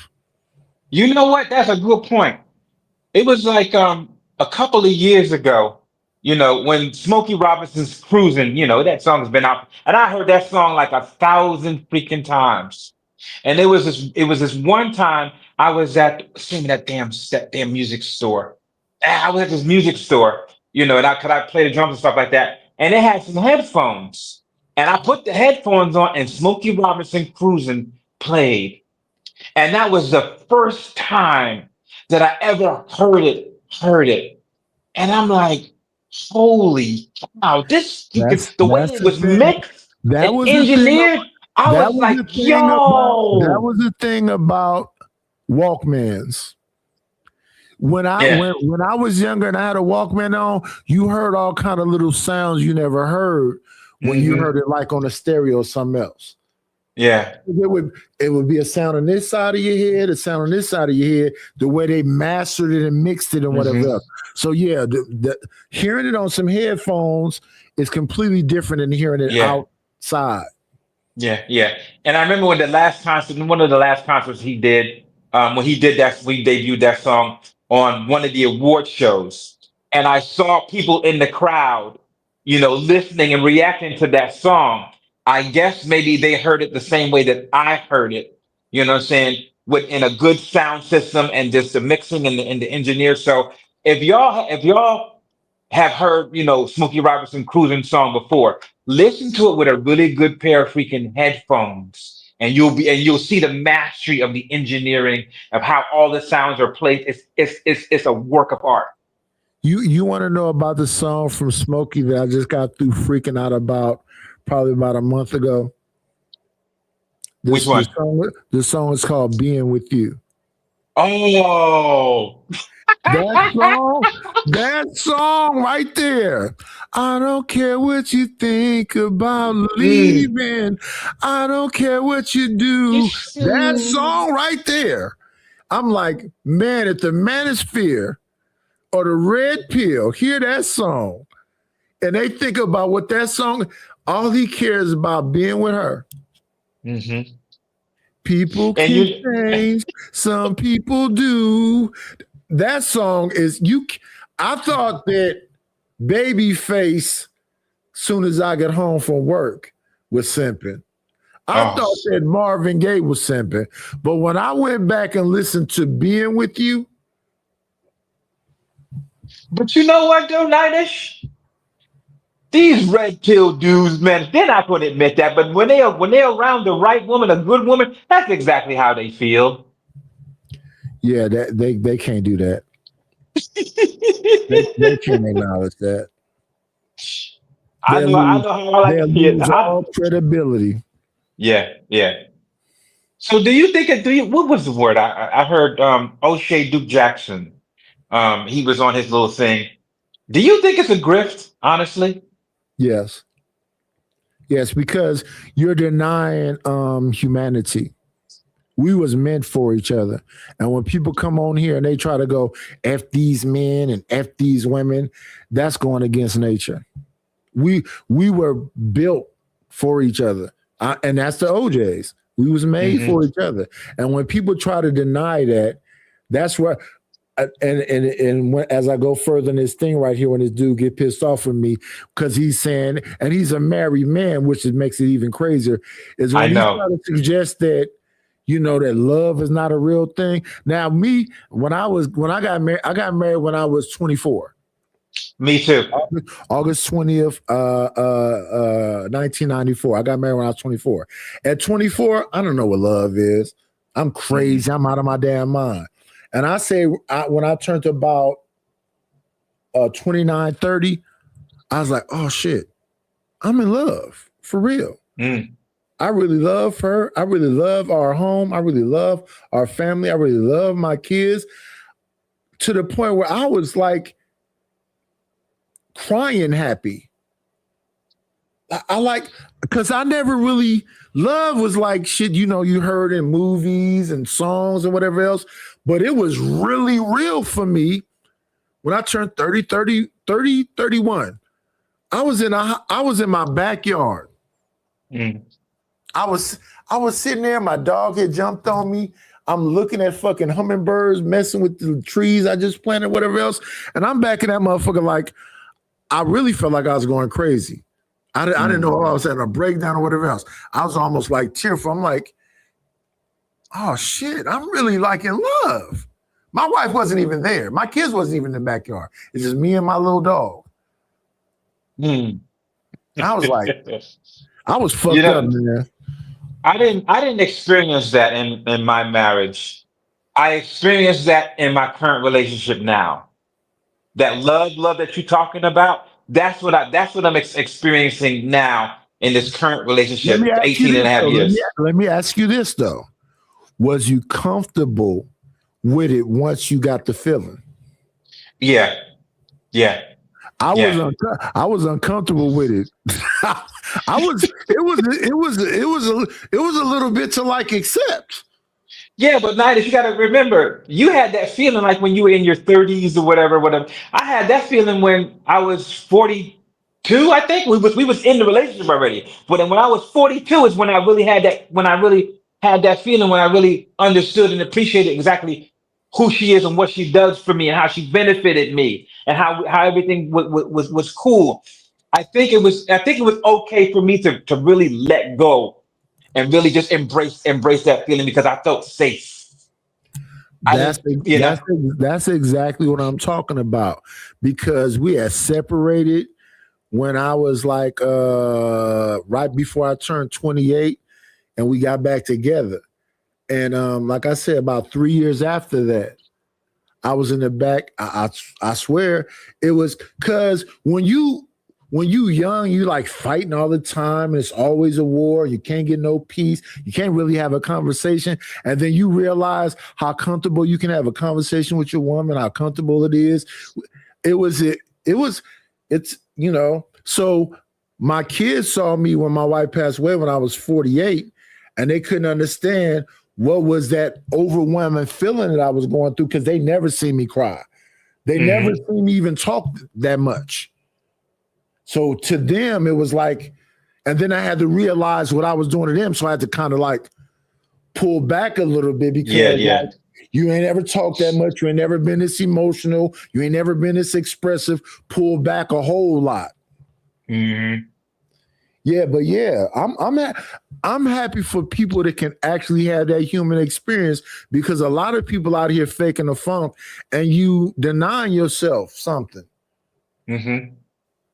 I think so. It's just a fear of being hurt and being let down and then being, you know, exposing ourselves, because we've had so many experiences when we shared little something about ourselves, and the next you know, it blows up like a grenade in our freaking face. And it's like, man, you know what? I ain't never saying nothing like that ever again.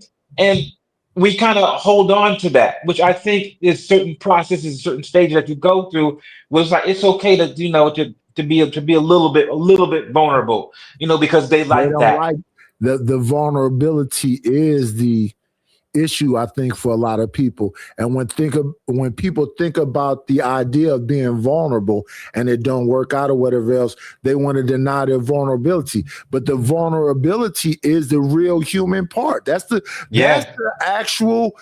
I mean, it may be the connection. Personal. Yeah. The connection and the vulnerability is if you're not doing that, then you out here bullshitting. Yeah. Wow. Go ahead, play your man on be streaming. He's something else. Shout out to Uncle Screaming. Let's be grouped as panelists, you know what I'm saying? But we are different people, you know what I'm saying? Yeah, but black men in America, whether you FBA or they are so-called tether, they don't look at it like that. When the police see your black ass, whether you Ghanaian, Haitian, Dominican, or whatever you are, they just see an N-word. Yeah, but it's not an organized group, because we ain't even gotta organize with how we move. I agree with you. You know what I'm saying? I agree about that part, but even though I agree with you about that part, when they talk, and I agree about that part, they don't give a damn, and that's why we should stop giving a damn. No, you just black. And black, and when it comes to FBA or ADOS, whatever name you want to choose, and we have some people that don't want to say that they black because they want to say they native, or they want to say that they're indigenous. It's just a bunch of bullshit. No, when they look, the diaspora and Africa and all that is all black. And until we see ourselves all as one, don't mean we have to think the same. We'll always remain a minority. It's only 13% of y'all in America. But America, if you take America and sit it in Africa, Africa is a continent with countries. America is a country. So you can fit 2.5 Americas in Africa. But when you look at the globe, Africa's not that much bigger. That's a subliminal suggestion. Africa is enormous, 54 countries. So that's the thing. If you look at it like that, so that means the Dominican, the Haitian, the Jamaican, the Ghanaian, all of them people, the Hutu, the Zulu, if y'all get out of the tribalism shit, we are the majority of people on the planet. So you're not a minority. You're a minority in your brain, because you keep looking at all the people that look, Africa people call us Akata. Okay, they was colonized. We all have a similar story. If you are Dominican and you in Haiti, it was a time when Haitians was eliminating Dominicans. But we got to get past all of that. We here now. But let's go ahead and get back to this stuff. My passport bros, they don't give a damn if you just a man by yourself somewhere traveling, you screwing something, you minding your business. No, you're a passport bro to them. That's a fact. And that was my whole point when I first came up, and that's problematic. But look at this, bro. We can't avoid that. That's the main pros and cons of being in a group, in a team, in whatever. Yeah, they want to deny that they see niggas as niggas. They're not gonna go, oh well, Kasim, and well, 90s is not really black because he's more fair skinned. So we go, that's the damn subliminal suggestion. So you gonna call me a house nigga and call Kasim a field nigga? That's that Willie Lynch shit. No, me and Kasim is both black. Period. Black as hell. They gonna see us as black. They look at us. They put it all in one big bunch. They don't really separate us until they hear our dialect or they hear us speak. But when they first see black. Yes. So period. We got to get over that. I don't want to be in a group. You in a group. Yeah. Hear the wins and the losses, bro. Yeah, but you can absolutely avoid that. You can absolutely avoid that if you are an individual that's in a group. Yes, you cannot avoid it. Mm-mm. You cannot. No, you cannot. And it's crazy because Jay-Z just put that damn song out. Rich nigga, poor nigga, light nigga, dark nigga, still nigga. Why don't y'all understand that? This is what I'm saying. You could avoid it by not being in the group. Or you can avoid it by people understanding that individuals do individual shit. The actions of one ain't the actions of all, just like black people get mad about all the time. We get mad about that shit. We hate that shit. People like that have to matter go how to you school and feel. A man ain't understand supposed to be in his feelings. Don't have that You screaming. Do most people think like that? Yeah, most people can't Yeah, think that. that's why I'm trying to stop my people from doing it. Yes, most people do, but we need to stop that shit because we started. And I want to answer that too. Most creatures that could recognize patterns think like that, bro. Yeah, like that's if what a I'm crow saying. seen a nigga with dreads destroy their crow nest, every time a nigga with dress pass, they're gonna be hostile. Like that's just the nature of things, Right. bro. So I think we need to stop being in denial and thinking because I live in wherever and I'm not around whatever. When I walk outside, a woman gonna clutch her purse as pale as I am. I'm just saying, like the rest of them. Well, I know it's racist white people, but I don't believe a white person racist until they show me they are. And it's black people, white-minded. The thing I think you need to be more worried about nowadays is non-white people who got a racist white mind. So they can be black as you. Shout out to Chaotic Truth. Shout out to the Urban Landlord. And be more racist towards their own people than white folks. Because they're looking for, as Tariq Nasheed would say, butter biscuits from Massa. Because they saying, Night is just trying to get away with the rest of the black people and tell them we all black. But let's continue. And black folks too. That's all I'm saying. And I don't think a person racist. I don't think a woman a feminist until she show me she are. I don't think a dude is a certain type of guy. I don't think a dude. I'm not talking about racism. I'm talking about how we look to ourselves and other people's. What I'm saying is that. Period. Well, we ain't getting into all. Yeah, of course, people don't think the most of us. Unfortunately, we don't think the most of us. That's what I was saying. I understand when you talking about other people. Before we can ever get to anybody else, what about what we think about each other? That's where it's got to start. That's where it's got to start. It's got to start with us first. It's got to start with us individually as a collective saying like, hey, this is going to be the new roadmap. This is going to be the new standard. This is going to be how we move. And everybody got to agree. We lock arms shoulder to shoulder and we all march in step. That's where it's got to start from. And he kept trying to say, no, I'm not like them. Yeah, I don't like that mindset. That's crazy to me. Yeah. It doesn't matter if you like them or not. They still clumping us together. Yep. Why we gotta not lean into the shit so much. Well, it's beneficial sometimes. It's beneficial, like some of the stereotypes. No time compared to when you letting other people set the narrative for you. And you trying to do something completely different. And like I said, they say Barack Obama didn't do nothing with black people. He gave you symbolism to let your kids have the idea they could potentially be a president one day.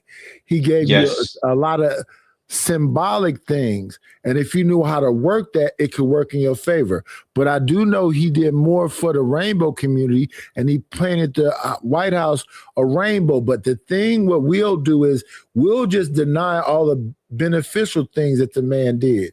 Just him and his wife and his children being president and first lady was a very powerful thing. I just got through having an argument. I got to get this shit together, and I'm probably gonna do it today, where we was having a conversation about people blaming generational things, and I even blame the boomers for some things, but I don't completely blame them because I think the silent generation was the generation of character that made the boomers what they were. The boomers gave us the civil rights and affirmative action, all other stuff, but I believe they benefited the most from it, even financially. That's the biggest financial weight, money, what they call that shit. When they pass away, that money transfer is the biggest, but they're dying out. They're keeping it to themselves. That's my only gripe with them. Other than that, yes, they did things that benefited a bunch of people. And I say it kind of like started waning away in the early 90s, early 2000s. So the majority of shit we got from the civil rights movement is starting to be ripped away in its current times. And the way that you get that same type of thing again is if you're the same type of character of people that those were. So I be saying to people that the reason why we got all those benefits from the civil rights movement, because when they put them dogs and them water hoses on them people on the William Pettis Bridge, then people wore suits every day and they shine their shoes and they got their, I don't care if the suit was old, they ironed it, they starched it, and it was the best. The women was thin. They was they wore their natural hair, and when they did that, and the world saw that, that's why they was yelling. The whole world's watching. The whole world's watching. So that's why they had to get up out of it. But when now you in your bonnets and your face is all tatted up, and you don't have no standards, and you just going wild and whatever else, you don't have the same political, because the argument that we had a debate the other day between Say Life Podcast, Raw B, and a guy named Stanley. And what I told them that the way I like a debate is like a good story. And the way you do a good story is you have the thesis, the antithesis, the synthesis, and then the conclusion. What we had was just a bunch of ad hominems and whatever else, and both people had their thesis, but where was both sides had a legitimate argument, but it wasn't no real argument because you just felt the way you felt and you wouldn't substantiate your argument. You just felt the way you felt and you wouldn't substantiate your argument. So it wasn't no antithesis. Just both was arguing.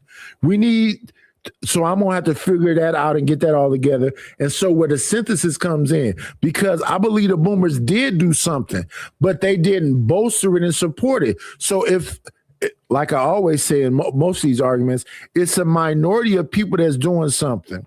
Yes. So if the best of us, the 10th and 10th, was the people that was in SNCC and all these programs and the Panthers and all that stuff, that was the best of us. What did they do with the same generation of boomers under that to make sure that the Gen Xers was prepared to carry on the torch from the damn boomers? That's my gripe with them. So that's what I would be doing today, getting that together so that my guys Stanley and Raw and selling them can understand what the point was I was trying to get across. We should be able to have a debate, but at the same time have some synthesis where you put the two things together. So no, the boomers wasn't completely bad, but what WB Du Bois' problem with his 10th and 10th was is that they got theirs and went into gated communities. And they didn't come back and make sure that other people understood the bigger picture. And that's my issue with the boomers. Yeah, a lot of them reap the benefits from that. And now they're 100 and they're not doing that wealth transfer. They keep. Let me ask you this, Nidus, because you just made me think a little bit. the silent generation had a specific values and characters and stuff like that, right? That we thought was beneficial in order to keep things like together. When they passed that on to the boomers, right? They still had a little bit of those values, even though they were watching what the boomers was doing, you know, with all the drugs and the Woodstock and the free love and all of that stuff, right? They didn't necessarily turn off the financial spigot, passing it down to them. I think this is just my own personal. I don't think that the silent generation had money, because you got to understand the silent generation is coming off of pretty much slavery, but what they did have was character. Right. And the silent generation, you got to understand, the silent generation, they didn't have like a child labor laws, so them was children working. Right. So when I think about the silent generations versus the boomers, I look at the silent generations as not necessarily being like parents. I think the silent generation was more like big brothers. That's the way they treated those children. So the silent generation was about be seen and not heard, because I'm gonna provide everything for you. But the character of them was into the boomer generation. So that's why those young people had all that bravado to sit at those lunch counters and have all those protests and whatever else, because the hard life that the silent generation had. So they always say this saying that you hear a lot: hard times create hard people. Hard people create softer times. The silent generation created a softer time for the boomers, but that doesn't mean that the boomers wasn't getting and that's the thing that people don't seem to understand, because that's what Stanley was saying to me, and this is where I disagree with him. It was more the end of silent generation going into boomers. They had the water hoses put it on them, and the dogs put on them, because what you got to understand about the boomers, those was college students. Right. Those was like 17, 18, 19-year-olds. But it wasn't them that was getting the real abuse. It was the bottom end of the silent generation going into the boomers. So then when the boomers got into their late 20s and 30s, it was much easier for them. In regards to what? Them 6 little girls that they got burnt up and all that school and all that was really the end of the silent generation. But because of all that sacrifice that the silent generation did coming into the boomers themselves benefited. So they have the biggest wealth hold right now. They holding on to all of the money right now. So that's when I was saying that Stanley, I think he doesn't listen well, is that Diana Ross is a boomer. Yes. And she'd probably be 100, and she getting stem cells, she getting injections and everything else to keep her alive. Smokey Robinson, Lionel Richie. And that's why I like to say specific names, because those are the boomers. And even the people in politics, when you talk about Jesse Jackson Jr. coming off the money of his father, when you start talking about Nicole Richie coming off the money of Lionel Richie, that's nepotism. That's how it's supposed to happen. But the boomers they holding on to money like Donald Duck when he found the diamond. He just won't let it go. And because that wealth transfer hasn't happened, that's why they keep saying when the boomers go, then it's going to be this big wealth transfer. But they saying that in 2056, there will be $0. But they're not talking about all black people. Those people that's bourgeoisie, the talented, sororities and whatever else, they're not going to be broke. They're talking about the masses. And the concern is about the masses. And I don't mean boomers just give all your money to them. But like, for example, anecdotally, I knew my great grandmothers on both sides. They all own homes. Those homes are still in the family, but they didn't get roofs on them. They didn't get new windows on them. They didn't keep them up to date. So the value that it could have today, where I don't believe you need to own homes. I don't believe you need to own them. So those houses, they were up to date now, and we sold them. You buy other houses, not ownership wise, but to physically have the building. So 30% down here, one house can get 3 houses. Yeah. Sell them old ones, get 3 new ones. Put people in them that give a damn, because the issue's going to be is that prices are not going to go down. No. So if your mortgage or your rent is not too much, then you be in a position where you can start saving more. That's how that wealth exchange could work best. If we don't own anything, that's the problem. So where do you Gen Xers bought, like, remember, we bought detail shops and barber shops and car washes and all that other stuff. Do you have them now? Yeah. So what do you think? What triggered the boomers after looking at, the Gen Xers? What triggered them to say, nah, man, I'm not transferring, my wealth to them because I don't like what they're doing? What do you think happened? Entitlement. Not necessarily them. I think because when you talk about the silent generation going into the boomers, and I mentioned Woodstock, and I mentioned all the free love and things like that, I just think that the boomers had a different way of looking at it when the Gen Xers, when we had our time in the 70s and the 80s. So that's why it's so important to understand the silent generation. The silent generation didn't have a childhood. Boomers did. Boomers had toys. But if you go back and look at, and this is why it's so important to me. They were able to have a college experience. They were able to travel. Because people be like, well, now that you be talking about they got a Volvo and they got a boat, what the fuck is your point? I'm saying that these were people that was able to come out of junior high school and go into factory jobs and have enough money to take care of a family. So they didn't save their money. They bought that Volvo. They bought that boat. They sent somebody to college. They spent every single thing they had. And then when they turned 50, there's like, where's my pension? They had that also. But these new people can't go out of college, out of junior high school and get this factory job. The factory jobs left with NAFTA. That's like early 90s or whatever else. So all those things that was there at first aren't there anymore. So now these young people can't come out of college and buy a home. Nope. So you mentioned entitlement, though. But back then you could come out of junior high school and buy a home. So if you were being responsible, because my grandmother told me this in 1978, live below your means.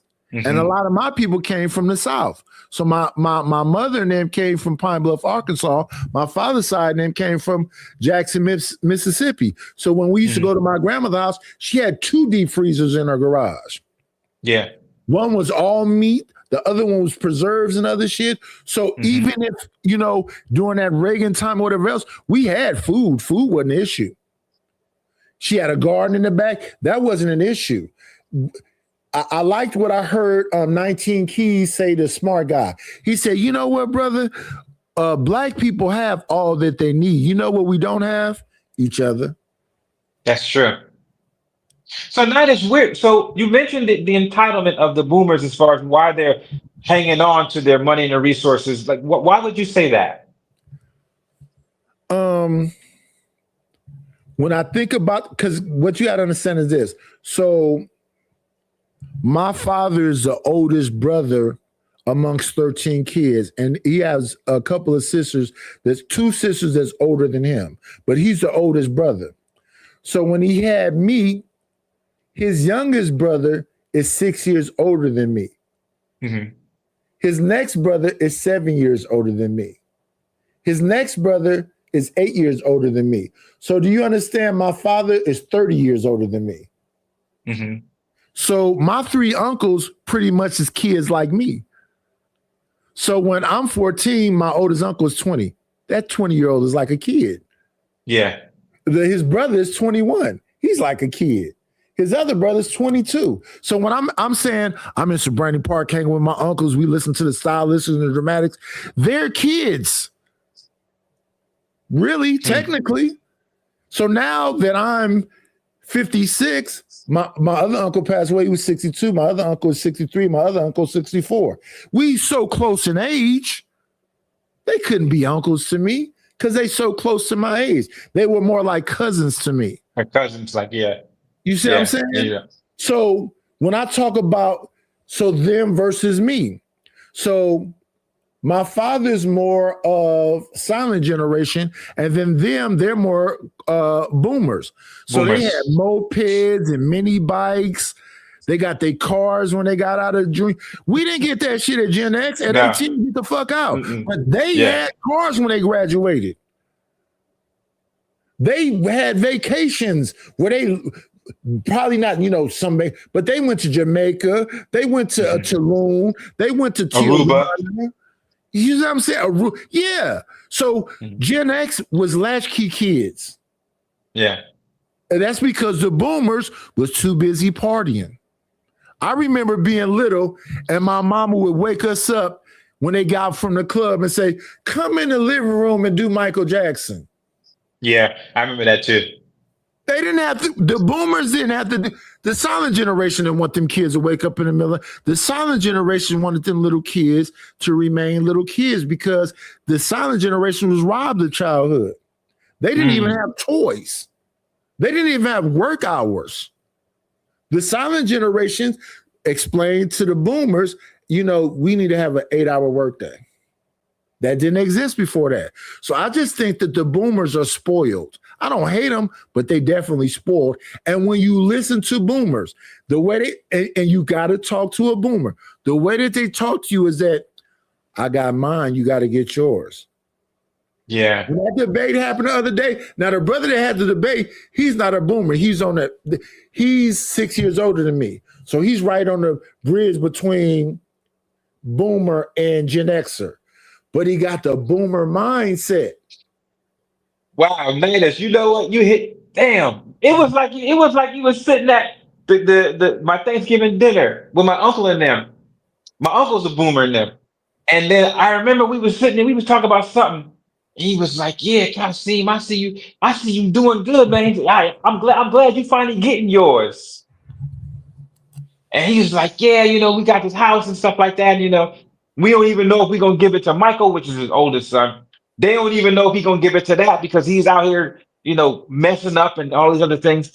And so when he said, like, yeah, I'm glad you getting yours, because I got mine, and I don't even know if I don't think I'm gonna give it to Michael and them when I pass. And that's when things started clicking, like, oh, he trying to give me this house and give me all these freaking properties. He gonna bypass his biological children. And then hand it off to me, and I can already see this is going to be some big thing issue, when he decides to pass, this big court fight and all the rest of stuff. And I was like, listen, Eddie, I don't even want it like that. I said I can already see the drama that's going to be involved in all this, especially after you pass, and then I got to deal with 3 of your sons and try. I said I don't even want it like that. Just give it to one of them. And he was like, really? You would? I'm like Eddie, they're your biological children. That's like me. And my 3 boys, me giving what I got to freaking Samad, like that's not going to happen. So, you made you really triggered something in me, or brought back something when you say they're selfish and they got to get theirs. Well, I don't want to say selfish. I want to say entitled. So they didn't have to live up. So a situation happened in my side of the family, on my mother's side of the family, where my mom passed away, her sister passed away, and was just their little brother was left. But in the middle of this, we found out that my uncle was adopted. So the way the paperwork was, it was like, okay, so then and since my mom passed away, it's between me, my bigger brother, I told my uncle, no, I'll sign off. He said, you don't want to? I said, no, I'll sign off. Wow. I don't want to talk about it. I'll sign off. And he was like, why? I said, because I would have appreciated when my mother was alive if she'd have had access and she could have had whatever else. But me, I'm not, because I remember listening to my grandmother saying that, the house will go to you. But he got 2 houses. He got his mother's house and his mother's house. But I just didn't want to have nothing to do with it at all. I signed off instantly, and they were shocked. They thought it was finna. No, I said no. Where's the paperwork? Let me hurry up and sign off from this shit. And why? Because I don't have no relationship with you. My whole life, I thought you was my uncle. I know in recent time, when I'm like 30, they came out and said you was adopted. But to me, my whole life, you was my uncle. And the thing that's more interesting to me is that you don't feel like you my uncle. And since you don't feel like you my uncle, and I heard my grandmother say in my own ears that this house go to you, give me the paperwork and let me just sign the shit and get a fuck away from you. His wife, I knew for years too, because they came around when I was like 10 years old. And she's like, do you want to come? I was like, no, I don't want to go in that motherfucker. This your grandma? I don't want to go in there, no. Where's the paperwork so I can sign the shit and get the... My wife was even like, but that shit belong... Nope. I don't want to have nothing to do with it. I don't want to have nothing to do with the karma of it. But why do you think that is? Because I had something similar, right? When my grandmother had passed away, because we had land in Yamasee, South Carolina, right? We got like 20 acres of land. And my grandmother always said, don't you make sure y'all sell this land? Because if y'all ain't got nowhere to go, you can always pitch a tent on this land. And I always remember her saying that, right? So it was like, I was like the chosen one, I was the first grandchild, quote unquote. My mom and dad was quote unquote successful in that. All of my other family members was hating on me. You know what I'm saying? So when my grandmother passed, they was all looking to me like, okay, Kasim, well, I guess, the land is going to be yours because we know you're going to do something with it, right? Because you have the time and the money and you're pretty smart. You're going to do something with it. And I told them I didn't want it. I said, nope, I don't want that responsibility. What I will do is I will divide the taxes on it, right? We all the older people, we can divide how much tax is going to be. But I don't want to build on that land because I don't want to be in South Carolina in the middle of nowhere. I like being here in New York City. Right. That was I did get asked about that, and they was like, well, if you would have whatever. I said, well, I would sell this shit. Yeah. And I would buy a bunch of other properties, at least put, 20 or 30% down on multiple properties so that more people in the family would have access to whatever else. But I don't ever want to do anything selfishly. Yeah. It's not about me. And it's the same thing I said to my kids as we sold the old house. I said, I'm not selling this old house because we couldn't stay in the old house. I'm selling this old house because I'm living in the garage, right? They're like, yeah. Your mama died right there at the foot of this bed. I'm not finna stay in this motherfucking room where my wife died at the foot of the fucking bed. That's why I'm getting the fuck up out of here. I stayed in that house for another year and a half, laying in the same bed when my wife died at the foot of the bed. And I don't get why people don't get that. Maybe because, you and your wife, you guys had more of a bond. Remember when we talked earlier about that you being in love and that feeling? Most people don't have that, right? And when you don't have that, our connections vary. How you are connected to your wife is probably foreign to most people because they couldn't understand, like, damn, like, how could you like love a person, like that? And how could you respect the presence of that person where they took their last breaths, and you don't want to, that's like sacred ground.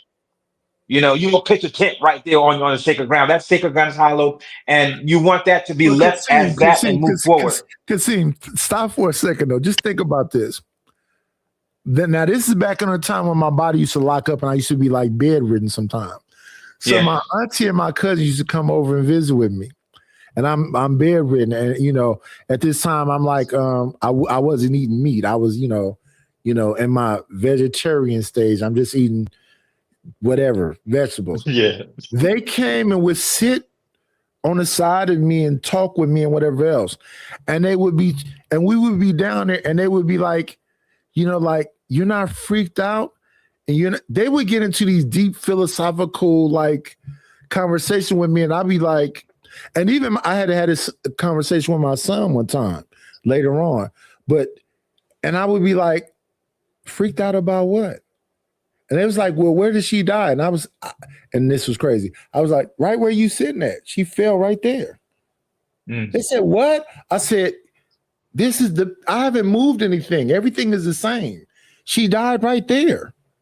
Where I'm sitting, yes. And my cousin kind of like moved a little bit.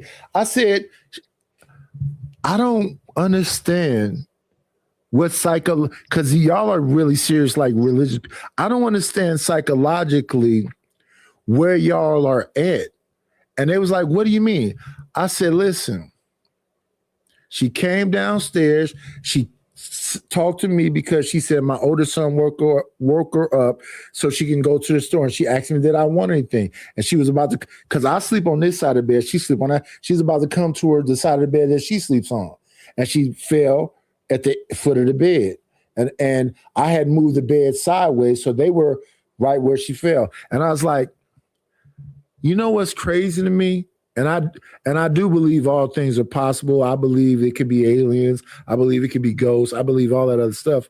But why would it bother me that if she's still lingering around or whatever the case, when I know that I loved her? Why would it like bother me that I'm right here, right by whatever? In fact, the way I turned the bed used to be this way. I flipped the bed to the side. So really, where I lay my head, if I laid in that bed again, my head would be where she fell. So because I turned the bed from this side to that side. So where my cousin was sitting talking to me, my head was right by the place, and where my cousin was talking to me, because she was sitting right by where my head was, my auntie, it was right there. And I was like, if I believe in the stuff that y'all believe in, shouldn't I believe that even her spirit loved me? My son was going through some shit for a minute because his room was right above the garage where I'm at. And then the other room is further down in the back where my oldest son was at. And he was like, I think I'm seeing mom. And I'm saying, like, why wouldn't you embrace that? Why wouldn't you think your mother, if this spirit is around, let's go along with the spirit is around. Why wouldn't you think that your mother loved you like she loved you in life? Because people, when you generally think about spirits, it's not really a positive thing, right? Because of the media and these books that we read and the movies and things like that, they interpret spirits as being something bad and something evil. Like the movie Ghosts. Remember Whoopi Goldberg and Patrick Swayze. Yeah, Patrick Swayze. You know, that was a good spirit, but more times than not, when in the news and the media, you know, spirits are not a very pleasant thing. They're mainly associated with evil. That's a perfectly good movie. So Patrick Swayze was always trying to protect Demi Moore. And Demi Moore wasn't ready to deal with the passing, but she still was in that room where she was doing her sculptures, and Whoopi came down there and had that discussion with Demi and made Demi more comfortable with the fact that no, he's still trying to protect you even in the spirit realm. Right. So that's my mindset. I think that when we start talking about those kind of things, because even in this house, I hear all kind of creaks and bumps and clicks and whatever else. I don't really think about it like that, because whoever is stuck or going through whatever else, what's the issue with me? That's my mindset. And I don't got enough money to leave. So when I think about the spirit realm, I like to think about New Orleans, because I don't know if people have read the story about New Orleans.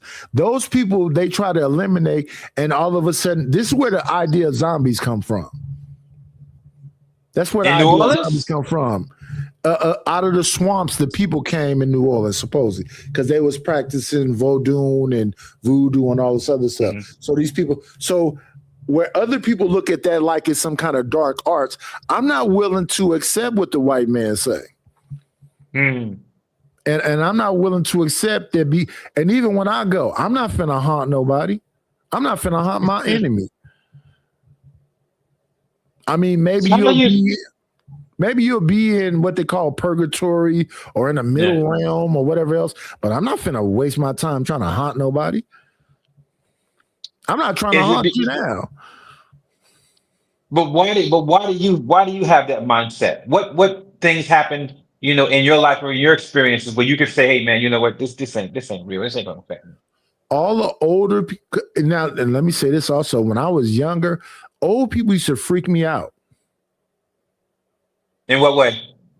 It just, I couldn't, when I was, because my grandmother, so let me see.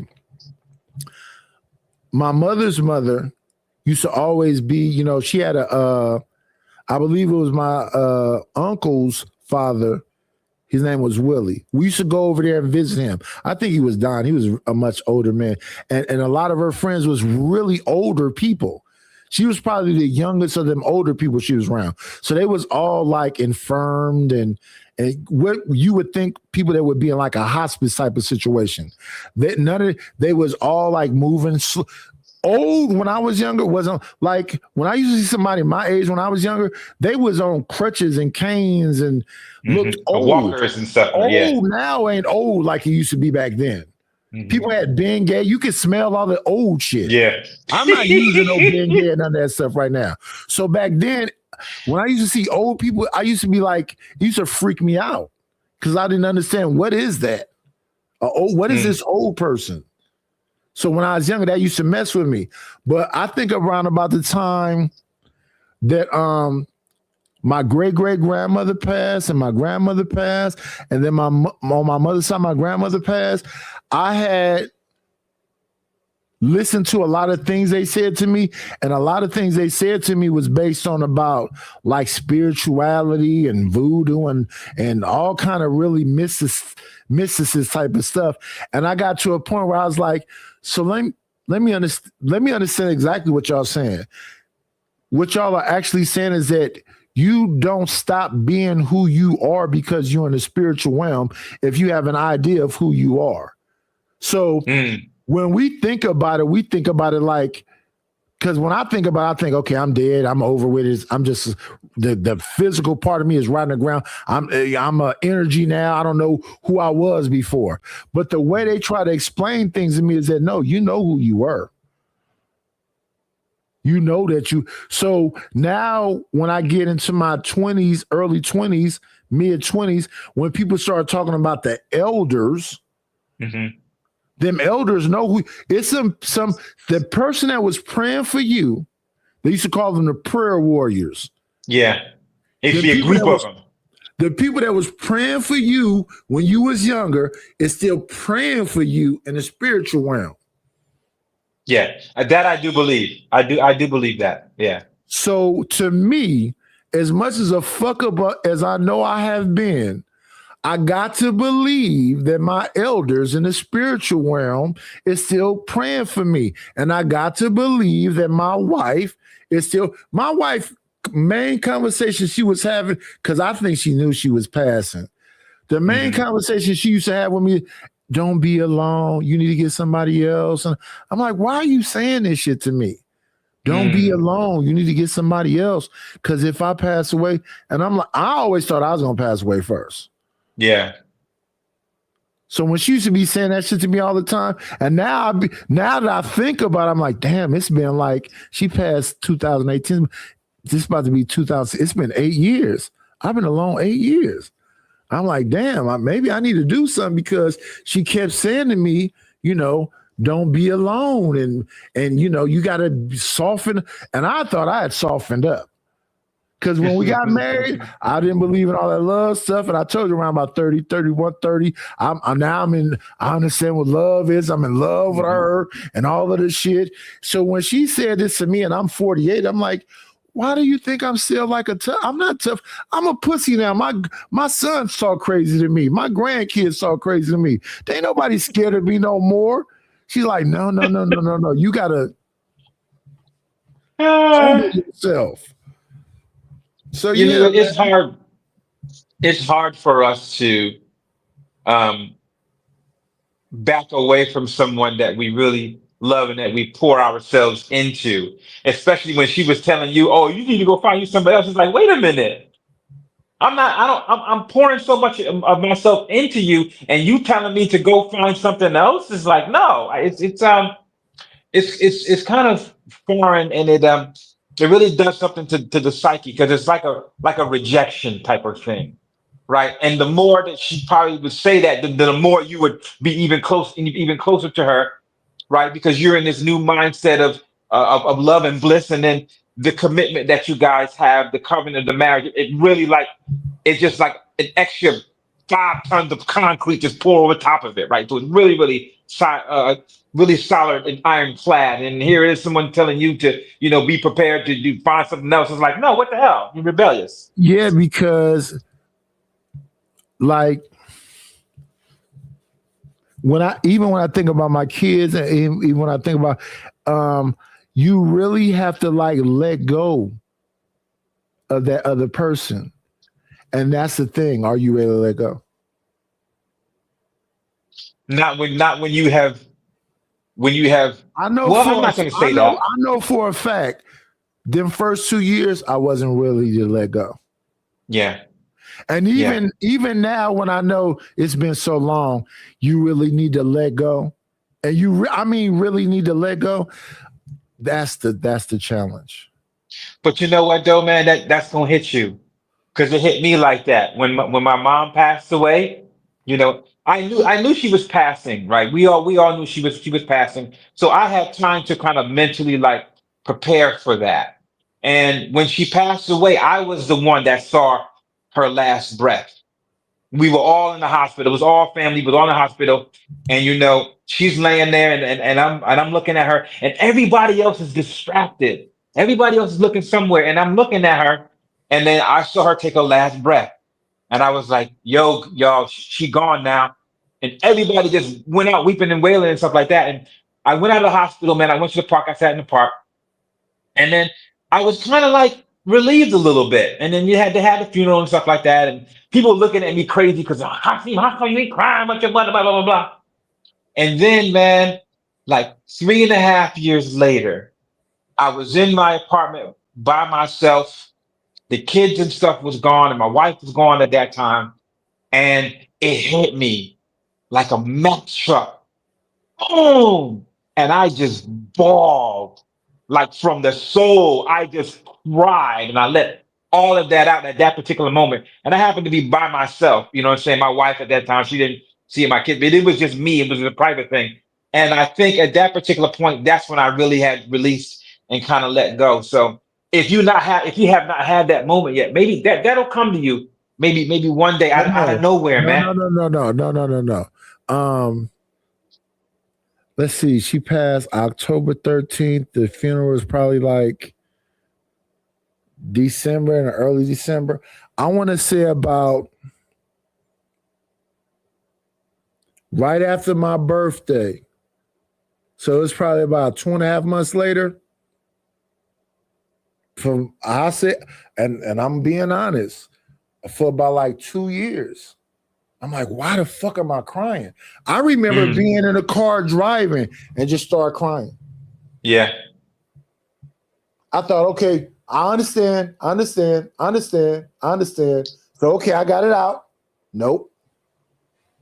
So yours, mine was just that. It was just that one episode.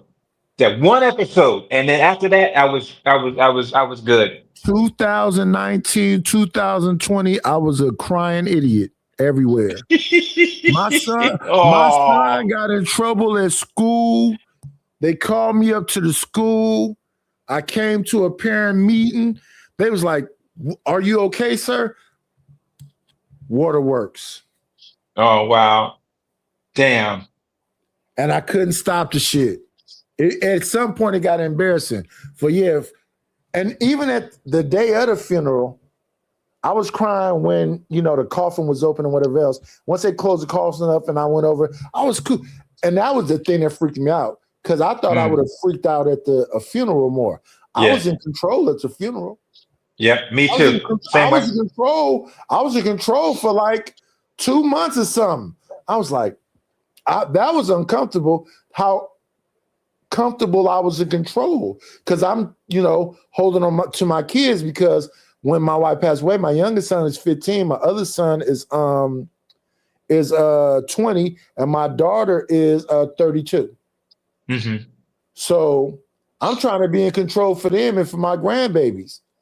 So I'm everything is good. Yeah. For probably like 2 months. Then, like I say, right after my birthday, I don't know what happened right after my. So my birthday is Damn, January triggered it. 25th. The 27th, boom, over. Wow. Over. For 2 years straight bitch.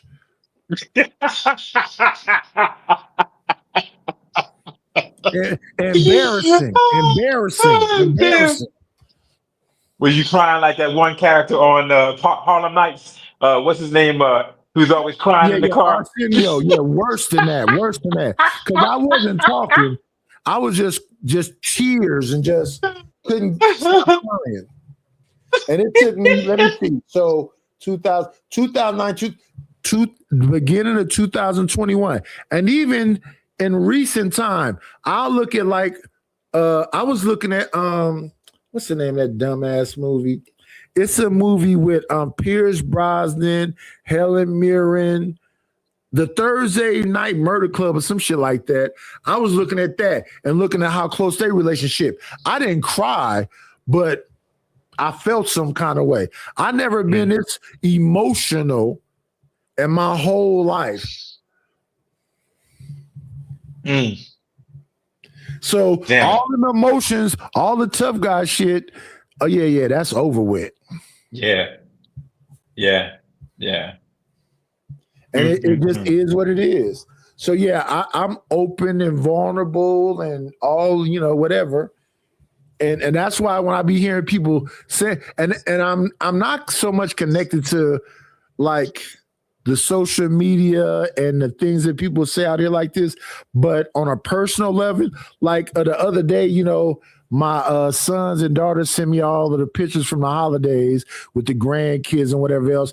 And it just make me think back, all the Christmases where we did the gingerbread men and the gingerbread houses and the fucking stockings on the fireplace and the Christmas. I had a damn faux tree we used to put up every year. When we had those kind of things, it just make me feel some kind of way. But before then, that shit was just like, okay, we putting the tree up again. Okay, we doing gingerbread houses this year. Okay, we just, just going through the motions, no feelings, no attachments. Like, okay, this is what we do. Just get it over with. Yeah. So, and listen, to be honest with you, it's a beautiful thing to me. Even though it's emotional, it's a beautiful thing. It makes me feel human. Yes. Yeah. So when I hear all these tough ass guys up here, shout out to you tough guys. Wow. So there is a difference between having emotions and being emotional. Yeah, right. Because I don't believe in leading with your emotions. I believe that you still got to be reasonable and you got to be, because at the end of the day, it's still about money and taxes. You still got to pay these mortgages and insurances and all this other shit. So one of the things I'd be saying to these people that don't have nothing to do with emotion is that, so I understand there's a red pill, there's a manosphere, and the manosphere is supposed to be a place for men. So why aren't y'all talking about these people that's older in age and even some of these younger people having, because I would think, and this is what I was just arguing with somebody the other day, a young man named E-Deep. He said he's 33. I was saying to him about, so you should know more about the gig economy and all this other stuff. So tell me about all the gadgets that you use and the games that you play that get you, $50 here, $100 here, and whatever else. Because I know even when, a small little YouTube channel, you're supposed to be having like affiliates and merchandise and multiple you're supposed to be writing a book or having a course or doing whatever to pull people in. I say, you know why I don't have a course? Because I don't want to mislead the people. If I had a book, I'd probably have a coloring book, or something like that. I'm not finna tell you to live a life outside of the choices that you make. When I look at men, I say you as an individual man have to make a decision for yourself. I don't think you should be looking for a hero outside of yourself. I believe that the church is in here and that all the answers are in here instead of you looking outside. But when it comes to like these things that are outside, what is the app or the the course or the things where you have testimonials where I don't mean making $100,000 a year, making, $2,000 a month, $1,500 a month, some 4-hour type of course. Tell me about all that shit. Well, why does that matter? Because the minute you tell it to me, I'm gonna tell everybody. Mm-hmm. Because there's a bunch of people that's not gonna go back to school now. It's a bunch of people that's not gonna get a degree now. They messed up early in their life and they here now, and they need some kind of way to be able to contribute to their family. What is that? That's what I've been looking for. Yeah. You think sometimes we want people to go back and to pick up the pieces from where we left off versus acknowledging where we are today and then pushing forward? Acknowledge where we are today and let's see how to push forward. Because when I hear about they taking Meals on Wheels away, that they got some kind of budget for Social Security, and once that run out, it's over with. When I hear about young people are not having children, and then we just got through hearing that Atlas, the satellite, the asteroid, it's been. Get out of the doom and gloom, and what can we do today to give people a couple dollars in their pocket? Give people, a laugh or something. I'll be on here trying to entertain and be funny. I'm not on all these other serious ass people that ain't changed nothing in the 10 or 15 years they've been on here. You're not finna change nothing. Be entertaining. You're not finna change nothing, especially if you ain't got none of these things I'm talking about. So you've been on there 15 years. What is the course you got that I can take and I can give you a testimonial and then give it away for free? Where is it at? I think people have different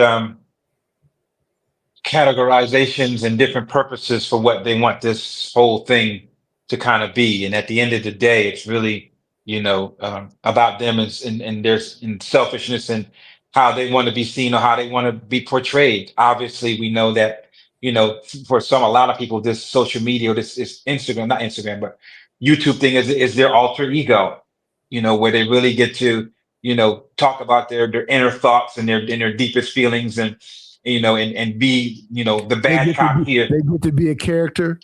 Yeah. I'm seeing that more and more. That's why I come on here and be vulnerable and talk about all this other stuff, because I know somebody takes and go, "Oh, Nidus was a bitch," and it says nothing about me. It says everything about you. I'm not trying to look for your vulnerabilities to pick at and prod. To exploit. Yeah.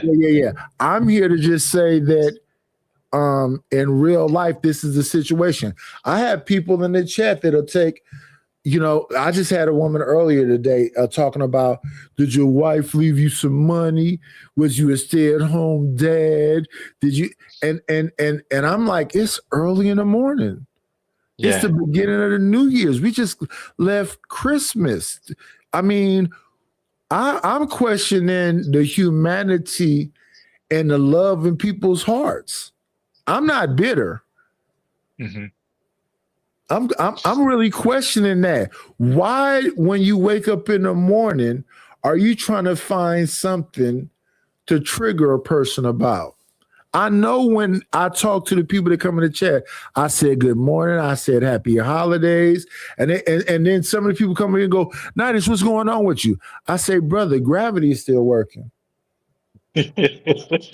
Oxygen is still working. Oxygen is still working. I think that y'all are entitled and y'all comfortable with the fact that the miracle that we living in, you take it for granted. Yes. We are ball in the middle of a universe spinning in space and held to this planet and breathing in and out. We seeing beautiful rainbows and sunny days, and we can go on. Man, you better. Why you black man die at 72? Why are you so like? What is the Debbie Downer effect about you, nigga? I'm 56. You telling me you want to put a time? My father drank and screwed everything moving, and that motherfucker's 86. We don't know. Kind of like Keith Richards of the Rolling Stones, right? Or Jimmy. They done did all these drugs. Man, these guys are like 80-something years old and still alive and kicking. Go figure. Rod Stewart is alive. Mick Jagger is alive. The Edge is alive. Come on, y'all. And even with that being said, what can you do to bring your family closer together, get us to getting back to the mindset of unity, get us back to the mindset of what? So instead of finding out who's a tether, who's a Jamaican, who's a Haitian, talking about Tariq Nasheed or Yvette Carnell or Ant, how do we work together where if you create a beautiful community, what would you have to be concerned about? If you can have a conversation with the young people and the old people, what would you have to be concerned about? I already said, when I go do my thing, it's young folks that say, Unc, let me holler at you. What's going on? Hey, man, don't worry about it. Just go ahead and go. I'm like, what's going on? We got you. I just listen to them and just go on ahead and go. Because basically what they're telling me is somebody's out here tripping. And that's unfortunate. And sometimes they be like, Unc, why are you back? I understand what you're saying, but what is they tripping off of? I understand what you're saying, but I'm a law-abiding grandfather, citizen. What is they tripping off? And then when I hear them tell me what they tripping off of, I say, oh, I really ain't going down. They think I'm the police. Well, I know they ain't gonna do nothing to the police. And I'm out here sitting on a damn picnic chair that I unfolded. You know, come on, man. Come on. But yeah, I do love y'all for telling me, Unc, you know, blah, blah, blah. And I didn't know. I appreciate that I'm Unc.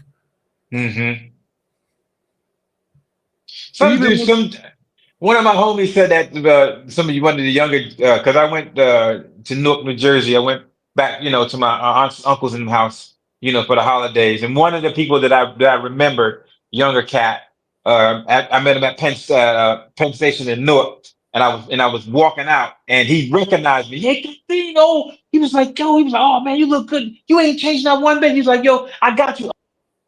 Unc. And I'm looking at him. I'm like, yo, like, why? I'm like, why? I didn't say it to him like, why are you calling me Unc? But it's just, I guess maybe it's just a young person's term. Because I don't hear that very often. Even I have cousins and stuff like that who are a little bit younger, and they don't even call me Uncle Kasim. They just call me Kasim, right? So when he said, "Oh, I got you, Unc," it really hit different. You know what I mean? Yeah, my family don't call me Unc or none of that shit either. They just call me my name. Even the youngest of them call me my name. It really be just people around the way in the neighborhood that call me that. Let me see. Let's bring up this. Come on in. Play, it's always a treat when players leave. Judge. Early in the morning, light skin fist. Red fist.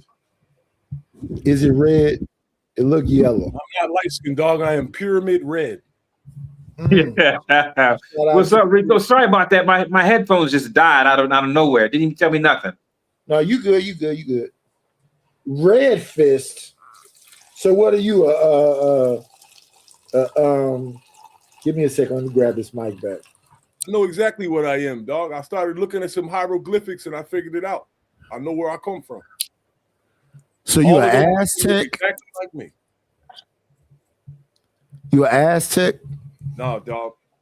The people that ruled this world are my ancestors, dog. They all look exactly like me. Google any pharaoh statue hieroglyph from Egypt. They all look Don't like tell me. Jay Prince that. Okay. Tall, lean, and red. And in many situations, I'm a chill. Don't tell Jay Prince that. I was just listening to Jay Prince earlier say that you're a defect. You came from recessive genes. He doesn't understand. He doesn't understand what recessive genes are. No, I would say so. He doesn't understand it. Yeah. I don't think recessive genes are a real thing. It's just something that was thrown at us. Some more BS. If two people have sickle cell, typically their child is going to have sickle cell. Yeah. If one person has sickle cell and the other person doesn't, it's a possibility. It could happen or it could not happen. That's what recessive genes do. Yeah. I remember learning that in school when they talked about the sickle cell. Yeah. Yeah. All of that stuff, right, is none of it is family related or, you know what I mean? Like when people say It's more so diet related. It's all diet related. So any condition that the family is dealing Well, with. not the sickle cell, but the high blood pressure and all the other stuff All of is it. more so Sickle cell diet too. related. And then it also is genetically modified foods. So them older people in my family eat pig all day and can outrun you and everything else. Was stronger than you. Yeah. Because they sat up there and they raised that pig. They knew Herman's name. They knew when Herman had to go. First of all, the elder people had a better world that they grew up in when they were younger, and they had a better situation. The older better people chances. sweated. They had exactly, and they had their physical movement was a real thing. That's the difference. A lot of people are immobile. Like me, I literally don't have to live. I could order Instacart, Amazon. All I have to do is walk to my porch, and it's 6 feet away, and just pick up the package. Beds, TVs, most of the shit that's in there right now came on the Amazon order. I bought a house from my living room. No, I bought a house from my garage. Once we went to go look at them, I stayed in a motel room, Motel 6, for 1 month. It wasn't even a month; it was 28 days, and then I was moving into this house. And when we got in here, I just started knocking out walls and knocking down shit and taking all the fixtures and changing them. I didn't get around to changing all the plugs, but I got a little. Listen. My landlord is such a damn money whore. He just couldn't let me move around. I get some money. You know what I'm doing? I bought all new. Oh shit! I unplugged something. Give me 1 second, y'all. Let me read. Yeah. What did I? Yeah, but I was saying when I get some money, I'm going to get a container house. What do you think about that, Kasim? That's smart. Yeah. You got land for it? Yeah, I was about to say. No, I got a farm, but I'm putting the whole farm is going to be buildings to grow weed. After that, I'm going to look for another piece of land when I get to phase 2. You know, that container house movement it started about a decade ago. It's really taken off, man. And a lot of people now are going to these rail yards, or they're talking with these companies, in particular the big shipping companies. I know we got a whole bunch of them out here in Jersey. Those big containers, and people going to them directly, paying cash for them. I'm in Jersey, Kasim. Yeah. Over here by the farm is in Monroe Township. Yeah, by what is that? Jersey City, Bayonne, that area over there. Or by Philadelphia. No. Yeah. The farm is in South Jersey. I was locked up in North. I've heard of that, yeah. So how many of these containers you gonna get, Reese? No, you say that again? How many containers are you gonna buy? I'm only one person. I'm only one person, so I only need about 4. Okay, and you gonna conjoin them together, or they gonna be?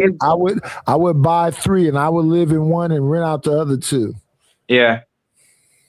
Actually, I'm gonna do I'll let some other Lego people tech. pay my mortgage. My house isn't going to be a perfect square or a rectangle. It's going to be like a It's Lego my dream.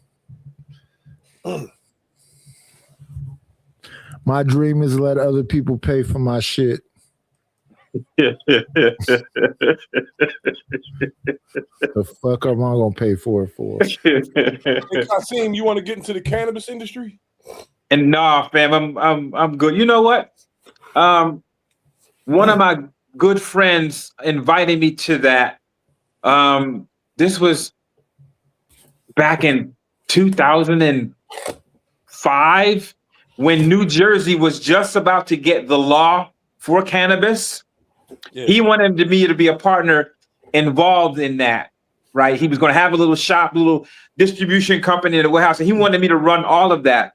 And I told him no, because, you know, I have this real big mental thing with my parents, man. They did a lot of freaking drugs. You know what I'm saying? They used to have all these cocaine parties, and they would fly these Jamaicans, you know, into Jersey, and they would have hashish, and they would have all these drugs all over the place. And I made a promise to my mom that I would never get involved in that in any way, shape, or form, man. And I want to keep that. Yo, I think I can help you out a little bit. So no, you don't want to have nothing to do with you, freak. Calm down. Listen. I changed all the fixtures, right? I was on my way to change every single plug in the house, so I bought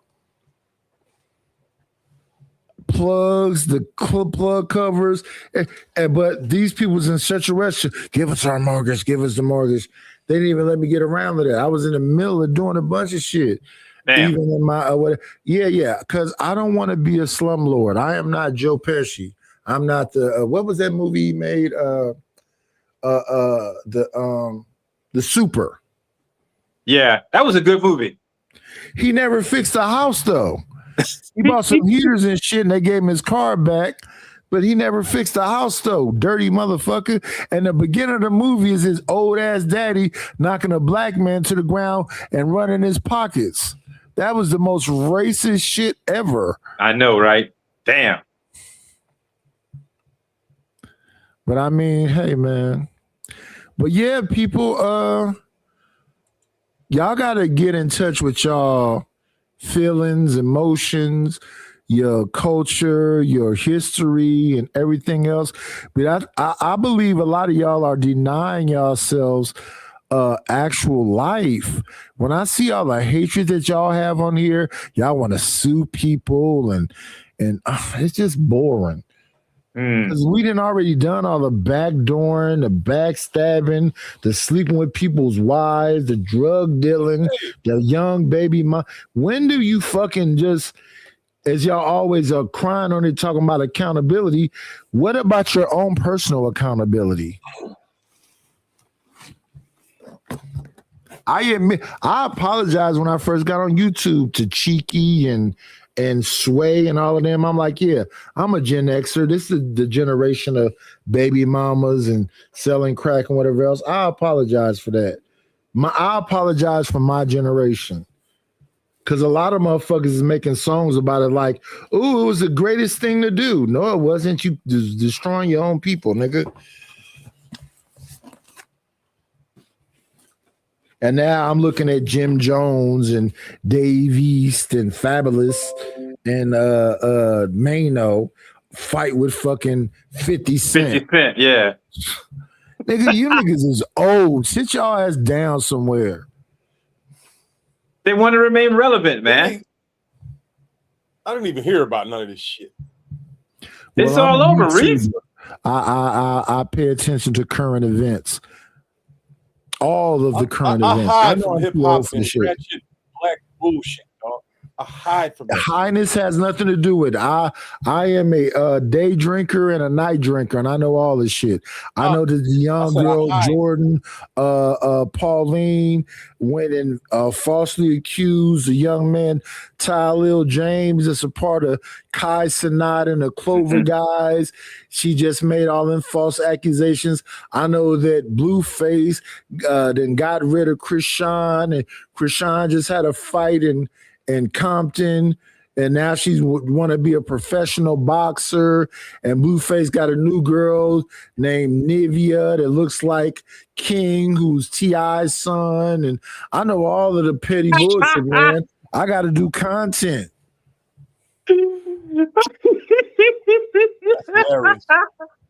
I know all of the bullshit. I should know this at 56 though. But if y'all think the night is finna go somewhere, not no time soon. What do you mean go somewhere? What? What do you mean go somewhere? Where you going? Well, you know, they like to say, oh, it's an old nigga. Yeah, I'm gonna be here though until the great Lord take me away. And I'm gonna have more knowledge on the shit y'all talking about than y'all do, respectfully. Oh, the Lord is gonna take you away, huh? At some point. Unbelievable. The devil gonna take you away? Or will it be the red dragon? Will it be the 7-headed red dragon that's on the side of you? 3 heads. Mm. The 7-headed dragon is from. I gotta make a 7-headed dragon then. That's from the Bible, dog. Okay, that'll work. You gotta be positive, brother. You're already anorexic. You can't be a non-believer also. Damn. I'm not anorexic. I actually look like I'm the only one in this space who looks like a human man. How tall are you? How tall are you? 6'3". 6'3". How much weight? 190. You're already anorexic. You can't just be, you know, you gotta have something else other than anorexia. I think Steph Curry is exactly the same size as me. You think he's anorexic? I don't think he's the same size as you. When Randy Holyfield went well, if he is, he looks good still. Yeah, I have to clear my throat for this next shot I'm gonna take. If you pay attention to the artwork, the ancient art around the world, all over the planet, all of those statues of men look like me. They don't look like the men of the day. They're all tall, lean, and muscular and cut up. Do you know at That's some how a human point? man is. Do you know at some point being fat was like a royal thing? Yeah. No, that's just bullshit. It's poetry, dog. Can't nobody prove that. I'm trying to help you out, brother. I'm trying to help you out.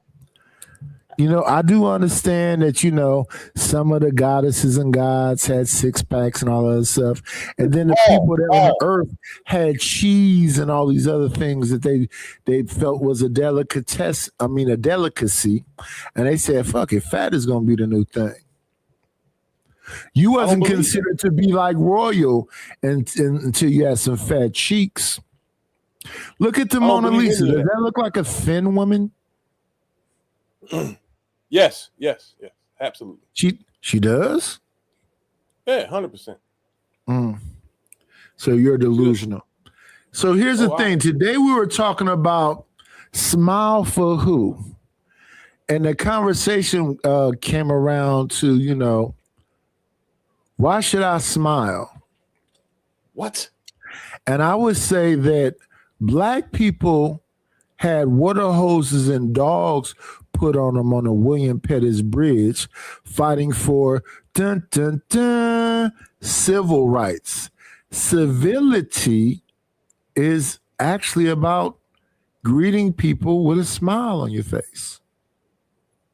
But let's get through this whole thing where Red Pill Ranger calls me a bitch, and then we'll go ahead and get into the smile conversation. Oh shit!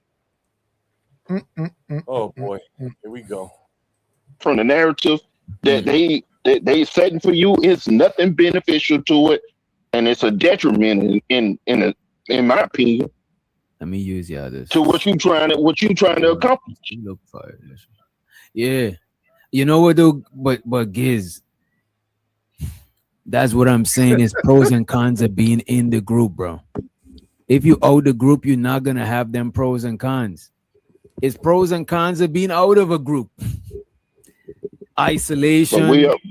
It's like everything got its pros and cons. It's like most of us we wanna, and that's everybody. As a matter of fact, everybody or 90% of people want the pros without the cons of a thing, and every kind got heads and tails unless you find a two-sided kind. You know what I'm saying? You got to take both sides of the thing. You're muted, Night. Yes, yeah, I think he's. And it's crazy. I forget. I done took the mic off the stand. I keep grabbing this thing. I forgot I took the mic off. Listen, yes, there are pros and cons to everything. And there are two sides to a coin and everything he said, right? But the thing that people keep trying to do is trying to say that when you say Black, you want to be isolated. No. My dark-skinned brothers, my drug dealing brothers, my drug using brothers, my tricking brothers, my pimping brother. All of them is niggas to everybody else. And they don't see you as separate. Kasim is in corporate America. He probably don't go nowhere near none of the bullshit. But if he driving around when I go to Newark, I do. Oh yeah, I do. When he go to Newark and whatever car he got, they're gonna be like, nigga, how do you own this car? Yeah, they be hating hard. Pause. They be hating. It is what it is. Yeah. Now in my city, the police see me so damn much, we just be like, hey, what's going on with you, John? What's up, Nightish? Oh, yeah, what's going on? Don't nobody call you Nightish out in the street. Shut the fuck up. No, I'm Nightish on here, so I'm Nightish when I tell my stories. I know what my real name is, nigga. But what I'm saying is that they see me so often, they don't like, they just like, I had a security dude in a store try to hit me up because he was saying I snuck some alcohol in my pocket or something. And he looked over at the police and the police looked at him like, why are you? Because this is how he's a new security guard there. Everybody in the store looked at him like, what? Mm-hmm. What are you doing? He felt so fucking dumb. That's why he was mad. He felt so fucking stupid because I was looking at him. First of all, I didn't go off on him or nothing else. He grabbed me up and like, where's it at? And I'm like, what? You touched something? I said, all right. So I stopped looking at him and I looked over at the register and she was like, she did this to him. The police came by to see me every day because I'm up early in the morning because after I drop off my kid, I'm at the damn store. They looked at me and they was like, and then he felt so fucking dumb. That made him a little bit more angrier.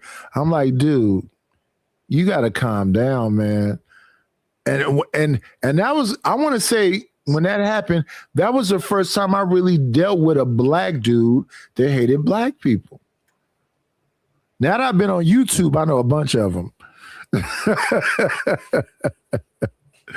But that was the first time I dealt with a black dude that didn't like black people. I was like, that's crazy. So let me I even said, let me understand. So you think that most black people coming here is trying to steal? Oh, Nightish. You know, that happened to me. Yes, it even happened to me. That happened to me. What day was this?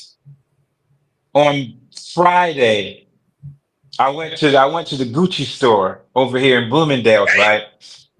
And I know the people that's in there, right? So I walk in there, you know, and there was this light-skinned dude, short guy, had a little goatee and stuff like that.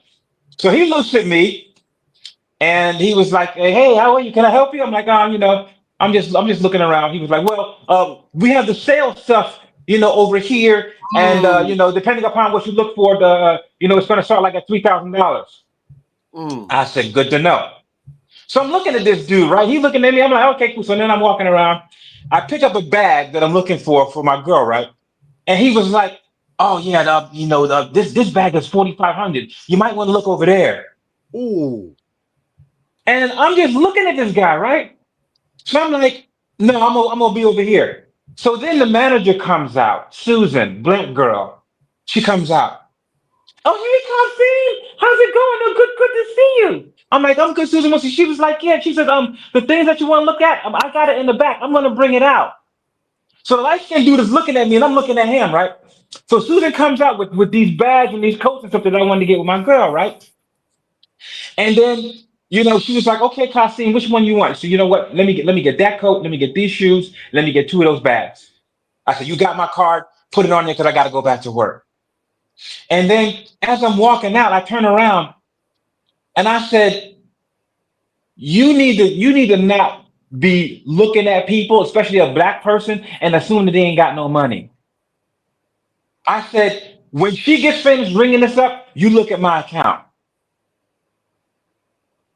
And then Susan was like, hey, what's going on? I'm like, no. I said, you know what? Honestly, Susan, he prejudged me. He immediately thought that I didn't have any money. He immediately, everything that I touched, he was talking about the price. About how much did it was. I said, you know what? You need to school this guy. Let him see how much I spent in this freaking store, and tell him not to do that no more. She was like, you know what, Kasim, I want to thank you so much for your feedback. Like, yeah, you know, I will talk to him, but you know, you got to remember, he's young and he just started. I'm like, that don't matter. We all got to learn some freaking way. He might not be there. You know what I'm saying? And then when I on the way home, I on the train, there was 3 women that we were walking to the same downtown platform, and there was 3 women that was walking in front of me, right? And then I'm a couple paces back because I know I don't want to be up on top of these women. I don't want to make them feel uncomfortable, right? So I got to be back a little bit. And as the women turn the corner and I'm walking straight and they go up the steps, the one woman is looking down at me. All right, so she gets up on the platform, all 3 of them, and I'm a couple paces behind. And there's this old lady with this cart. She's moving, and I know I can't go in front because I'll be closer to the women. So I'm standing there and I'm waiting for the old lady to pass. And the lady is looking at me. So she moves forward, she grabs her bag, and I'm walking, and then she do that. And I walk past.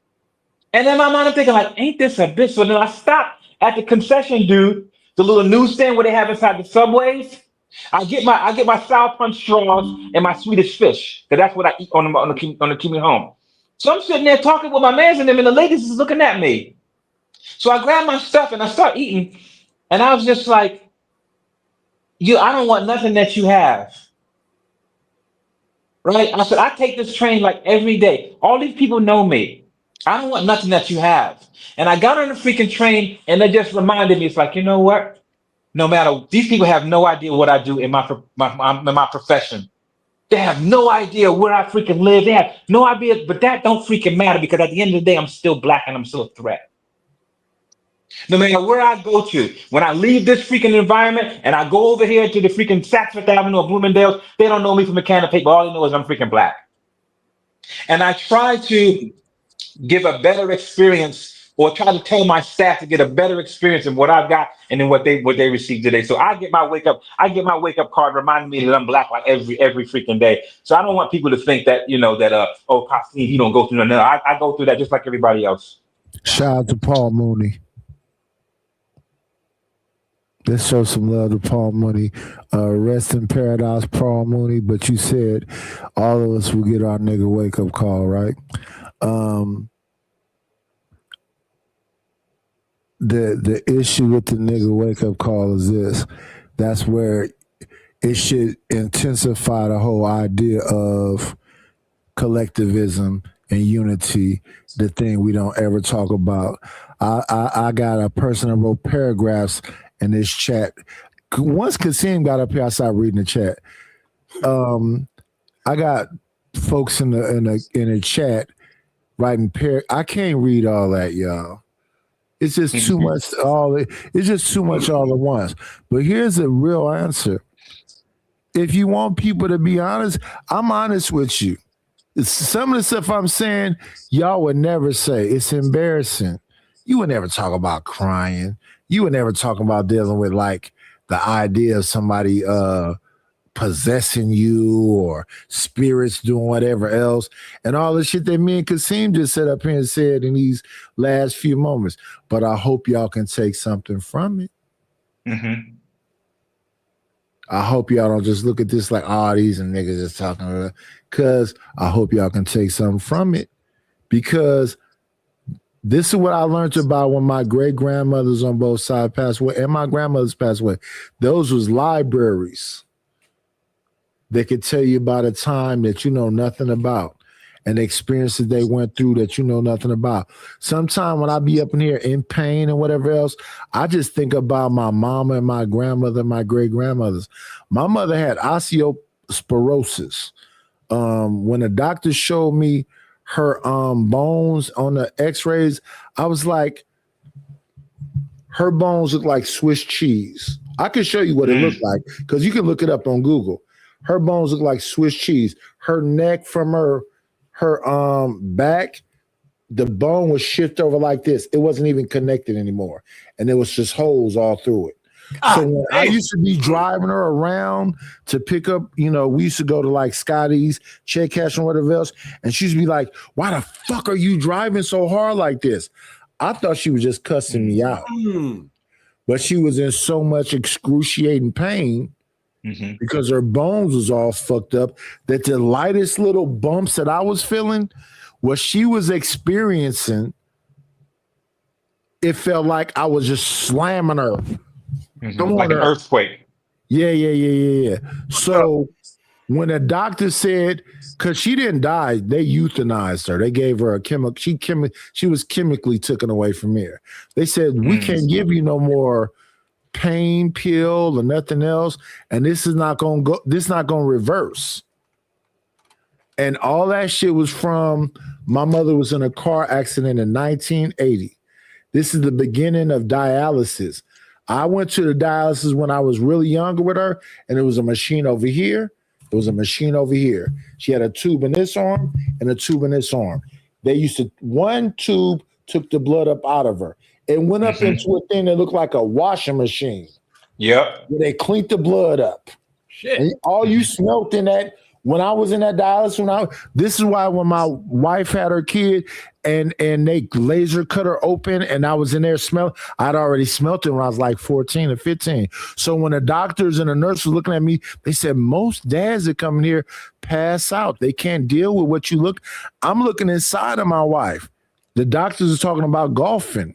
The nurse is standing by me because she think I'm finna faint or fall out. I'm just looking inside like, because I had been with my mother at dialysis in like 84, 85.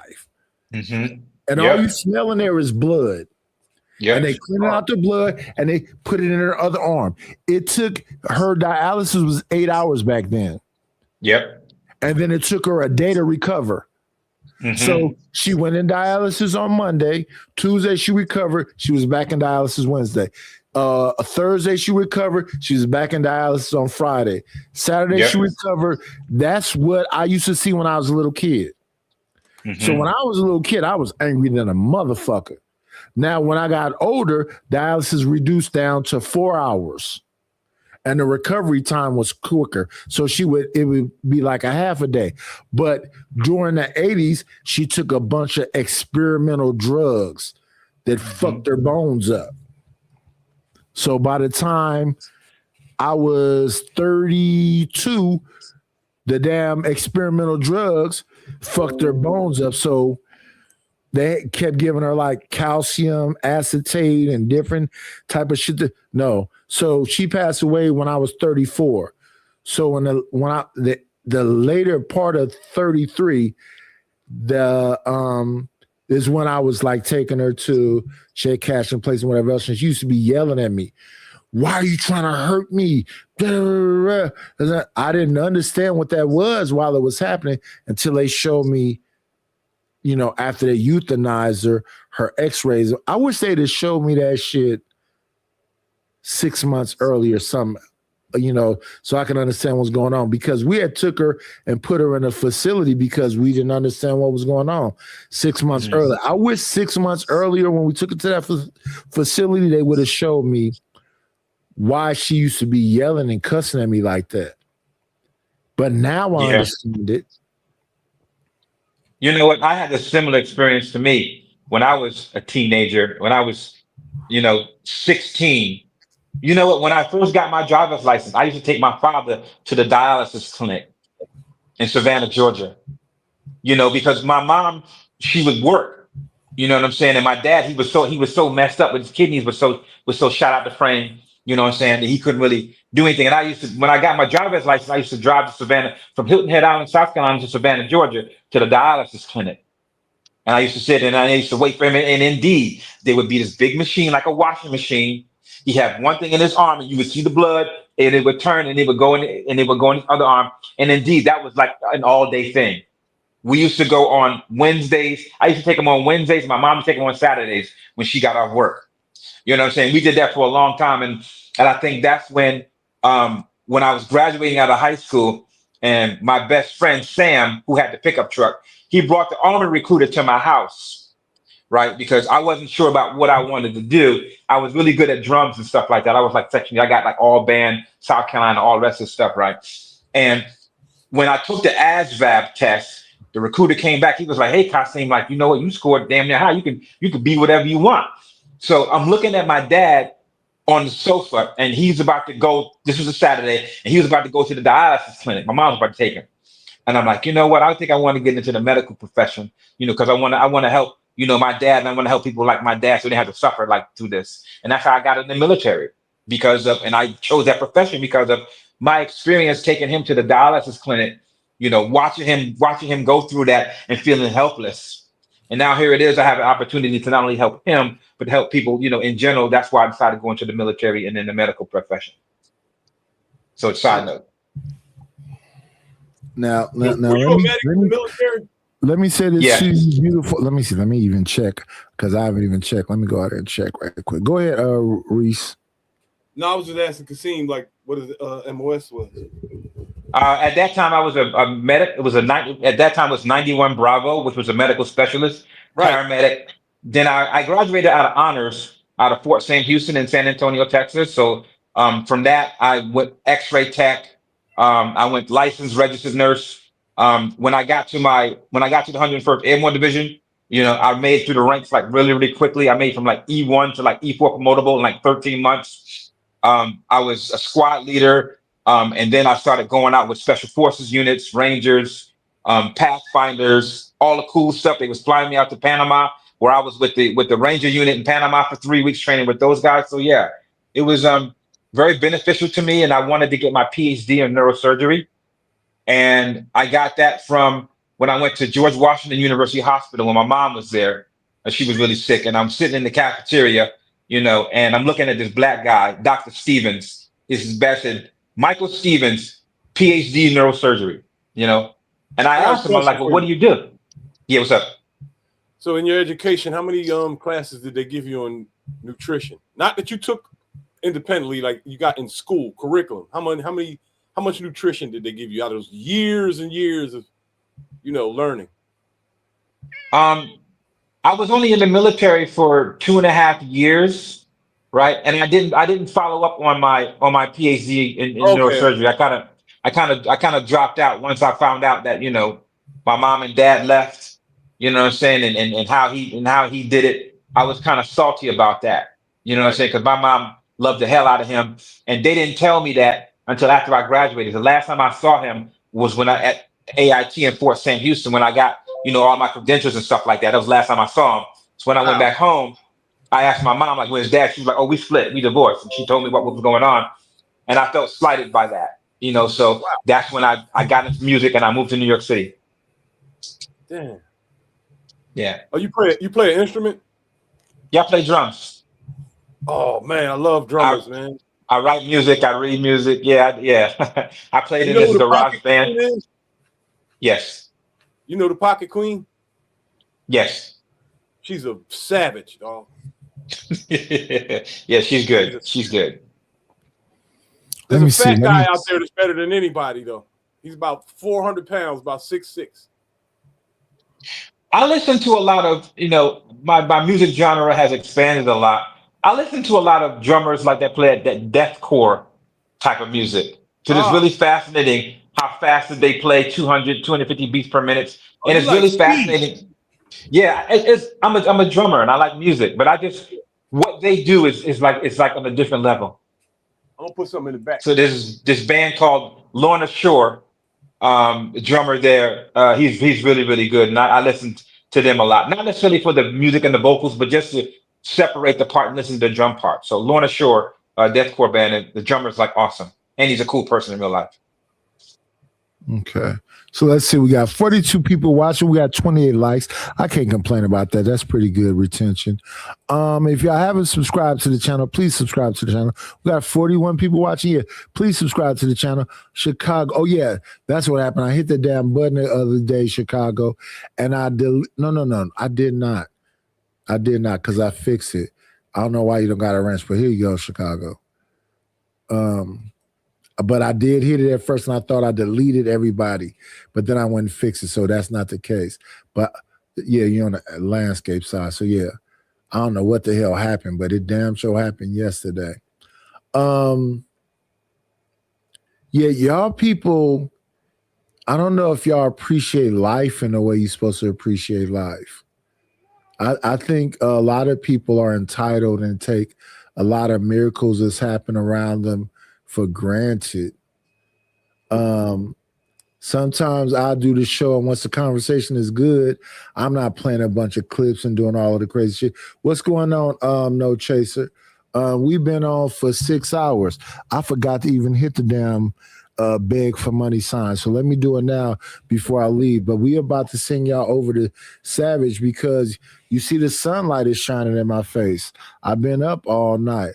But I do appreciate that Kasim came up here and was able to be vulnerable with me and have a real conversation. Fuck Reese, Red Dragon. What kind of fucking name is that? But no, shout out to everybody. I didn't know, I already forgot what oh yeah, I was gonna play this right here. Here we go. Oh, honey, I got to get my hands on some. I need a dollar, that's what I need. Hello, bro, I'm trying to get the money. Talk to me about money. Where is the money? We need our money. Don't you think it's about time you gave me my money? Support the situation. Is money is love. You could donate on PayPal now, and you can donate on the Cash App. Thank you very much. All right. Yeah, thank you very much. All right. Hey, No Chaser, since you here, can you take that link I just put in the chat and put it in the Discord so people can go over there to Savage channel? He just started. Yeah. Who's Savage? Savage, he's one of a friend of the layer, or what is the paladin over here. I have to walk away from the layer to come over here and restart this channel so I can get it monetized. But John Savage is another content creator. I don't know where Savage is from. I got to talk to him, but he a cool guy. He's doing IRLs right now. So I think he's walking around New York or something. Let me go look right quick. Let me see. But we're not done that. We're not done yet. I'm just saying when we wrap it up, go shout out John Savage. John Savage will be on for 12 minutes and then bounce. So hopefully it'll still be on once I get through doing what I'm doing because my shit be long. Let me see. Savage Oh, matter of fact, what am I doing? I just grabbed the link. Let me go over there and see what he's doing because I just saw him beginning the show. And I want to make sure we get to thank you, No Chaser. Make sure we get to let me see. He is live. Let me see. We wait. So he is live. He's been on for 15 minutes, and he is outside. So it's 8:40 a.m. where I am. So it's probably like 11:40 a.m. where he is. So let me make sure I get through all the shit I was trying to get through. Let's pull this up and continue till we get cussed out by Unc B streaming. And then we'll get over to the final part about why should I smile. Let me see. Unc B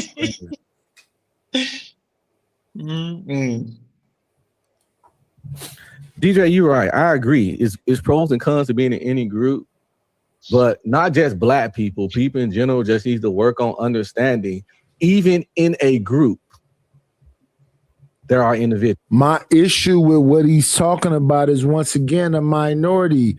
The majority of people are sheeple. They're followers. They're not going to think individualistically like you do. So when I say black community, I know that in Africa they have tribalism.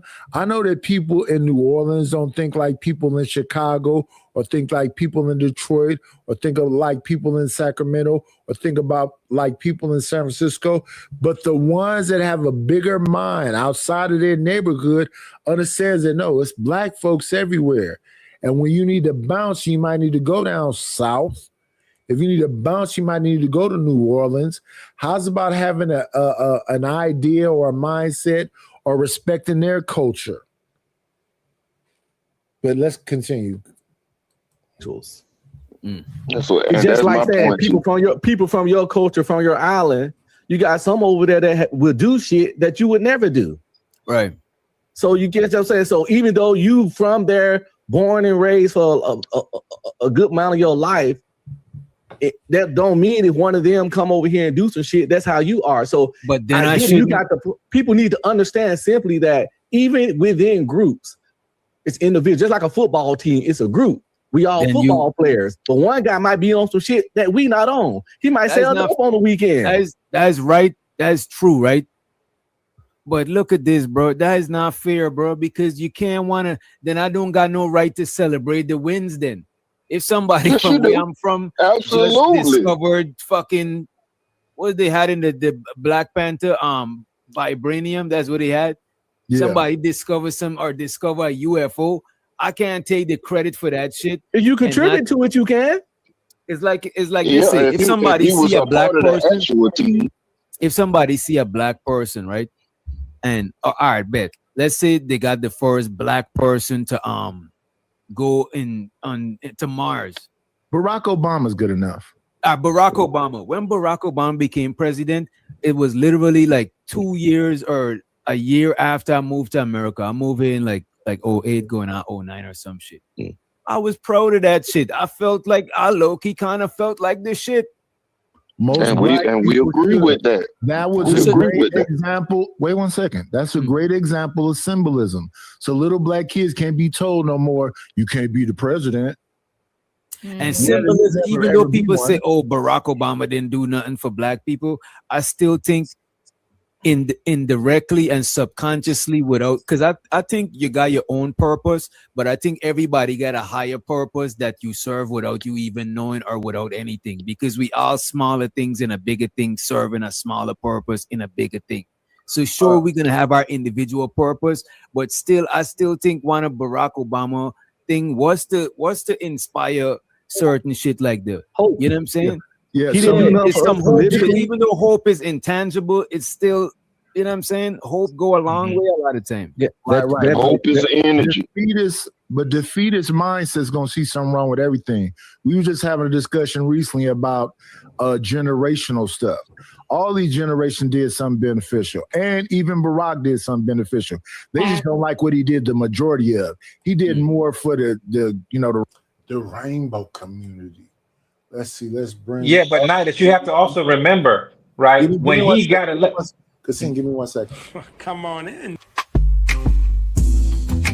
Play, it's always a treat when players leave. Judge. Imago Day, First Peter has entered the building. What's going on? Okay, we hear you. Go ahead, Kassim. You also have to remember that when he got in office, when Barack got elected, those Republicans made a pact amongst themselves to ensure that everything that he did would fail and not pass. I think people forget about when they said that. I'm conscious of that, but I would appreciate it if he would have went. Have you ever seen the movie Tropic Thunder? Yes. Robert Downey Jr. say you never go full retard, right? Yeah, that was crazy. Yeah, what I needed Barack to do is go full nigga on them. The fact that they had that white woman, he was at the airport, and that white woman wouldn't shake the president's hand. He should have. Yeah. It's so many times where I felt like Barack should have been having a Wayne Brady on Dave Chappelle moment and be like, does Obama got to slap a bitch? I was just waiting for one moment of sheer niggerdom from Barack. Just one. You could have, after that, you could apologize. Just put one moment of, bitch, what? Because the way they disrespected him. Yes. That shit was out of pocket. But do you, aside from how we thought that he was going, how we thought he was. They did everything to try to cripple him. Yeah, man. But he was so brilliant. He still did some things that benefited us. So that was the argument I was having the other day about the boomers. They did do some things. Affirmative action did benefit us. Yes. But it was the elite of us that benefited the most because the people under that was just abandoned. Mm-hmm. So those people said we're gonna be 3 generations of welfare, 4 generations of welfare because we know how to play the system. But the system that you playing and got over with that with was the boomers. And now all that shit and the beautiful bill is about to be challenged. Yeah. That's a horrible name. But what's going on, Truth? Excuse me. Imago Day. How you doing? Happy holidays to y'all, man. Happy holidays. Everyone had a great What's up, fam? Yeah, what's good? How are you? I'm well, thank you, brother. Well, what's the word? What we talking about? The show today is called Smile for Who? And I'm finna let the video play where Unc B streaming called me a bitch. What? Because I said what I said. I said I think you're a liar. Because when you said 53% of black women is deleting babies, I said, so let me just understand this clearly. It's supposed to be 46 million of us. So we split that in half as 23 million women. And most of them women is children. So what people gotta understand when I talk about this number 46 million, it's not that many old people like that. Niggas is getting the fuck up out of here. So it's either really old people or really young people. So I know you're not saying these young people is having babies. That ain't happening. So you talking about women between the ages of 18 and 34. 53% of women between the ages of 18 and 34 is, I don't believe you. I'm calling you a liar. And that's why he said, I'm a bitch. I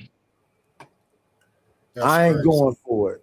I believe it's a fucking minority of women that's sleeping with somebody from the club, not 53% of women. Yeah, that's wild. Rainbow community, even paint a house a rainbow, then they think that, and you can't pick and choose like that because he's a president for everybody.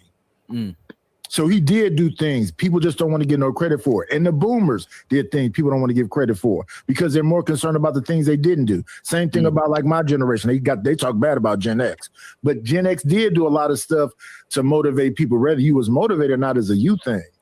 And that's my whole point. For every weirdo like this that travel, it's a dude that don't commit no crimes when he traveling. That's my whole. I agree with that. I agree with that, but I'm just my issue when I listen to Unc B streaming.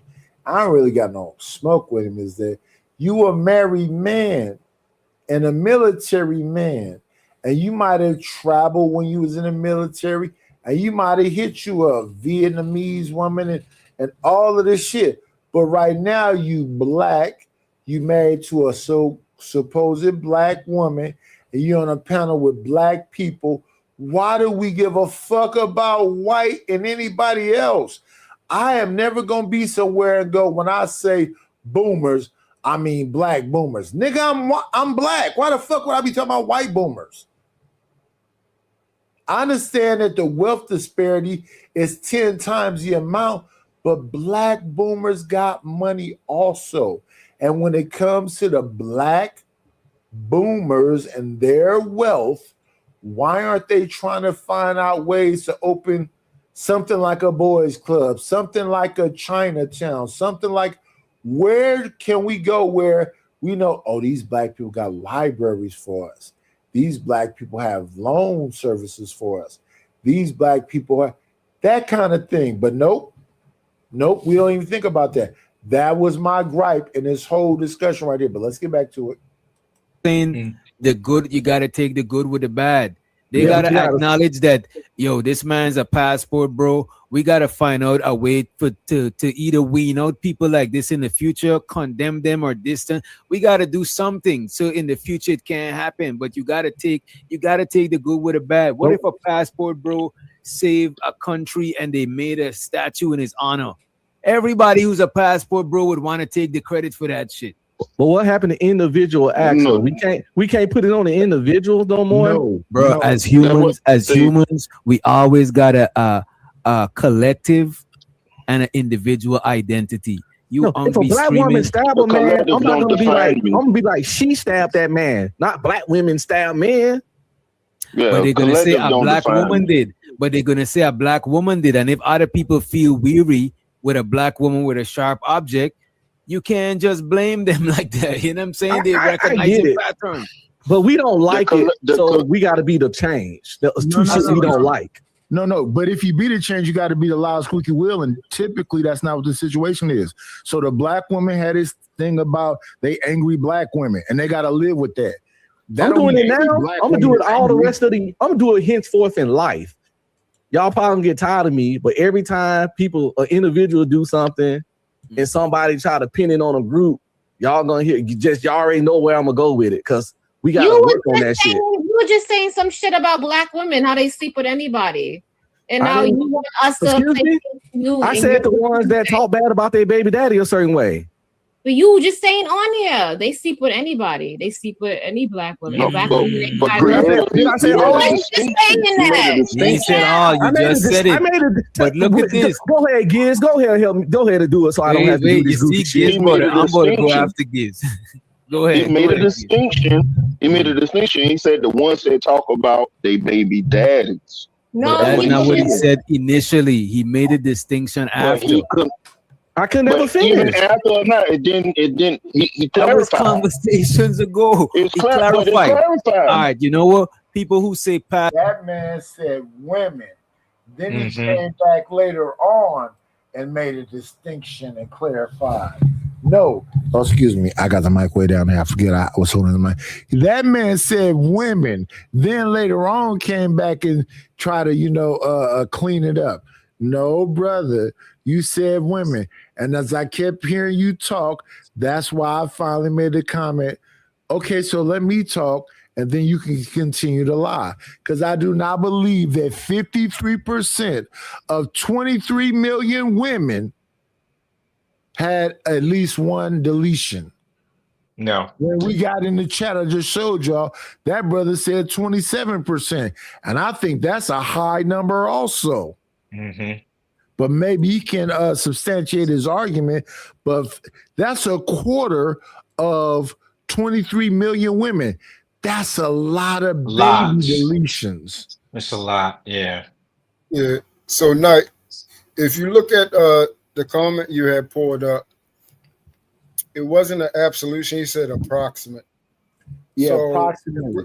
But just think about if you say a quarter of 23 million women. So you talking about like above 5 million women is just out here going to the club, sleeping with Kasim, and then going to get the baby plan B. Yeah. And then there was the last part. He said by the age of 45. So those that haven't reached 45, they haven't had one yet. Yeah, because women is waiting much later to have children. So that's why if you pull that thing up on me, I'd have been like, not below 18. Yeah. Then I'd have got into the thing about you shouldn't be messing with a woman till after 25. And if you're okay with anything like that, it should be a extremely aggressive, monstrous looking image while I go make me a diss track about pedos. Damn. So let me try to listen. The movie Sinners, when the nigga came to the door in the overalls, he said, "Man, I've been working there all day. You might as well let me in and let me get my money." And that dark-skinned sister that was married to Michael B. Jordan's brother said, "Go ahead and admit it, nigga, you dead." Yeah. And also made the point that he came in before. So you came in before. Like, why you gotta ask to come in? Yeah. Y'all might need to go check out Sinners for that. Listen, nigga. No, I don't gotta invite you in. When You already was in here already. And they be like, no, just stay your ass right there. No, I don't want you to breach the door front. No, fuck no. I'm already dealing with what's ever in here. I'm not finna let another motherfucker. No. We can talk outside. What's gonna happen? You're gonna have to give me a chair at some point because I'm gonna get tired of standing up. But for now, no, motherfucker, hell no. No, come on and let me walk in the house, Nighty. Nope. Take your bitch ass out there. James Fields, don't bring your ass to the motherfucking chat because no, we're not letting you in, vampire. Sometime I'll be questioning that motherfucker up there with only his hands showing them dragons and shit. Fuck you. Truth, what you think about that though? Give me a second. We got a new guest in the building. I'm finna get the fuck up out of here. Y'all trying to drag this show. I got 2 more clips to show. Let me see. Give me a second though. Come on in. Play, it's always a treat when players leave. Judge. Free Zone Lou, what's happening with you, player? What's happening? What's happening, bro? What's good? Happy holidays to y'all. Yes, happy holidays. I almost want to leave and come back in, man, because that cutscene is so dope. that song go in. I like that. Yeah. What's good? What's good? So in regards to what you were saying, all I could really find was that when you extrapolate it out, it says I could just read it here. It says so you're saying that 5 million women is responsible for them baby deletions? That's what it appears. Okay, so it says here that Black women account for the largest share of abortions, about 38 to 43% of all abortions, right? But when you go into the rate, it says 28.6 per 1,000, which actually equates to about 2-3%. So it's like 3 out of every 100 between the ages of 15 and 44. About the sample size, so 3 out of every 100, and that's what I've been saying. So the way they read statistics, they don't read them properly. So when they talk about the fathers in a home, I believe 1,000. The sample size was 1,000, and women did answer it, but they wasn't talking about men in general. They was talking about actual men that's physically in the home. So when Black men across the board say, we the best dads, we the best. If you was in a home, right? Free Zone, let me ask you a question. When it comes to that the Black women deleting babies, what percentage do you believe of those women were influenced by the man telling her or supporting her decision in order to delete the child? If those men did not tell her, hey, you got to do something about this and give her the money, how much of a percentage would it be after that? I'm gonna say over 60%. I'm gonna say about 60%. Of men having a contribution in the deletion process. Yes, I was gonna say somewhere near half. Mm-hmm. Yeah, I was gonna say something like that. So as low as 40, as high as 60. There's no way to really know. Right. Right. Yeah. But I'm speculating. So would it be fair to put the 100% total onus on the women when it comes to deletions? When we know that there are a lot of men, more men, influence them by not wanting the baby and contributing into making it happen? It's their body, their choice, right? Yeah, I was about to say choice, but it's 100% on them still, Kasim, because they're doing it. But you could add the added factor of the man in there as well. But they're influencing. They still have the last result. So, like, if I say, "Hey, I need you to get rid of it," she can already say, "No, I'm not going to." She can circumvent me.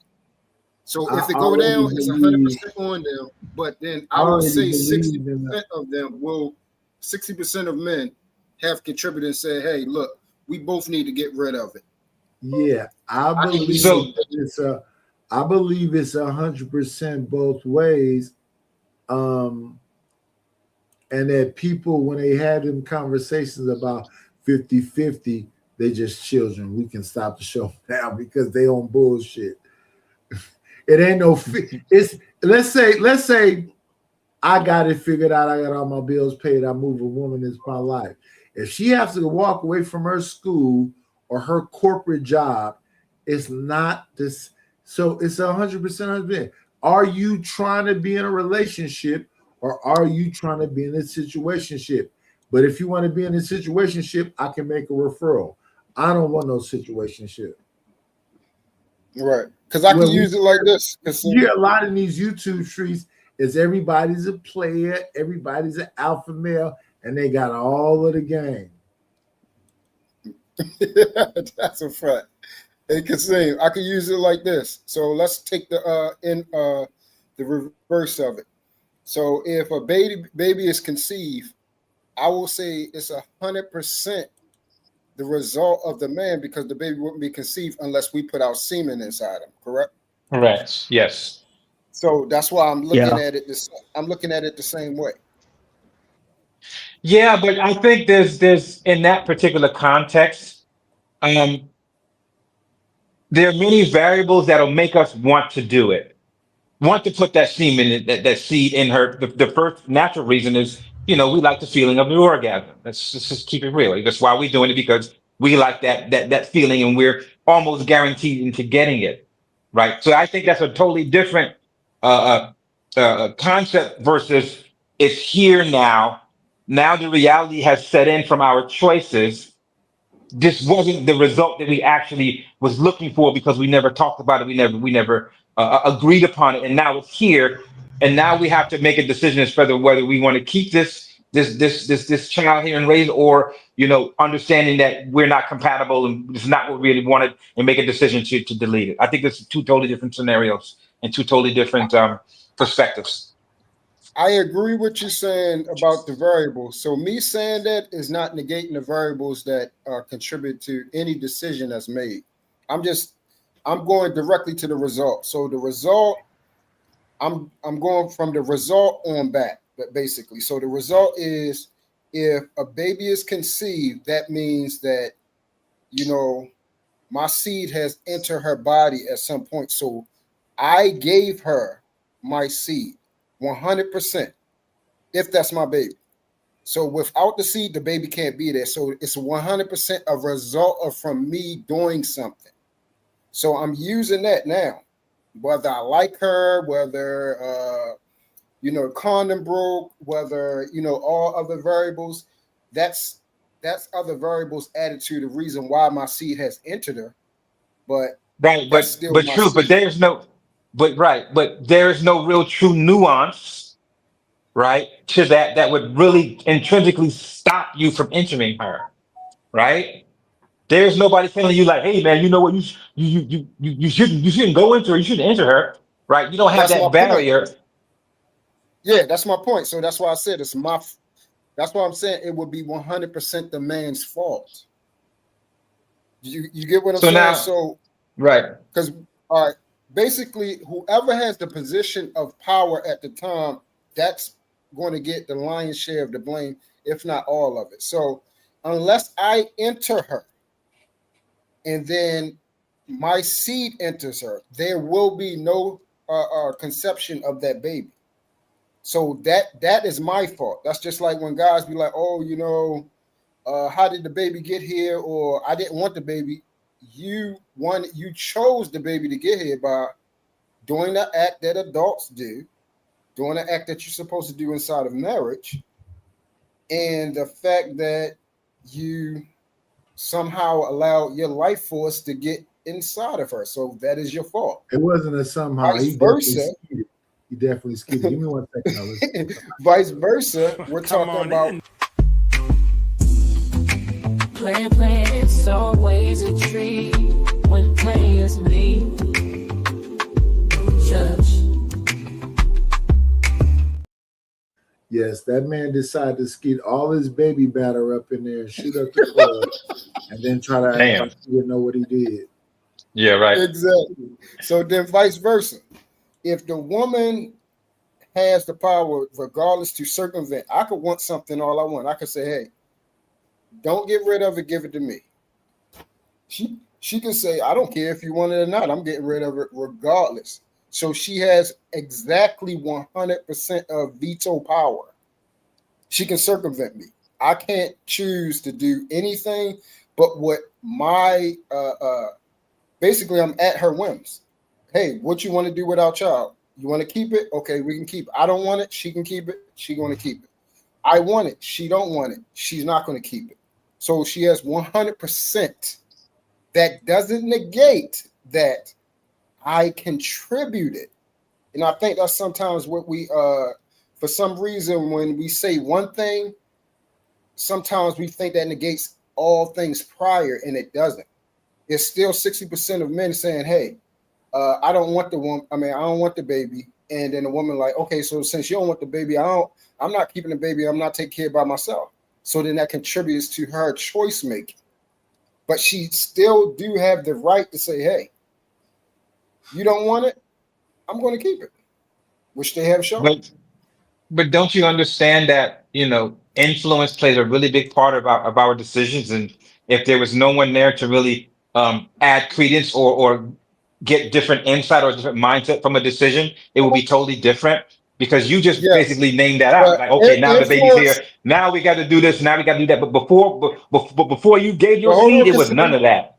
Are we saying influence is 100% absolution? It's not. No, we're not saying that.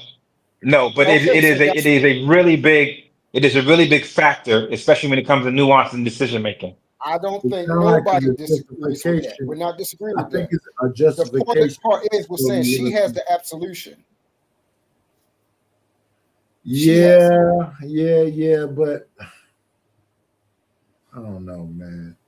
When I hear people on here talking, they come from a moral base or from a alpha masculinity base and all these other things. And when I hear these titles, the first thing I think is scam. If you are the faithful individual that you are, you're not out here banging the first lady. If you're as much an individual that you say you are, you're not out here trying to slap fire somebody's face when you getting backdoor yet and getting flip flops sent to you. It's a lot of crazy shit that be going on that people be trying to glance. Now, I'm not saying this about nobody up here on this panel, but just in these social media streets, I just got through having a panel with somebody there, and I said, I just like Prince music. I'm not saying I'm justifying the trench coats and the fishnet pantyhose that he wore. That's some other shit. Come on in. Play, it's always a treat when players leave. Judge. Now, Chicago. Yeah. It's always me. Yeah. Hey, Freeze on. I had to come up especially so he could play that just for you, fam. Yeah. That shit's so smooth, man. Hey, nice already know. Yeah, peace to the guys, man. Habari Ghani, you know what I'm saying? Kuji Chagalia, all of the things, man. All of the things. Yeah. What's up, Rilla? Let me see. Am I tripping? I see 6 people. Let me move this around. I see Knight, Reese, Kasim. Oh, there go Freeze on. Okay. I'm tripping. Yeah, because it's advertised dark on dark, right? Yeah. ADS is up here too. Hey, he don't matter. That motherfucking license. Damn. I hate to see, brother. How you doing? Hope you have a holiday. Happy holiday. Hey, Lord ADS, I love you. Lord ADS, I love you. Happy holiday. Peace to the guys. But no, Casino, we gotta talk about it. 24 million deleted. But we can't do that ADS in the lens of that. So because I get what Truth was saying, right? I understand that we have this tendency to hold like the bottom line in with the woman. No, Kasim brings up a very good point, right? Because then guess what happens? We also complain about the babies that they keep and that are born and await on the system. Give me a second so I can go ahead. Shout out right quick, my brother. Let me give you a proper shout out right quick. Let me see. My blind ass. Thank you for the money, cheese, pay the dough. Good scratch, squill of paper. Let me give a shout out. Proper, in the Christmas, we're going into the New Year's. They say the Atlas is gonna skip the earth and they finna slam into this motherfucker, knock it off the wobble. Thank you very much for the Cash App. I appreciate you. I appreciate you. Chicago Rilla, please let this motherfucking wrinkle V-neck wearing motherfucking Lord ADS and that light motherfucking think he a Native American Reese and this God Bible reading nigga truth and next purpose.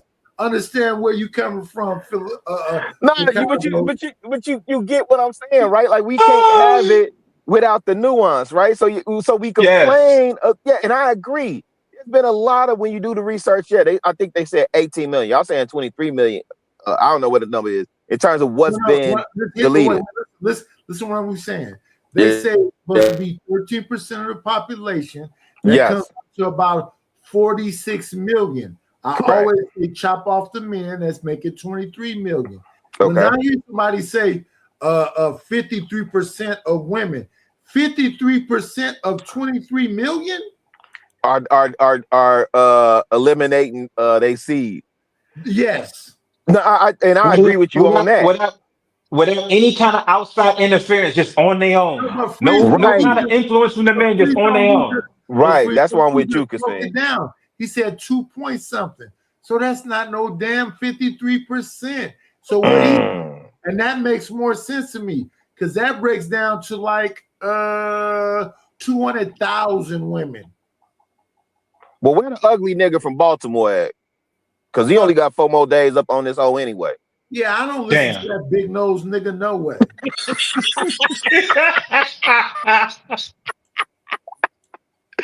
And here's the thing.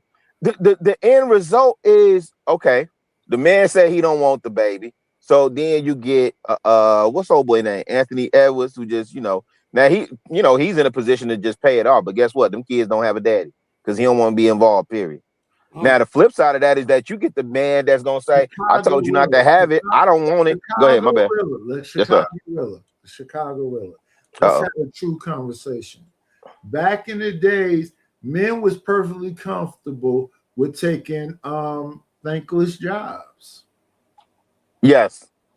They was okay with being mentors, coaches, baby daddies, and all that. Stepdaddies and all that, yes. But since it was so much arrogance from the women and what we used to, and shout out to media, because media you always show you a damn movie with some, you're not my dad. Niggas got to a point they're like, what? I'm not your nigga, you not finna, if you don't take your ass out there and cut the, I'm not cutting. You know, when I was younger, that was only little white boys that talk like that. Because I just saw something with Deontay Wilder. Chicago. Go ahead. Before little nigga children went into a store, your mama told you, don't touch that. Don't ask for nothing. You don't need nothing. Don't move nothing. Yes, sir. So you ain't getting nothing. You ain't getting nothing. Yeah. In other words, be on your best behavior. Yes. Yeah. And if you eat a grape, you might die. Listen, I've never heard a black child say Essie Lee hair. I only heard white kids go, listen, Jennifer. Mom, it's not there. I want ice cream now. Damn. That's the white. That's the truth because I mean the way we was raised, and I was just Chicago. What I'm saying is that white liberal woman beat the fuck out of that white liberal man so bad that nigga said, "I'm finna make these nigga children like mine. We gonna put EPS out there and everything else. You can't say shit to them chillins." And then I think that was the plan. Let me say this. No, I think we so self-check. We wanna be so close to them so bad. Because I'm I should be getting a reward for still being woke. But let me say this. That's a fact. My daughter at her school. She went to Berkeley Arts Magnet. White bitches told my daughter when she was 13, if you get pregnant, you only have to tell your parents. Yep. All that woke ass feminist bullshit. And my daughter emancipating herself 3 years later. Yep. Now, when I was younger, we actually was getting whipped with race car track, extension cords, rubber hoses, belt buckles, and being touched. Dustpans. Damn. Boom. Yeah. No. I just think that this whole thing where we lay everything at the feet of the woman, like I get it ultimately, right? But it still doesn't absolve the man. No, Chicago. I'm not going to let you do that. We can't lay nothing at the feet of the woman. And if we do, then say that the black woman is God. Damn. Say that the black women is the leaders. Then if you don't do that. That's why I say I agree with what Kasim's saying, because coming up through the 90s, hey, we know plenty dope boys that was like, hey, I'm gonna slip you the whoop-de-woo. And you gonna go down there and do whatever you gotta do, but I ain't ready, or I don't want it. I don't want it by you. I got a question for you, Rilla. What about the ones you don't know about? There are millions of them. Wait, hold on. When you put that number, watch this. I say don't know about. I mean, no one alive knows what they did. Not their mother, brother, the other guy. Well, you saying the women? In most cases, the guy doesn't even know there ever was a pregnancy. I disagree. I disagree. Well, they had to get that 500 from somewhere. They had to sign some paperwork, and people do know. And somebody had to pick them up too. Years from now, the way that AI and shit is working, the way that let me shout out to the streets, and I know you niggas will pop me in the back of my head and stand over me, but the way you niggas come online and just tell on yourselves. When Young Dog passed away, it was within 2 weeks. They said this car was right here at the donut shop. It was in a music video. His name is Little Dusty. He live over here. They broke the whole fucking case down. Nigga, if you still committing crimes in 2025, you's a special kind of dumb motherfucker. Yes. Yeah. And in addition to what Reese was saying, it's not just the men influencing the women's decisions. It's other people, other women that they're talking to, and they're sharing this experience. Like, no, don't have no baby by that raggedy motherfucker who was influencing her decision to get rid of it. So when you add all of those nuances in it, nature is right. I was talking about the adult underground. Nature's never going to change itself. So she always going to be looking for a protector, a big motherfucker, and somebody she feel like, can blow her back out. And you big protector, 6'6" and whatever else motherfuckers taking advantage of it. Y'all running through them like motherfucking icy hots. Like a gauntlet. Like the damn NFL combine. They running through them. So when you hear about motherfucking Nick Cannon and Cam, what's Cam Newton and Future and fucking Kodak Black is a complete drug addict. What do you got, like 13 kids? Hey, yo, Nidus, I got a question for you, or really for the panel. Do y'all think this was the first time that what's old Ebony? What's her name? Ebony, the chick that had the baby by herself. Y'all think this is the first time she was able to conceive? Or do you think she was career focused as a lawyer and a media personality, and she did what she needed to do? No, she got an IVF. She had virtual fertilization. Yeah, and the assumption is this is the first time she been able to conceive. What I'm asking is, and this is still in line with Kasim because he introduced a different. So even if you take it off the men who said, "No, there are women in these other women's ear," like, girl, you got your whole life ahead of you. You got your career, girl. Girl, you climbing up the corporate ladder. Girl, you on Fox News. Now we see Claudia Jordan saying, "I waited too long." So Claudia Jordan, no, listen, you gotta be honest. I just got to talking about sinners. So basically, Claudia Jordan is that nigga sitting outside the door with his over. Let me get on camera so I can do this properly. Let me get on. Remnick, what is his name? Remnick. I'm trying to do this properly. Is So it you got a big Remnick? old fat nigga with his holding suspenders going, y'all gotta pay me. Go ahead and let me up in here. Go ahead and let me up in here. And what that dark-skinned woman say, Chicago? Hey man. Nigga, you been coming in out of here. You all been night. here the whole time. All day long. Why you need to ask me now? Like, Yeah. she really was the hero. Keep it a bean. She, as much as that nigga, what was the two brothers' name? What was the brother who was on? Oh man, gosh. Smokey and Okay, so let's go with Smoke. Smoke, why did you try to get that nigga some money so it can snatch you by your fucking wrist? Your woman said that nigga dead. Ain't no fucking way I'm finna give you no motherfucking money. I'm not reaching out that bitch. And because you gave him that money, then the vampires flooded in that motherfucker. That's when all the shit hit the fan. If my woman say that nigga dead, I'm gonna say, for real? Close them motherfucking doors. What you mean? Close them doors. Let's get some garlic. Let's get some wooden steaks. Let's do all the shit we already know about what you supposed to do with a vampire. shit. Not if you a red pill alpha man manosphere nigga. Nah, we don't listen to women, nigga. You don't listen to your woman. What's wrong with you, Nighters? No. Fuck is you listening to your woman for? No, 1 second, sir. No, your dick in the dirt, Nighters. No. Biggest pussies walking around. Vaginas is throbbing, wet in the motherfucker. Hell no. If you tell me a red pill, I'm stabbing you hard with the fucking steak first. Fuck the vampire. You pulling out the garlic and the steak? Yes. Steak Yes. Yeah. Gonna Yeah, get the man. garlic Rougiano and sprinkle it over that motherfucker and stab you in the heart first. If you tell me you're a red pill. The fuck? Damn. But Come on in. Play, it's always a treat when players leave. Church. Smitty, are you red pill?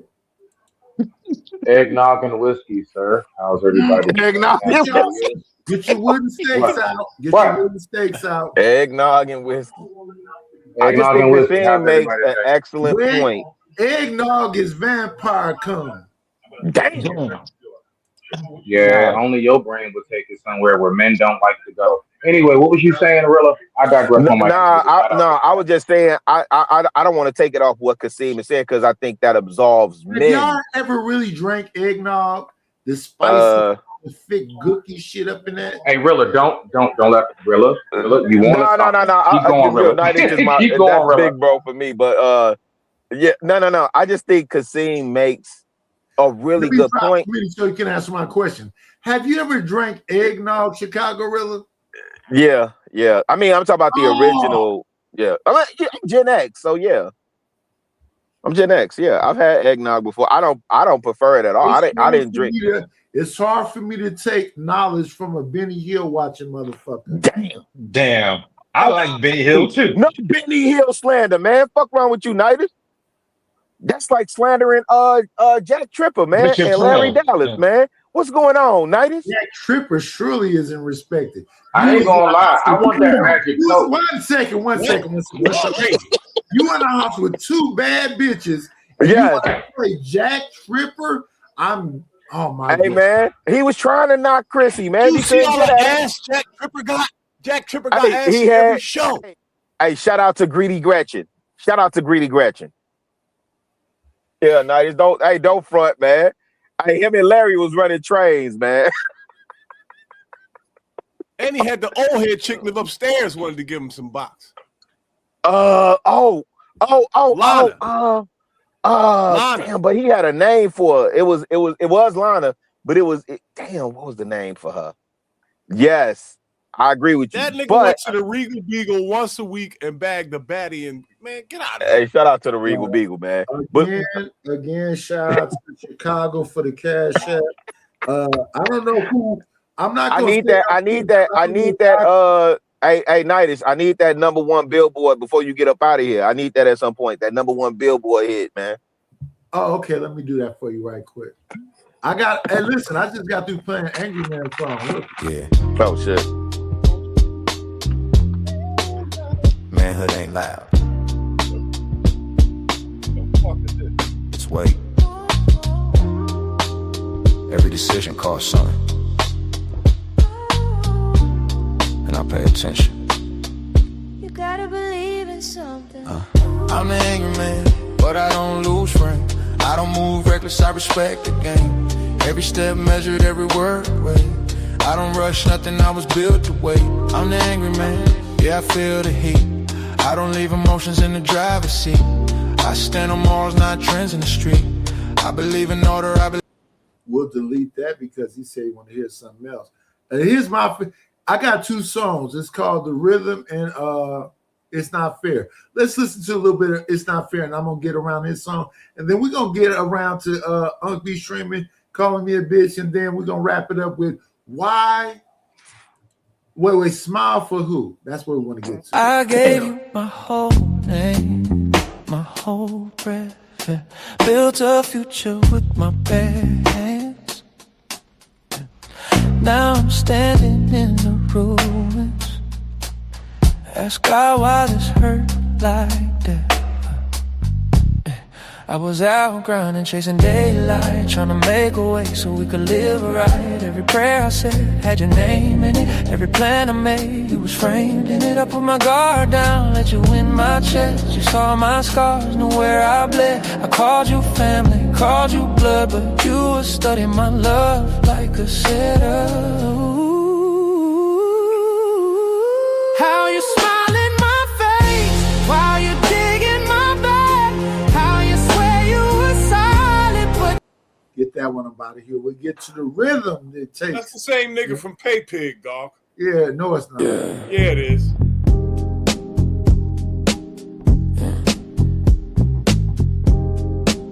this ain't a party record.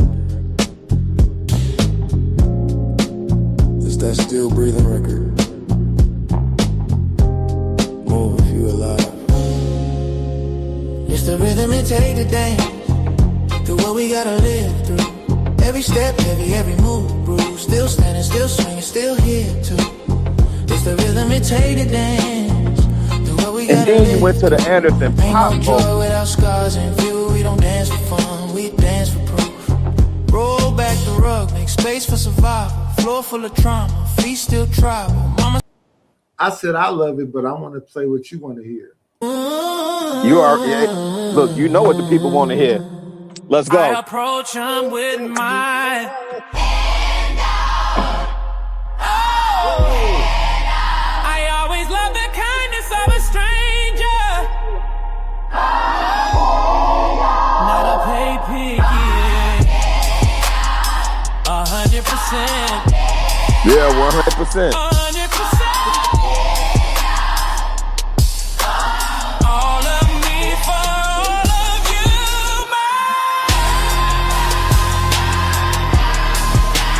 body and soul. All of me for all of you, Hey, it's either me or you went out, Nidus.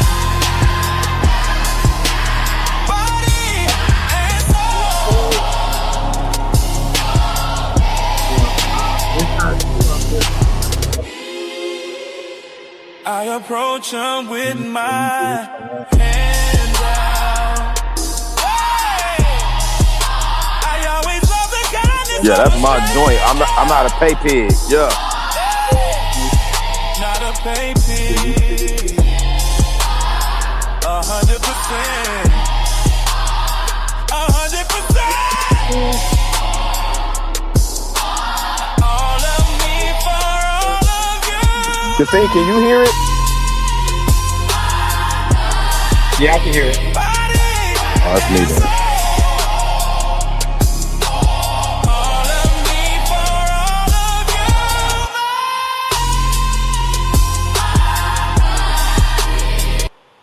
Hey, Chicago, just give me an email and I'll send it to you. Body and soul. Put the email in the private, and I'll just send it to you. Nah. I respect the grind. I'm gonna pay like I weigh every time. You understand? No. You can hear when you come here too. I just think it sounds shitty when you hear it on here. You got to be able to take it home. Yeah, hey man, that joint so cold with it though, bro. That shit hard. Yeah, it's so cold with it, man. That's just a nigga. That's just a nigga hollering to the top of his lungs. He's not a pay pig. That's what makes AI scary though, cause you understand what he's saying. Like I want 100%. I approach her with my hand out. But see, I always love the kindness of a stranger. Wait. Let me see if you really get the song. Do you really get the song? Ladies, you didn't listen. You broke it down. Yeah, many a time. You get all of me for all of you. Yes, 100%. You give up 100%. I give up 100%. Yeah. It's not about me at all. It's not about you at all. It's about. See, a lot of people like to say, "I'm the prize." No, the relationship is the prize. The marriage is the prize. The children is the prize. The legacy is the prize. The prize is the intangibles. Yeah. We are just. This is just a relay race, and this is what Stanley was. Ain't no fucking relay. Yeah. You got a fucking son, pussy, and he's 19, and you talk about him all the time. What do you mean that it's not a relay race? Hey, was you reviewing Stanley last night? You're about to pass that shit off to that 19-year-old. Yeah, you was. That was the first time I seen Stanley. Shout out to Stanley. Yeah. Stanley is a fucking J-Cat. Stanley is Frederick Douglass in 2025. He looked exactly like Frederick Douglass. Clarence Williams. You know who Clarence Williams is? Oh, yeah. Yeah, no. He's talking about the actor. No, he's talking about the actor, Clarence Williams. Yeah. Clarence Williams was in Tales from the Hood. He was the devil. Damn. Clarence Williams was in the Mod Squad.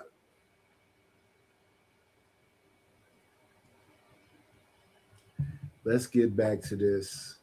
Good. Real quick, I never answered your question. All jokes aside, real quick. Red pill. Them niggas don't like Smitty. Rock out. Yeah, they don't like me. I bet you never made them a white man. Like Passport Bros should clarify and say this Passport Bros, because most people, I don't think they said all Passport Bros. They just said the Passport Bros, just like all black people. They just might say black people, but they mean all not all manosphere. You know what I'm saying? Nobody's saying all. So we might gotta use that shit across the board. I ain't never heard nobody say all Passport Bros. Like, I don't even think all single moms. Matter of fact, let me do this before I continue with this, because we're gonna get this all out. Can I ask you one question, Nidus, briefly, please? Please. But give me 1 second. Let me do this. No, just let me know when it's cool, bro. You all right? Right after this. Okay. Thank you for the money, cheese, ready to go. Do scratch, squill of paper. I want to give a big thanks to RM, because I don't want to dox you.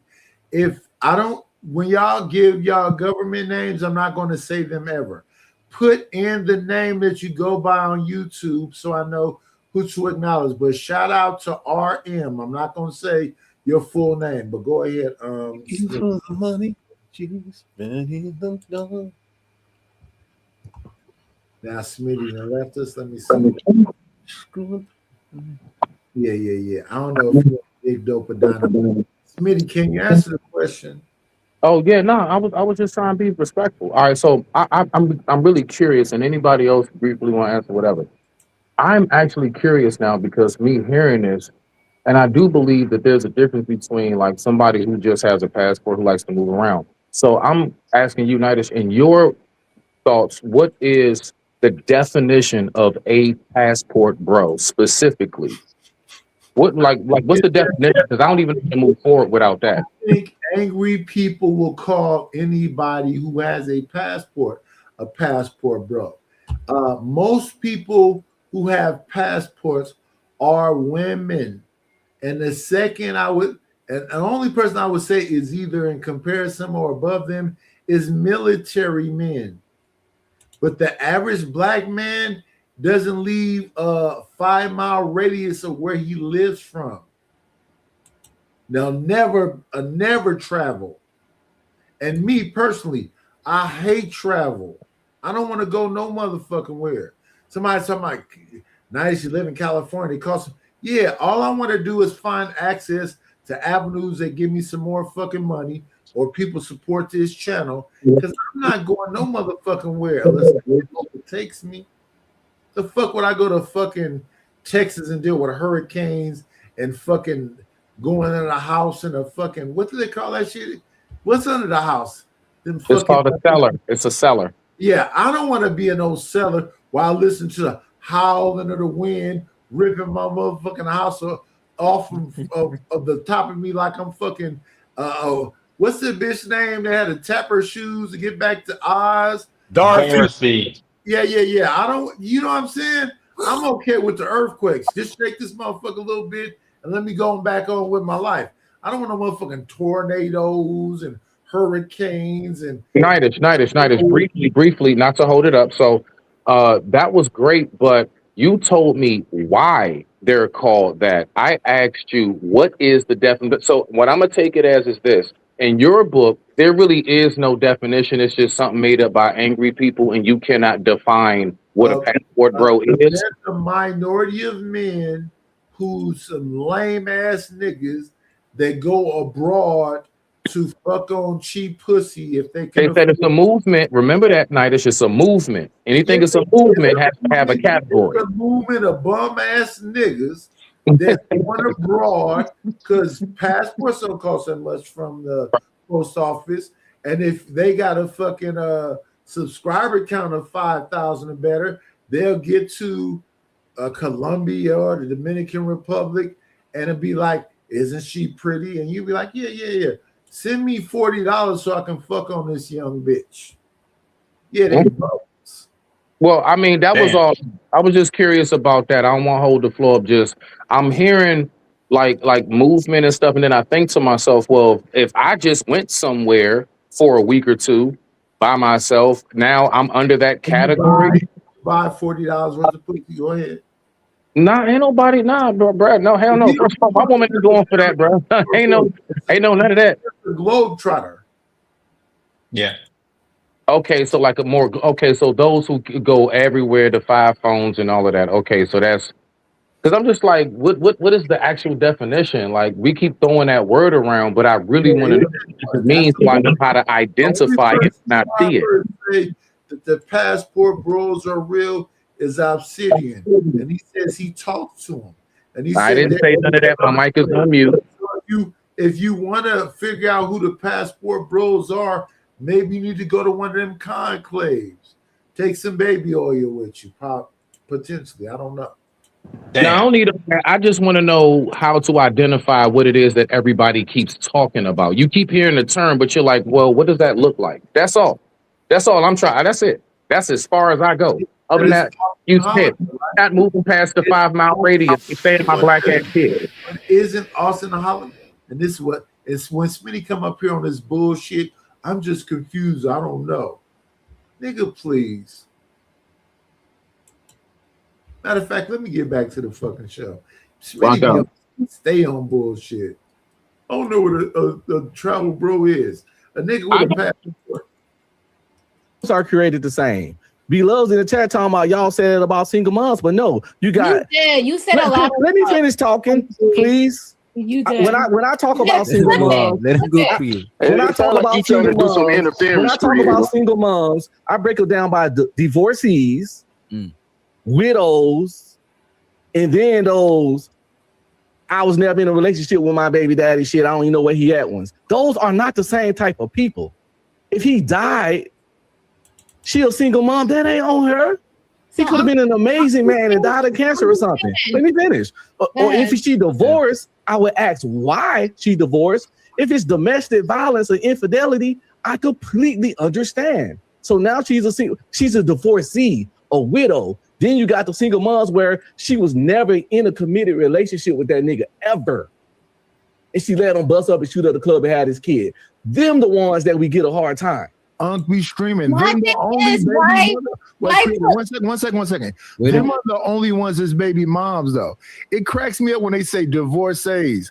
That's not a baby mama. It cracks me up when they talk about people that's widows. That's not a baby mama. But she technically on paper, single. You know, she could be. You agree with the group thing? Check Wow. Thank you, Nida. She does. Why y'all creating? I just told the nigga I'm separated. So how I agree with the group thing? And look at I this. just separated it. So let me ask you this: Are you What saying? are you talking about? Are you saying the majority of women don't know their baby fathers? The majority of single mothers don't know their baby fathers. Oh, they know him. Okay. They just, I would say, the majority wasn't in a committed relationship with him in this day and age. As in, like, fiance and husband. How could we measure that shit? Because marriage is not the only committed relationship. That's the only shit on paper. I get it. We can end the conversation then because that's the only one that counts to me. The internet be caring about. That's the only one that counts. Yeah. To me. Is that the only one that counts, y'all? Do y'all believe in the idea of what's that shit when you be together hella long but you don't get married? Common law marriage. Common law marriage, yeah, common law marriage. I was gonna say cohabitation. I think it's officially called it's common law marriage, cohabitation, right? Common law marriage.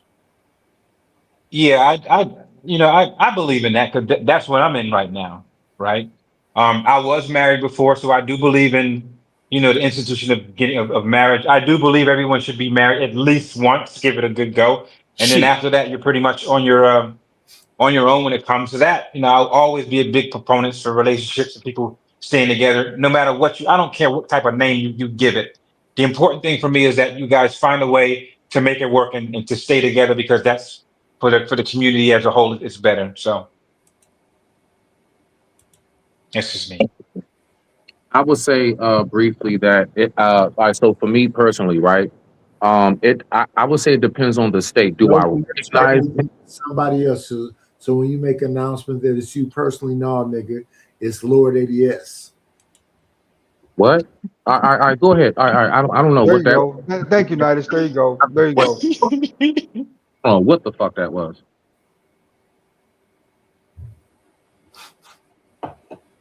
Wrinkle shirt, talk. Lord ADS don't say thank you and don't say shit. Lord ADS. Yes, sir. Talk. Oh, what the fuck? What's going on? What do I need to talk? Okay, He so asked- you're just up here for no reason. Let's kick you the fuck up out of here. I thought you came up here to talk, nigga. I didn't know you just want your deputy dog avatar to be shown, nigga. Don't blame I mean, I mentioned what I mentioned earlier, and I'm trying to listen to what y'all got to follow it up with, right? So, you're saying there's a lot of other stuff that goes into that number, stuff like that, and at the end of the day, okay, I can give you some kind of credence there, but stop making excuses, right? That's what y'all do. Y'all really make a lot of excuses for this type of stuff. Hey, it's y'all enablers. Crutches. Enabler. I like it. Who was an enabler? ADS? By saying, oh, it's not this, it's not that. Oh, there's more numbers in there than that. It's not just this, it's not just that. It really is just that. No, we don't want to complicate it. It's 46 million supposedly African Americans. Listen to the Lord AS so you don't get confused. So let's take off 23 million. That would just leave the women, 23 million. And they say the people that's really wilding out is womenlins. So out of 23 millions, because they were talking about baby deletions, you believe a half of them women deleted their babies? If you're talking about career-minded women, Career-minded women. I'm going to be honest with you, Nash. I'd probably say about 24%, maybe 25%. Please don't. Luke came up here and gave the numbers.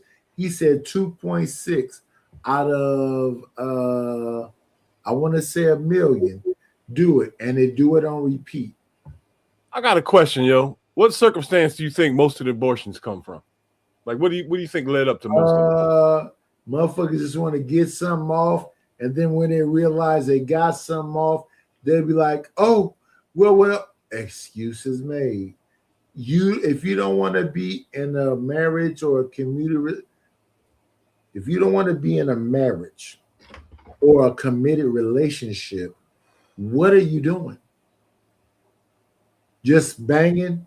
And there's some dudes out here just banging. They trying to get their numbers up. And there's some women out here that will bang them, trying to get their numbers up. There's some clout involved or who knows what. Yo, the last 50 chicks that I met all mentioned the condom before I even got a chance to even bring it up. No, they themselves make 2025, you a lucky person if they don't slide it on you and then just. Are we still answering the original question? I'm just curious, or we moved on from that? The original conversation is about smile for who? We're on right now, DJ Wish Doctor panel. When I was challenging Unc B Screaming, and my challenge him offended him to where he called me a bitch. No, I got all of that. Now I'm saying it was something I believe Lord ADS and I think Kasim responded to. They were talking about like French toast. Okay, so like the common law. I make the best French toast. You know, if I had some like falasha bread and some cream and eggs, it would be better than just regular bread and milk and what the hell? Nutmeg and I'm talking about French toast, nigga. What you mean that wasn't the hell? French toast is the shit. Okay. Shout out to France. All right. No. I'm getting to the point now at the age of 46, I see things a little bit different, right? So, cohabitation is good for some. It really is. You know what I'm saying? There's a little bit of freedom there, and neither one of them are doing anything. They just like to feel that they have a little bit of freedom, I guess, in that situation, right? To move around. No. If we talking about what we were talking about a moment ago, it's really about sexual liberation, which is a feminist thing, and then it's about aesthetics. So if you work out well, you 6'3", 4", and they can feel like you overpowering, and you live in the hood, so you must be able to know how to fight, which is not necessarily the case all across. Then all it is that you stop tripping out and be able to relax and just be like, can I holler at you, baby girl? I really like breastises, and you got all of the breastises. And damn, I'm just saying. I can't believe. Are you real? Yeah, nigga. Now what? Well, I mean, real quick, not it's just briefly, like before you move on and shit, just real quick. So kind of to what Kasim was saying when he was like he's in that position. Shout out to that, right? Exactly. Wait. I didn't hear that. Kasim, you was in a position around some big breastises? No, I didn't. No, good. let's talk about the common law. So, all right. Okay. Go ahead. All right. So just briefly, like to what he was talking about, right? So that's before we get too far off. When it comes to that, right? Like, I think like that is something that is, it could be beneficial in the way of the liberation part. But when I think of marriage, I think of like what can be left behind. So like where I am in the state of Maryland, I could be about that all I want. That's why I was trying to say earlier, I think it depends on where you are, because not all states recognize it. So if I'm in a common law marriage for the next 40 years, if I pass away, man, my woman gets nothing. You see what I'm saying? Unless I have like certain precautions in measure. But there are certain precautions and stuff you can take for them to get something. Same set of legislation and paperwork that the LGBT community use when they are in a relationship, woman to woman. You just got to find the paperwork to be able to give people that aren't your biological seeds power of beneficiary. Okay, the power of attorney on it. Yes, Okay. you can. Yeah, so you Okay. can get the vast majority of those same benefits that a married spouse would get if that other person would have passed. So yes, That's all I was thinking about with that. I appreciate it. All right, I digress. My mic is muted. Yeah, but when I listen into these YouTube streets, all these niggas is alpha males. But when I said, who said that? Fucking get off the gas, nigga. You all said. Y'all supposed to be the best version of yourself, but the best version of yourself don't mean then y'all just talking niggas in circles then. I'm 6'2". I should be like 235 and make sure I get on camera as often as I possibly can to show y'all nothing but dick print. Jesus Christ. Damn it. Because every fucking time I turn around, some bitch ass niggas talking about get on camera, stand up. What would be in the camera if I do that, pussy? Cut it the fuck out. Why y'all want to see old nigga dick? Weirdos. But let's go ahead and let Uncle B Streaming say whatever the fuck it is he trying to as he defend the fucking past. This nigga is completely remedial on the spectrum. They should be giving him Ritalin. Especially when making babies. When life getting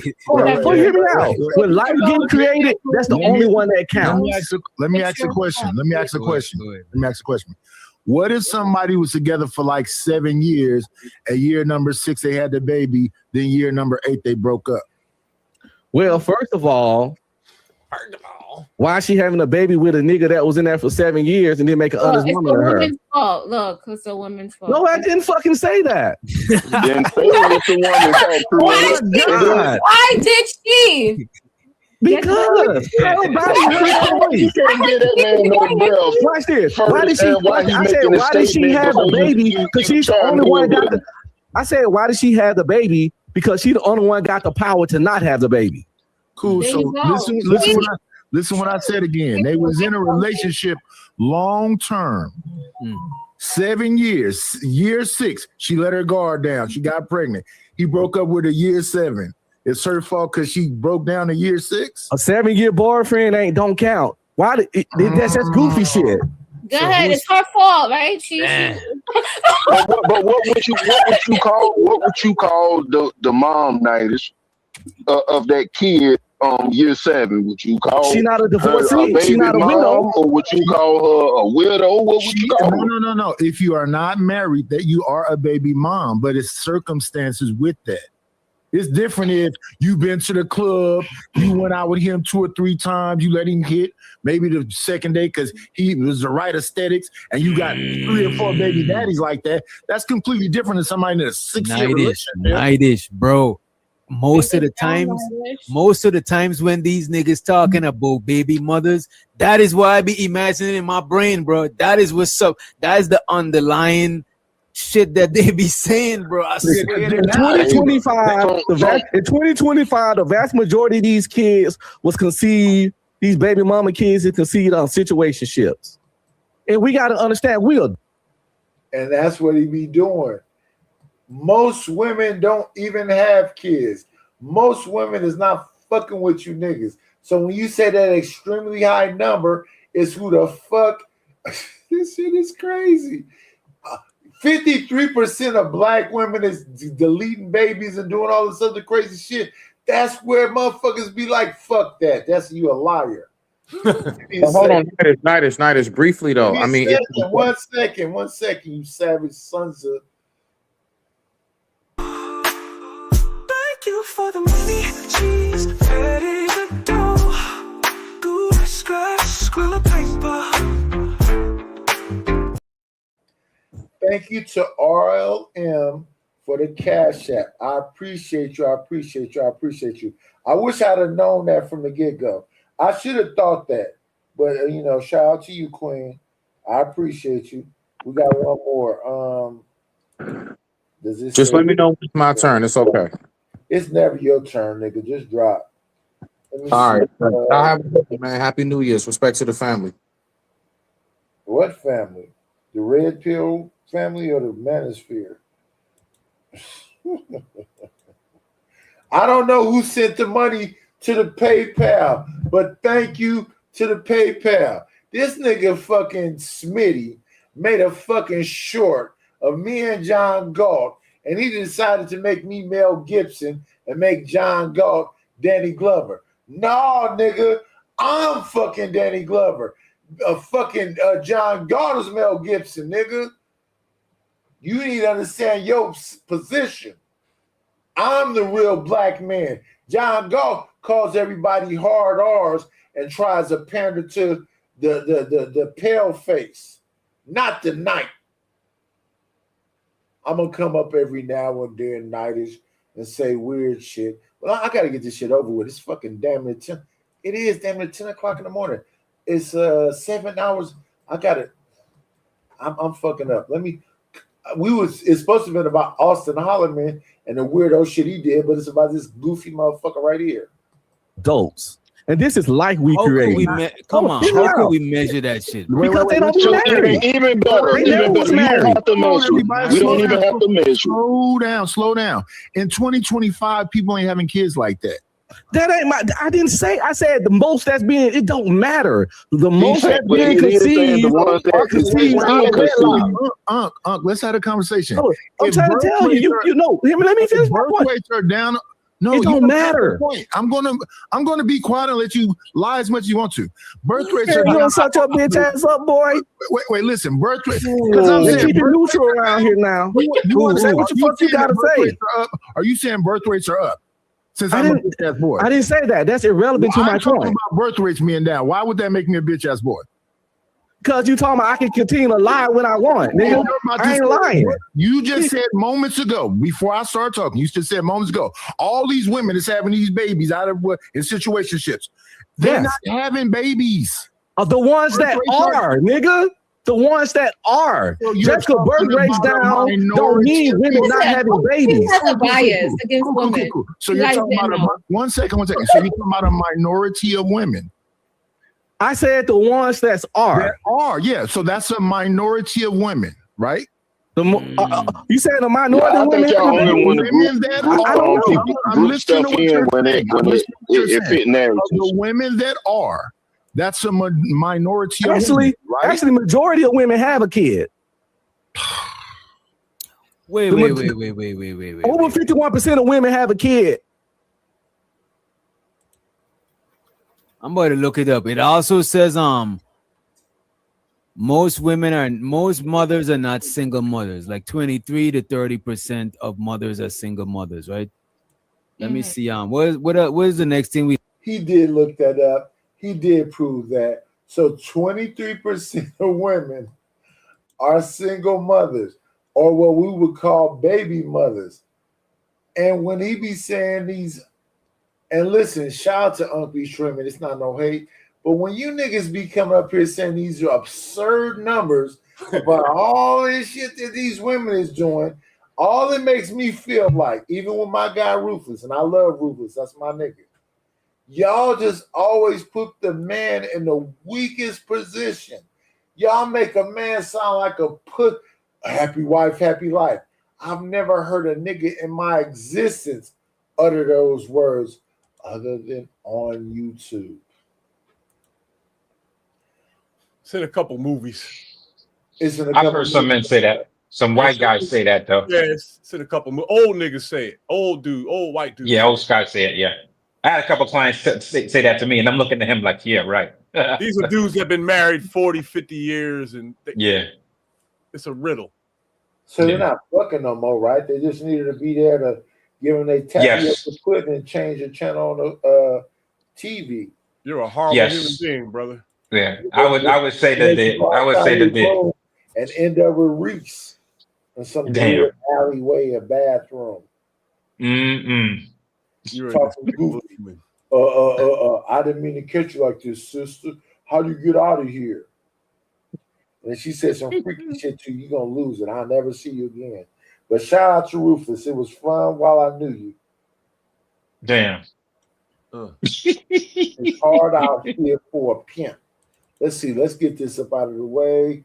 Now we finally get to the title of the show, which is Smile for Who? Here's a clip we need for it.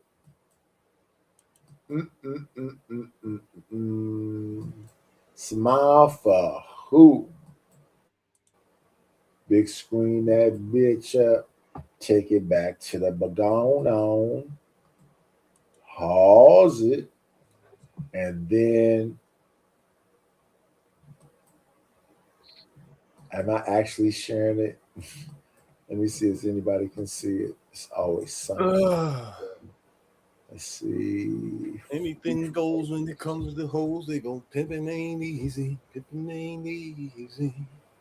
Okay, Pimping so ain't easy. pause. That's pause. But Is now that Big Daddy Kane? Pimping ain't easy. No, that's Nice and Smooth. Nice and Smooth. The Ira. Yeah.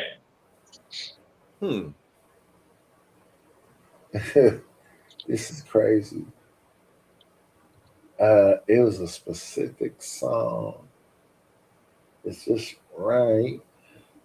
I think it's back older than before I was asked. I gotta find the damn shit. Anyway, let me see. We are coming back in the StreamYard. We are back in StreamYard. Savage Entertainment. No, that's not what we want. We want to fucking damn, give me a second, y'all. It's the wrong damn clip. Fucking around or fuck around. Let's see. Stop this. We want to go into a clip that was talking about. Let me see.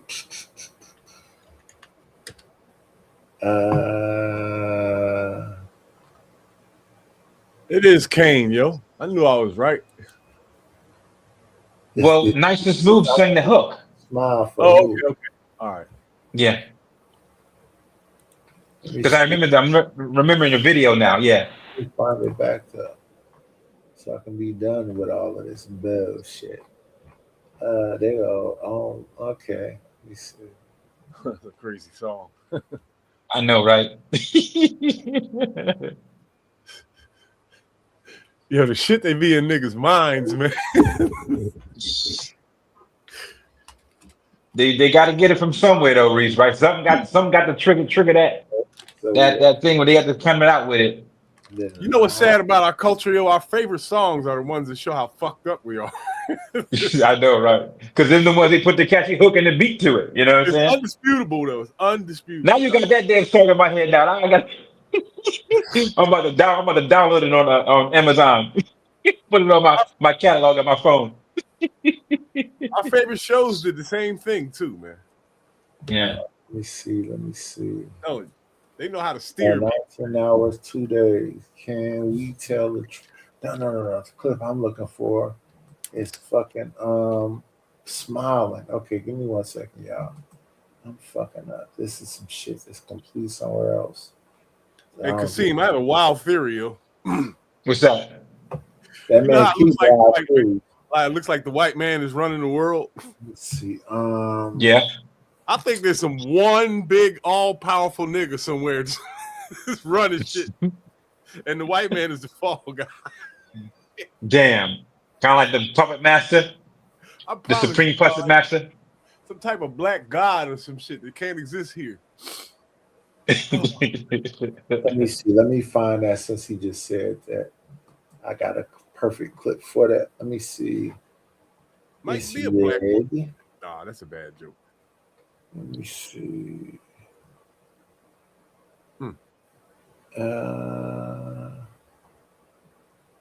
Clip for him. I don't even have a shit. You can't win. I don't even have a shit name, do I? Sick of this shit. Let me see. Where's that damn clip?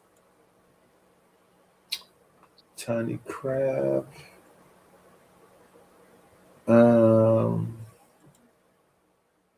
in today's thing. I gotta have way less clips, I think is the point. He was saying something about, I'll just call it this. Hey.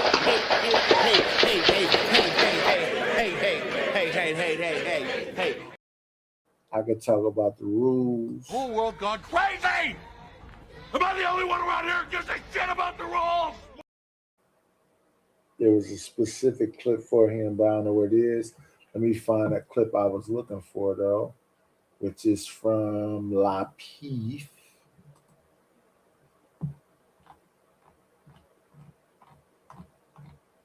Yeah, we be on here with volatile people, y'all. So y'all be kind to them, because I'm damn sure not going to be kind to them. They're going to need somebody to tell them, don't do it, brother. And I'm going to be like, is you real? Can I document it? See, I'm looking for. So it's about smiling. I'll just put in smile, maybe to take you to it. Oh, here we go. Thank you. Thank you. When I used to go on Trigger Mike show all the time, and they did not mess with Trigger Mike, and they still don't. They'd be like, let me see. Here we go. The name of the show is Stop Telling Women to Smile. It's their show. My show is called Smile for Who? But I'm talking about the women that are just going about their day. You could go and approach them. It's the way y'all approach us. Smile, it ain't that bad. Now I'm finna. So don't do that. Right? Don't come up to me and be like, you smile, it ain't that bad. Now I don't want. How do you come up to a woman that's in pajama clothes inside of Walmart? It's how you come to them. And then you in a group of psychopaths. You're not the only weirdo. It's a bunch of y'all. Yeah, I just, now that I kind of think and reflect on it, I think that is not the best way to walk up into meet a woman. If that's your first line is, why don't you smile? I don't think most women would take that in a positive way, especially if you're trying to meet them. There's other things that you could say besides, why don't you smile? And she's right. It really has to do with your energy during the approach. And I think if men take a moment to get their energy right together, right before they approach, I think it might make a difference. But I don't think they think about it like that. Okay, now I'm back. Let me see. Can we hear now? Okay, everybody's good. We got the clip almost ready. Let's listen.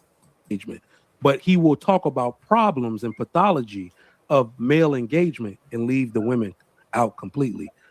Men don't engage with women because the women are mean as hell.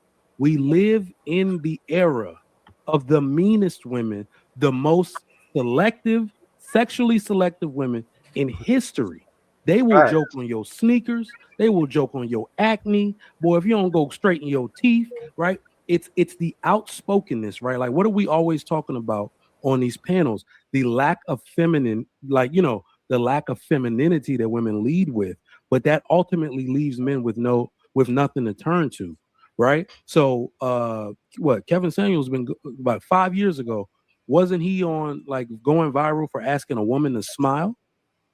That indicates that we have an issue like that in real life, right? And I noticed one thing about pair bonding and people that make bonds in relationships and make relationships real easy. The women actually make it easier for the men to do it. The women who got a lot of men, they have a lot of marriages, a lot of successful relationships. The women make it easy for the men to approach them. They make it easy for the men to ask them out on dates. They'll ask to pay for the man's date, pay for coffee or whatever. We have such a difficult barrier here, and it's really a Western problem. Like in America, he got to take me out. He got to buy me that. You doing so much mental stuff. Like, is it really worth it? Do I really want to do all of that? right? Because back in the day, a woman like, listen, if she really liked you, she was smiling. She would come over here. She make it. She do everything but take her own chest out to say, "Boy, come over here. I'm trying to give it to you." We don't got that no more. So what are these men supposed to do? So real fast, are we talking about? So are you saying she should be easily giving you access to her? Is that what you're saying? Oh, no, this is what I'm saying. I'm saying interest. Do nothing. Come on, man. No, do nothing sexually. What I am saying is that I've noticed the correlation between women who are not afraid to show their interest in a man. That's it. Just your interest. Make it easy for him to approach. Make it easy for him to come over. That's what my wife did. Pretty much every girlfriend I ever had did that. Like, boy, you know how many pencils I asked you for? I had a bunch of pencils in my backpack. Like, you know what I mean? Stuff like that. That right there is a whole fact. I learned that too. That the women that you want, or the women that you can actually get in a group of women, usually make the move first. They'll look at you, they'll smile or something. You know what I'm saying? Those are the women that are cue, right? That's your cue to talk to one of them. Versus the one who don't probably ain't as You a duck and dodge that bitch. If a woman came at you first, Lord, she'd be like, "What's wrong with her? Is a pussy defective or something else?" Y'all niggas can't accept a woman coming. So let me understand this. If you say, "I like to meet you at a coffee shop," which is the lame shit that people say nowadays, and she'd be like, "That'd be wonderful," and then she pay for your coffee, you'll be okay with that? No, be honest with you, Nighters, I would probably assume that the date went sideways, and I didn't know it. Wow. You would think she's trying to poison you. No, not at all. I would think that, like, damn, you know, say she paid for the coffee, that means the second date's a no-go. That's what I would normally think of that situation. The second date's a no-go? Really? Yeah. Wow. When a woman pay for stuff on the first date, that to me is like a clear-cut sign that they just want to get out of it. So the second date with me, I'll be in just a trench coat. That's crazy, yo.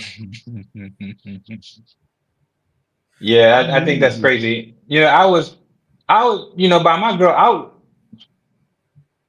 she approached me, right? And we just started talking. She mentioned about what I was wearing, what I had on, and it just started from there. So, and I was kind of like, wow, like, she bad as hell. Like, wow, she actually, she approached me and stuff like that. And once the energy was right, I was like, you know what? There's not too many men that have this to happen to them, right? By a woman who's genuinely interested in showing them. So I said, I was like, you know what? I'm going to make this shit count. And ever since that time, I've made it count every single time that, hey, like, you know what? You approached me and I was feeling you and you made it a lot easier, for me. And I'm feeling you and I'm going to make it work. I'm going to make it count that you had the tenacity or had the strength to approach me. I'm going to make it count. Hey, Kasim, you know what? In my opinion, I think those are the only ones that count, the ones that approached you, even in your body count for all men. Because if you're out here, if you're one of the wolves, it's like, if you're one of these hey ma niggas, yo ma, you one of them, that don't count because you begging all day. If it ain't thrown at you, it don't count. You know what, Reese? If I'm really, I always try to be honest and candid, right? I would think for the majority of my life, I have been approached more than I have been the pursuer. I don't know why that is, but I have been approached more by women than me actually, going ahead and approaching them. And it's not the fact that, the ones that I saw, I didn't think that I could get. It was just mainly like my mindset. I was just at a particular place, but that's where I like to be, or I'm just here to have a good time and things like that. So I don't know whether what's up. My experience is watch this, right? The so opposite. If you just sit down somewhere and shut the fuck up, that's how you're gonna meet the cream of the crop. If you one of these hey ma niggas and always trying to holler at everything, the word is gonna get around. Everybody's gonna know that. So the chicks is gonna avoid you because of that reason. Unless, some chicks like that, but most of them gonna avoid you because of that reason. And this gets out there and this creates an atmosphere, right? So if you the quiet nigga, those chicks are gonna be filtered down to you by default. You see what I'm saying? All the dickheads are gonna push them to you because you'll be the only thing left. Yeah, I think what it is that when I was out there, obviously I made it a point to make sure that, you know, my style was what I was wearing the right thing, my mental was on the right thing, and my swag was on point. Also, where I sat at these places, whether the lounge or bar, I made sure that where I sat, most of the people had to come through there, and I couldn't be missed. I did that at the Eagle Bar. I would not have my phone. I would have my phone face down. I would have my drink, and I'd just be sitting there chilling, sipping my little drinky drink, looking around what's going on around me. And eventually, you know, if I'm sitting here at the bar and it's, you know, girls over here, and eventually they're gonna say something because they're gonna be wondering like, wow, you know, what is it that you're drinking? Or wow, that's a fly ass jacket, that's a fly boots. You know, what do you do? And then it just starts from there. Yo, being by yourself counts for something too. Yeah. So I don't think that for me, me going out and pursuing and chasing these women, that hasn't been like a big thing of mine.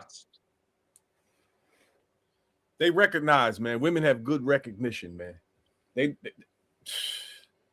They're better at reading than we are. Yeah, but Reese, I also made it a point that, you know, for me to be a conversationalist, right? I read a lot. I look at a different news sources from different aspects, from different points of view. I traveled a little bit, so once I get her attention, oh man, she ain't going nowhere. I mean, there'd be a couple times where I would have two on each side of me, and I'm entertaining all of them, and the wolves will be right behind. Seem like, damn, this dude sitting in the bar, he got 2 or 3 of them, and he entertaining all of them. So they will come and stand behind, you know what I'm saying, and try to pluck one of them from the flock. But it's like, you know, do you know why that is? I can switch. When you give them something different, right? That's not the norm. Those cool bars that they're used to hearing, because like 90% of the dudes walking around are saying like the same old shit in just in different ways when they're coming on the chicks, right? And it's all generic, and it just sounds too scripted. You know, like the way things are. I deviate from that deliberately. You give them some organic conversation that's got nothing to do with what's going on in the room, and you know what I'm saying. You can glue them to the floor right there. And you know what though, Reese? Pulling on their arm or whatever, they're just stuck. But you also have to have awareness, right? If I'm at a bar and I'm chilling, I'm drinking my little old fashioned. It's, you know, it's 3 girls there, and I want to and I'm entertaining them. I pay attention to each one of their body language. If I see a woman, like maybe the second one here is trying to check out, I immediately engage with her just to bring her back into the conversation. So you have to always be aware of who's checking out and keeping everybody's interest. It's a skill. It definitely is a skill. It's easy as shit though. It's not like a 3-pointer fading away. You know what I'm saying? It's a foul shot. But for a lot of men, it's not that easy. That's because they put too much. They use the routine approach. You know what I'm saying? And oh, that shit's so corny. I played an eyeball game in bars and stuff like that, and I played the game without even having to drink, and did 90% of it from the parking lot. You know what I'm saying? Only thing that's gonna bring me in a bar is like if there's a basketball game on the screen. But the parking lot is where the real magic happens, bro. Oh yeah. The parking lot is where it's at, and if you know a club or you know a spot and you have the timing down right, you can go on about your normal day. You know, you could even go home and get you a really good night's sleep. Wake up about 12:35, you know, to 1 o'clock, and then head to that spot.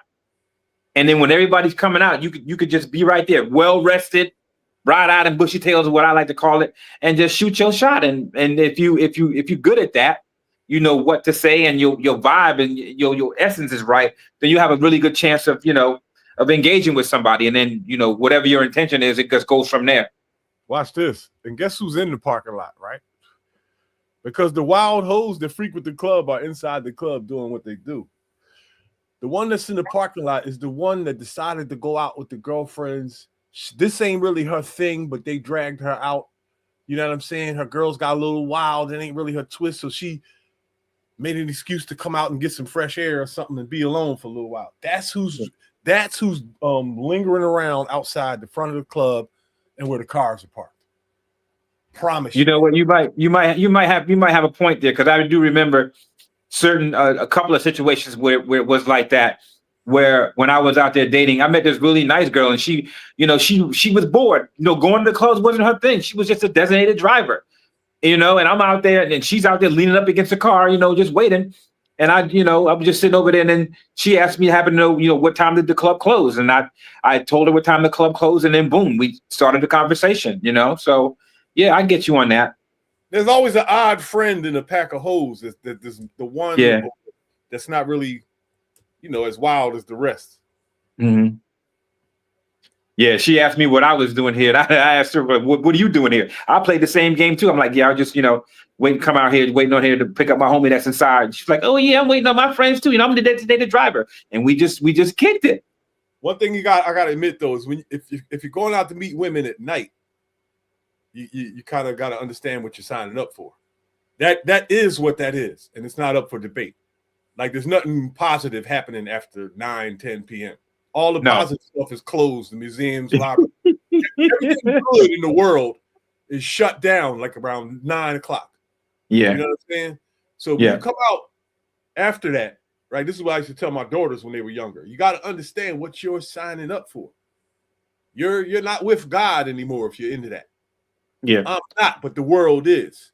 Everybody's claiming it. So when you make that choice, you're not there anymore. You've made a conscious decision like, fuck him. I'm rocking with Satan. So it is what it is. You can say, I just going out to have a good time. Fuck you. That line is bullshit, dog, and you know it. Yeah, I think it depends on, your game, your style, what you say and what you do. For me, it wasn't about, taking her home that same night. Even when I would go, do the parking lot pimping thing, it was more about setting up something for the next day or the day after. And I had more success in doing that, right? Because they didn't feel as though I was being thirsty. They feel like they have a genuine conversation, like, oh wow, this guy is pretty good. And I would tell them about the spots that I know. And like, listen, let me take you over here. And and I would have a really good success rate by just doing that versus me trying to get them back to my crib, smashing.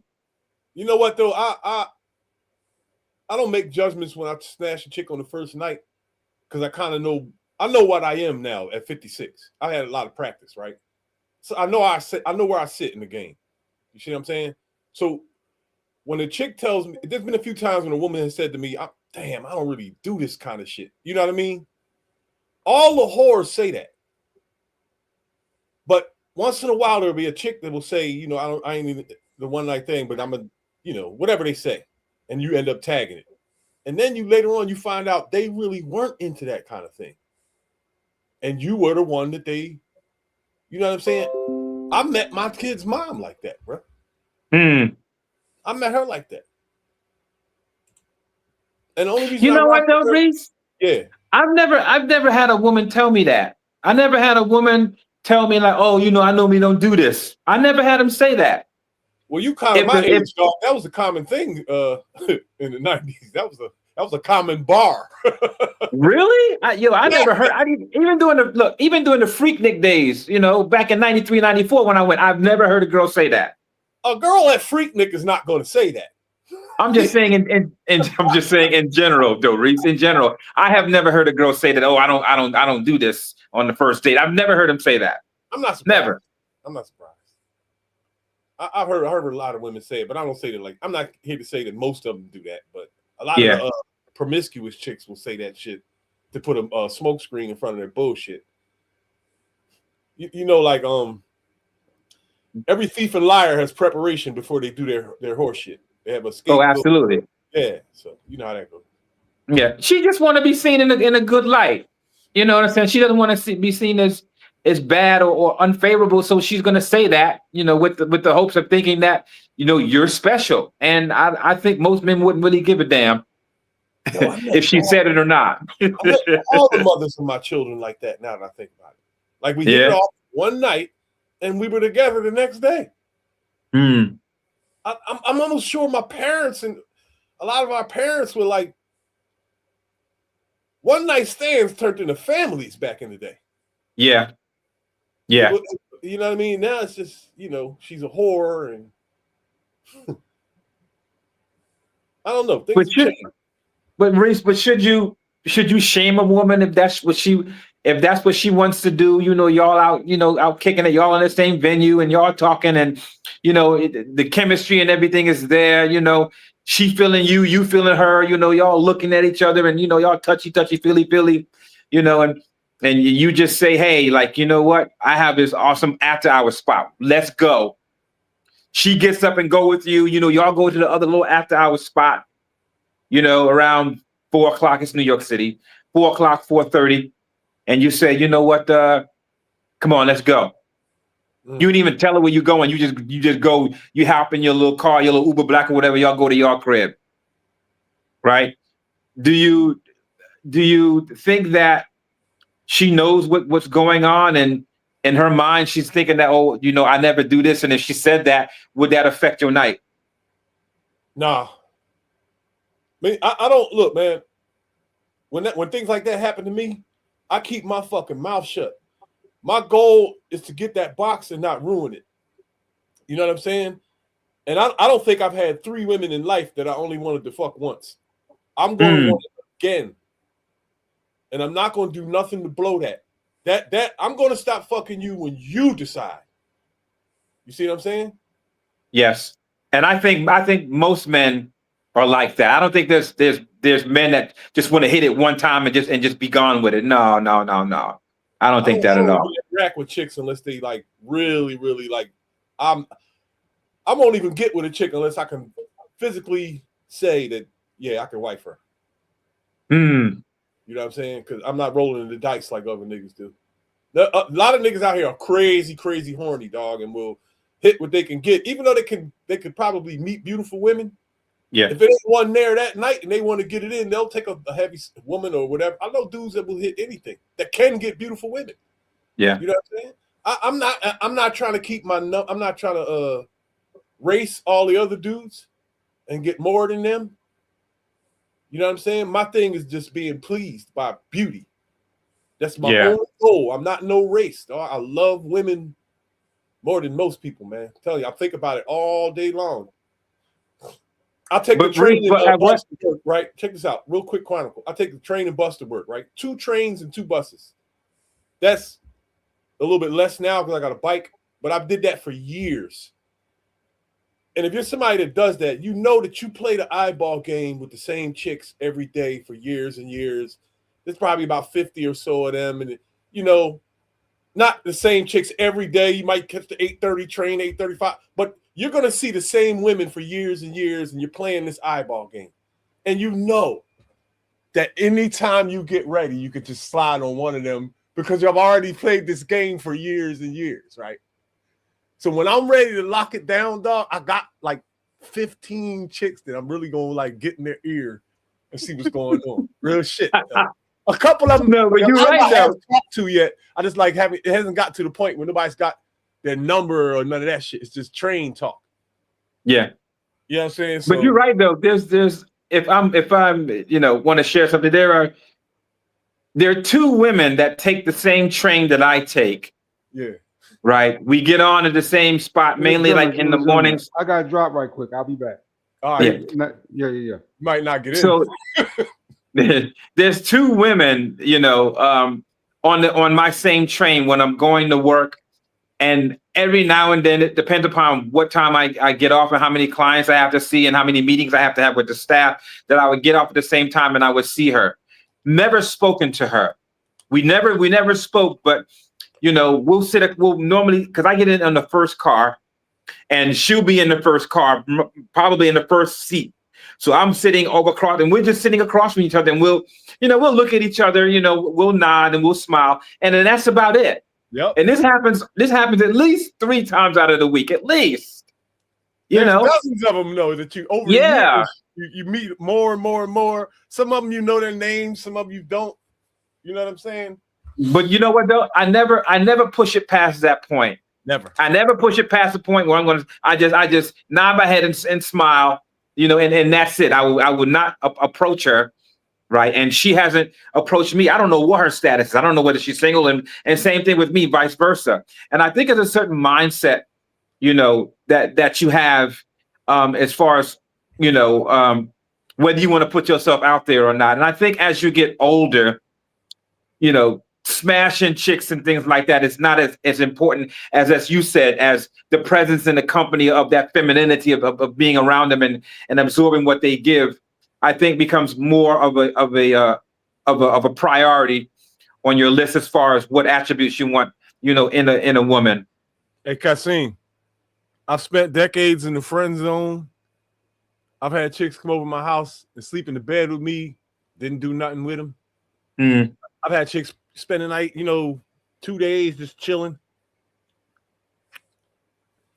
I'm not a simp, dog. I'm not a sucker for doing none of that.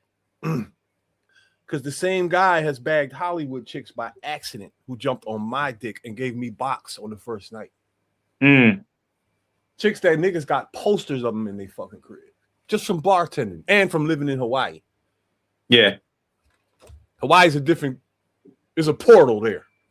That ain't Earth. I promise you. Dog, listen to me. If you're a celebrity chick, right, and you want to act like a normal chick, right, you can't do that in the Eastern Island chain. You see what I'm saying? In those vacation spots, take them all. I don't care which one. You can go from Cancun, Jamaica, Bahamas, Tahiti, Fiji, DR, Puerto Rico, all of that long, everything over here in the East, right? Because everybody is there. You see what I'm saying? And you know your chances of running somebody you know are high. Hawaii, when I say it's in the middle of fucking nowhere, it is thousands of miles away from anything. You see what I'm saying? That's where people go to act up. Kings, nephews, celebrity kids, and so forth and so, you know what I mean? That's where they go to act up, dog. You know, you made me think about something, Reese. Would you mind if a woman from another race or whatever, you know, looks at you or views you as exotic? Would that have anything to do with your ego or self-esteem and thinking like, damn, she only want me because she find me exotic? Would that be a turnoff for you? Nah, that was an ego booster for me. So then why is it in these spaces I hear a lot of rhetoric where, oh, they only just with you because, you know, he find you exotic. So the shit they used she to say finds me back in the exotic day, like, because it's one of the sexual markers that what she's attracted to within that category happen to be exotic, which triggered that. What's wrong with that? I don't know, man. I can't prove this right, but I have a feeling that when people say things like that and they choose you for that reason because you look like you mixed or whatever, I think those people in their head are tired of there's something going on with their group. They have a problem with their group for some reason or another, or they're unhappy with themselves, maybe. You know what I mean? So what they want to, it's hard to know if you don't have this psychosis inside of your own mind, trying to guess what's in someone else's mind, and their behavior doesn't tell the whole story. It'll tell a little bit. You know what I mean? And you can pick up some notions from that, but you'll never get the whole story as to, is it hatred, self-hatred, or is it group hatred, or low self-esteem, or whatever, but to create something different, or maybe it's nothing wrong with it at all, and they just want to try something new.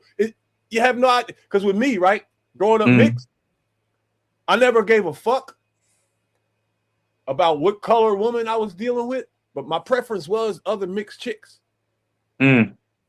Mixed women run this planet, I think, in my opinion, in the looks department, because there's 1,000 different looks when you're dealing with mixtures. You know what I'm saying?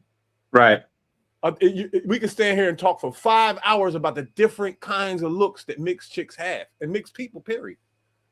So maybe it's you know, I tell a joke that it's God's final exam, the mixed human, because the only real way to rid the world of racism to have all the blacks and whites disappear and go away. Mathematically, that's a fucked up thing to say, but mathematically, it's the only way to rid the world of racism for real. You know what I'm saying? Yeah, I get what you're saying. Yeah, I get what you're saying. Breed, nothing comes after the mixed breed. That's it. That's the end of the line. This is final experiment. That's a complete human, dog, to me. Everybody has pride in what they are, right? Yeah. You got black power and white power.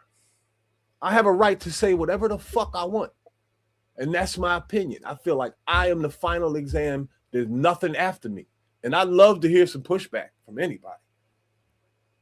As far as you being mixed or you're the final example, is that what you're meaning? Yeah, the mixed human being is the final example of a human, of a complete human being. Because the mixed human being can't carry with it the bullshit that the others have. You see what I'm saying? So you're complete. There's no hatred towards your own kind. But Reese, let me ask you this. Do you not think that a mixed person would have some type of turmoil within themselves when it comes to being accepted, right? Because they want to be accepted by this particular group, but that group is giving them the Heisman Trophy. So then they go over here to this group, and that group, they want to be accepted, and that group is giving them the Heisman Trophy stiff arm. And there's this kind of battle within themselves as far as where do I belong in this social circle? You don't think that has anything to do with the confidence that they have in being who they are? 100%. And I'm gonna tell you why, because there was a group on YouTube called the Golden Sphere. You know how you got black YouTube in this sector and that sector? There was the Golden Sphere. Everybody was mixed or light skinned or something, right? And everybody had the chronicles and their stories, and hundreds of them used to say stuff like that. I don't see it that way, me personally. I'm pretty sharp mentally and can figure things out. You see what I'm saying? Yeah. And I understand that for the future of the world, right? The mixed person, no matter what you're mixed with, your parents are going to die and you are what left. Nothing, whatever they were, never comes back. Example, my kids are mixed. They're not black. They're not Portuguese. They're not Hawaiian. They're mixed. When they have a child with whoever it is, you want to talk about how strong DNA is? You know how niggas say that one drop and blah, blah, blah, blah, blah. Well, guess what? Dominant versus recessive genes. Watch this. A mixed human being erases the nigga and erases the cracker forever. You don't come the fuck back. My kids are mixed and will never make a nigga and never make a cracker. That's hard. I'm telling, being silly, but yeah, I get what you're saying, though. Yeah, I get it. There's science to that. That's not debatable. I don't give a fuck how that makes people feel. That's scientific, and there's no way you can bring that back. You see what I'm saying? Yeah. So a lot of it has to do with acceptance. If people, I think, individuals here in the United States are coming to realize that, you know, the United States is going to be way different in the next, 20 to 30 years, with one particular race no longer being the majority and another race coming up behind them. And I think there's this fear of that happening. And as far as what they try to do is they try to hang on to, their superiority, alleged superiority, and to kind of, minimize or get rid of other races. And me being here in New York City, I'm just exposed to all different type of races of people and religion and cultures and things like that. And I had to learn to kind of coexist within that, because it could be a great benefit, to me, not only in my profession, but also in the way that I view the world and I look and I perceive people. And I do believe that, New York, is the melting pot for everything. And there's a certain amount of tolerance that you begin to accept when it comes to other people, because again, we understand that we're stronger together, no matter what our personal things may be, because there may be something that we come together, commonality as a common goal. And then we need everybody's resources and everybody's input and backgrounds in order to make this thing happen so we can flourish. And I just believe that, with here, acceptance is a really big part of growth. Yeah. It's been a life mission of mine to get rid of racism in this world. I know that it's virtually universally impossible while I'm alive in my lifetime. Yeah, it's not going to happen. Hundreds, generations and dozens of generations of people fucking having kids and you know what I mean, and being relocated, and it's. I would love to be 400 or 500 years old and see a world where nobody's using the word black and nobody's using the word white when we're talking about anything dealing with human beings or policy or anything, right? Nothing in the world. We're not talking about black basketball player or nothing. If you look around sports is showing you how the direction of the future, dog. There's mixed motherfuckers everywhere. Yeah. More than ever before. The light-skinned nigga was the anomaly. He stuck out in the class picture in 1986. My class picture is like me and two other people that stick out in the picture. You see what I'm saying? My daughter's class picture looks more like the Benetton poster. Yeah. You hear me? My granddaughter's class picture, you don't know who the fuck is who. Yeah. And there's a handful of black people and obviously white. This world is changing. All this dumb bullshit is going to go away. The real God is going to get rid of it, dog. The God of time and science. You know what I'm saying? Yeah, I feel you on that. But I also understand that there will be small pockets of resistance, small pockets of the old racism mindset, you know, that will try to hang on to, you know, or try to prevent what nature is doing when you say about the mixed race and things like that. There will be certain ideologies that they will try to cling to hold on to that superiority, and there will be small pockets of people still entrenched with the old way of thinking. But I believe eventually, you know, they wouldn't, because the numbers are not going to be as big, right? And their influence is not going to be, you know, as well, and which is a huge part when it comes to, you know, society and things of that nature. If we can get more individuals of a certain mindset that can have control of the environment and the culture and things like that, like where a true difference can be held and made. That's a fact. You're going to need a lot of people in accordance, though, and there's a lot of things that have to go away first, you know, to get humans on the same, you know, track to move forward. The group is in disarray as a whole right now, dog. Everybody, there's too many ways for people to hate each other and separate, and in their decisions, when there's a group decision being made, it's influenced by it, man. No one can deny that, man. You see what I'm saying? Right, but you know what? But Reese just makes another point. If we are intrinsically, and it's in our DNA to, you know, want to conquer and be the dominant race, species, whatever, it's kind of hard to say that it would change to a certain degree over to either too much or too little. Even if we happen to mix races and things like that and be mixed race, that core DNA of wanting to be the best and be superior and to dominate, I don't think that would ever go away. And if it did go away, what would society look like if there was no competitiveness? That is a good question. But if everybody doesn't know what everybody is, and there's no names being thrown around like you're this and you're that, you got one group by the billions. Think about that. One group. So much BS would be just vacant from the world that's here now. You see what I'm saying? The clutching pocketbooks, the comedians' jokes would have to be different. And there would be you could talk forever about how the world would be, about what would go away and what would stay. You know what I'm saying? But hey, man, I feel bad that I'm not going to live to see it. Because that's what I always dreamed about. Yeah, that's kind of when you deep dive into it, it's a very interesting concept and a different way of being when it comes to eliminating certain traits within our biology and how we are as people to totally shift or to mutate into something else. And obviously through evolution, that could take many, as you said, many generations in order for that shift to occur. But it's not impossible, because we are where we are right now because of how our genetic and our need to survive and be intuitive and ingenuitive in order for us to develop certain things to be where we are today. So it's not far-fetched, but we won't see it in our generation or our kids' generation. Nah, but it might happen faster than, like 1,000 years or something, like, because if you look at the way things change is happening.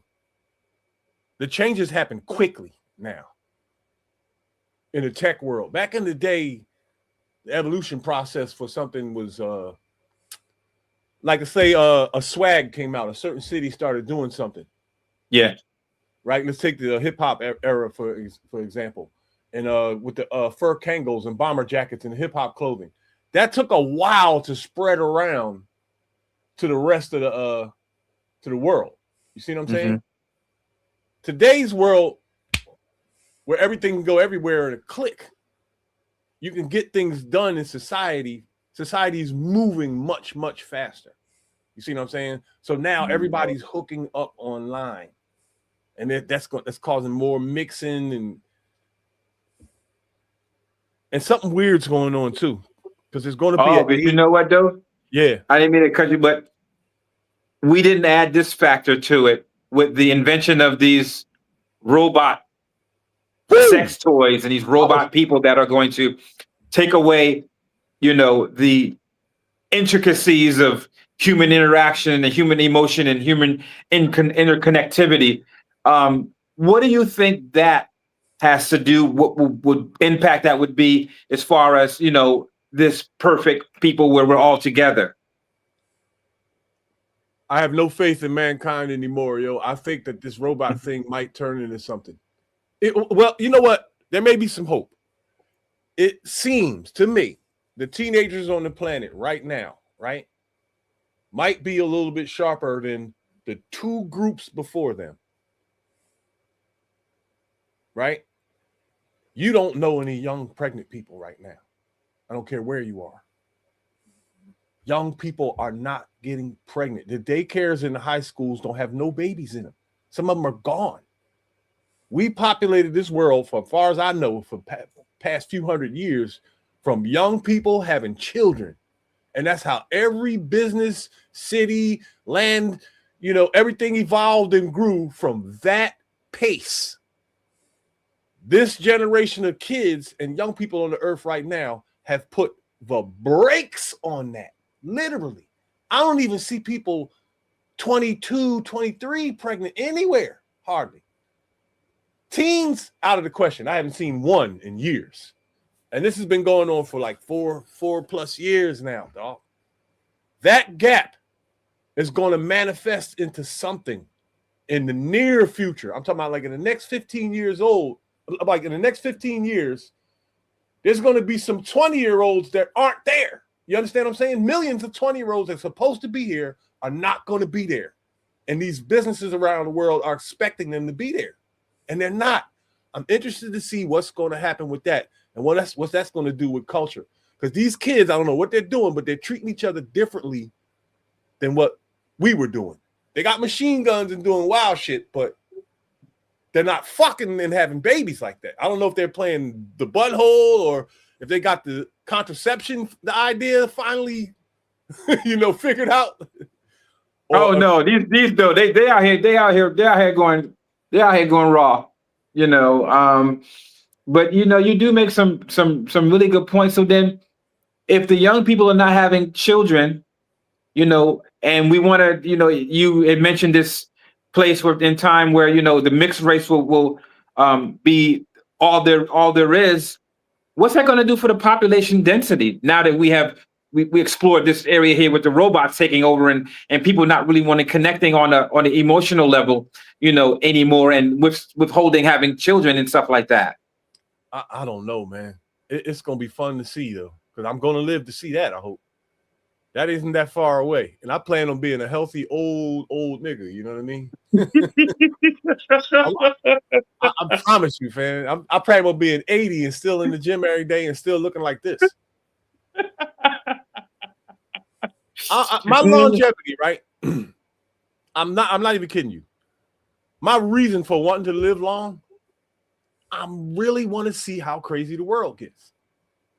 I'm not going to let it consume me because I've fought off dozens of things in life that I couldn't fuck with, that everybody else could. You know what I'm saying? I want to see how crazy mankind is. I have theories in my head about how crazy everyone is, and I want. I was about to ask you that. What are some of the the sticking point criteria that you are distinctly looking for? Name like 2 of them. Like you said, you're going to sit and watch the world and all this craziness things. Let's say name 2 things are you really looking for as far as what do you think is going to happen?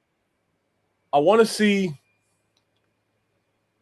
if we reach a level of debauchery that gets so low where we just naturally just flip it and all that nonsense goes away. I think that can happen in a short period of time. If someone comes along and switches the information up, right? Because behavior becomes from what goes in. Yeah. Right? Like it or not, a human being is a computer. What you put in comes out. Of course, you're not going to smoke crack. You're not going to murder some, but someone is. You see what I'm saying? Someone's going to take that information and it's going to come in and then they're going to bring it back to the world. That's how, you know what I'm saying? Yeah. So what's been coming out, what's been rolling out the past 30 years, 35, 40 years, if you look at Maury, Jerry, that shit ran for 35 years. And now you look at reality TV and the succession of whores, Nicki Minaj, from Little Kim to Glorilla, and all those in between, right? And the state of the woman, the state of the man, the way the man is treating the woman, all of that has progressively gotten worse over the last 40 years. To the ultimate, to where I thought we hit the ultimate low. I want to see if this next group, you see what I'm saying? Because I don't see the 15-year-olds and 14-year-olds with booty shorts on and thongs out their jeans like I did 10 years ago. Right? So I need another 10 years to see what happens and see if they will create the flip. You see what I'm saying? Because if that shit is not in demand, it's pointless for them to put it out. Will this be the group that's strong enough to reject the things that our group didn't? Our group didn't. You know what though? Yeah. Now that you said that, in conjunction with what we talked about with the robotic thing, I think that's exactly what's going to happen. Because the less influence they have with the opinion of other human beings and they stick to this robot who has been programmed to indulge their every fantasy and indulge into everything and what they want to be, that particular way of thinking will be the gold standard going forward. Now that could be scary as hell, shit, or it can be an enlightening experience. But I think it has to do with, you know, which mindset is going to be the dominant mindset, and which mindset is going to have the most influence over what people ingest as far as information. Because that's, I think, where the big race is going to be. It's going to be like, okay, I have this machine. How fast can I get this machine to introduce to the world my thinking and my ideology and my mindset? And that individual who's able to come out with it first, that information that's be able to go out in a broader range, that person will be, you know, the most influential when it comes to this new society. Here's going to be a part of this progression that's going to be dark, though. There's going to be darkness in this, right? Because what technology have done over the last 35 years has given us a world of fat people.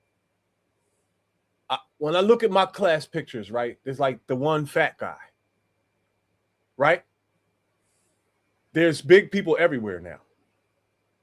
Maybe just as many as there is like normal sized people. And I'm talking everywhere. I'm talking plus 200 and 300 pounds. Yeah. They're not going anywhere. The technological advances and food and other things made them what they are. That caused that. You see what I'm saying?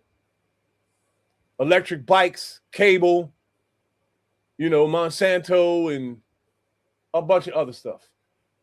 And also, you got to remember, also, it was more protectionary. Because when I was growing up, when we had gym, listen, we used to play tackle in the hallways. We used to have this little red ball. We would take it and bounce it, and whoever would catch the ball, we would be out the concrete, the asphalt, tackling them. Yep. And it wasn't necessarily the parents were concerned about people playing rough and getting hurt. And I believe once that mindset has shifted, where parents have been, you know, more protective of their children, not allowing them to quote unquote play rough, I think this is where we are now, particularly when it comes to men. And the big people that are big are not going anywhere anytime soon, and they're going to come into play when this transition happens that I'm hoping for. What's going to happen to them? That's what I'm wondering. Like they're going to be a burden on everyone. They're a burden on everyone now. Now, you're going to have to thin up the world to get to the goal. I hate to say that, but you are, man. And I could go on for hours about that, but I'm not wrong about that. Yeah. You know what I'm saying? Right. You need able-bodied humans to do certain things, and they have to be able to do certain stuff. You know what I'm saying? Right. Big people are going to be in trouble in crisis. You feel me? Yeah. That's when they become a big burden. Like, how you save a woman that's drowning and she's 300 pounds? You have a decision to make. You have to let her die. You have to save yourself. If you grab her, you're dying with her. You understand that, right? Yeah, I get that. So that's a fucked up scenario, but that's the way God set things up. So just a little example like that to give you, like, things like this are going to come into the play into the future when there's going to be a transition, and they're going to still be here. You're right about that. Listen, let me get my report done for the day. If you're still on here, I'll try to hop back on, but it's going to take because I got to focus on this. It's going to take me like 45 minutes or so, an hour. So if you guys are still on, I'll try to hop back on, but I got to finish this. Yeah, I'm gonna jump off too. The night might be gone, so I'll probably just catch you on another joint or something. All right, man. Before Be you good, roll, man. Think about this. Think about this real quick about the cannabis industry, right? I hate liquor and crack and all that stuff too, right? Cannabis is healing millions of people around the world, right? It is being used like as a recreational drug, but we could fix the world with the hemp plant and the cannabis plant because it could be turned into any other material. See what I'm saying? And I got a license over here, and I can get 4 more. I haven't got them yet. Anybody that has a couple dollars and wants to invest in this business, the window is going to still be open for a couple more years, and there's still billions left. You see what I'm saying? Yeah. If you want to, or if you know anybody that wants to, because you're in the area and they're a New Jersey resident, you can get one of my licenses and use it for yourself. And we'll work out some numbers later to where you'll get 80% of what, you know what I mean? And you make millions. So think about that. And your loved ones, you love your people. But cannabis, I love my people. The cannabis is not the devil, dog. Don't hate weed because you know what I'm saying? I promise you, man. And I produce an organic product that's healthy for everyone. Organic inputs, yo. No salts, none of that shit. Medicine. You feel me? So all right, fam. I'm gonna holler at you, Kasim. All right, man. Be good. Yes, sir.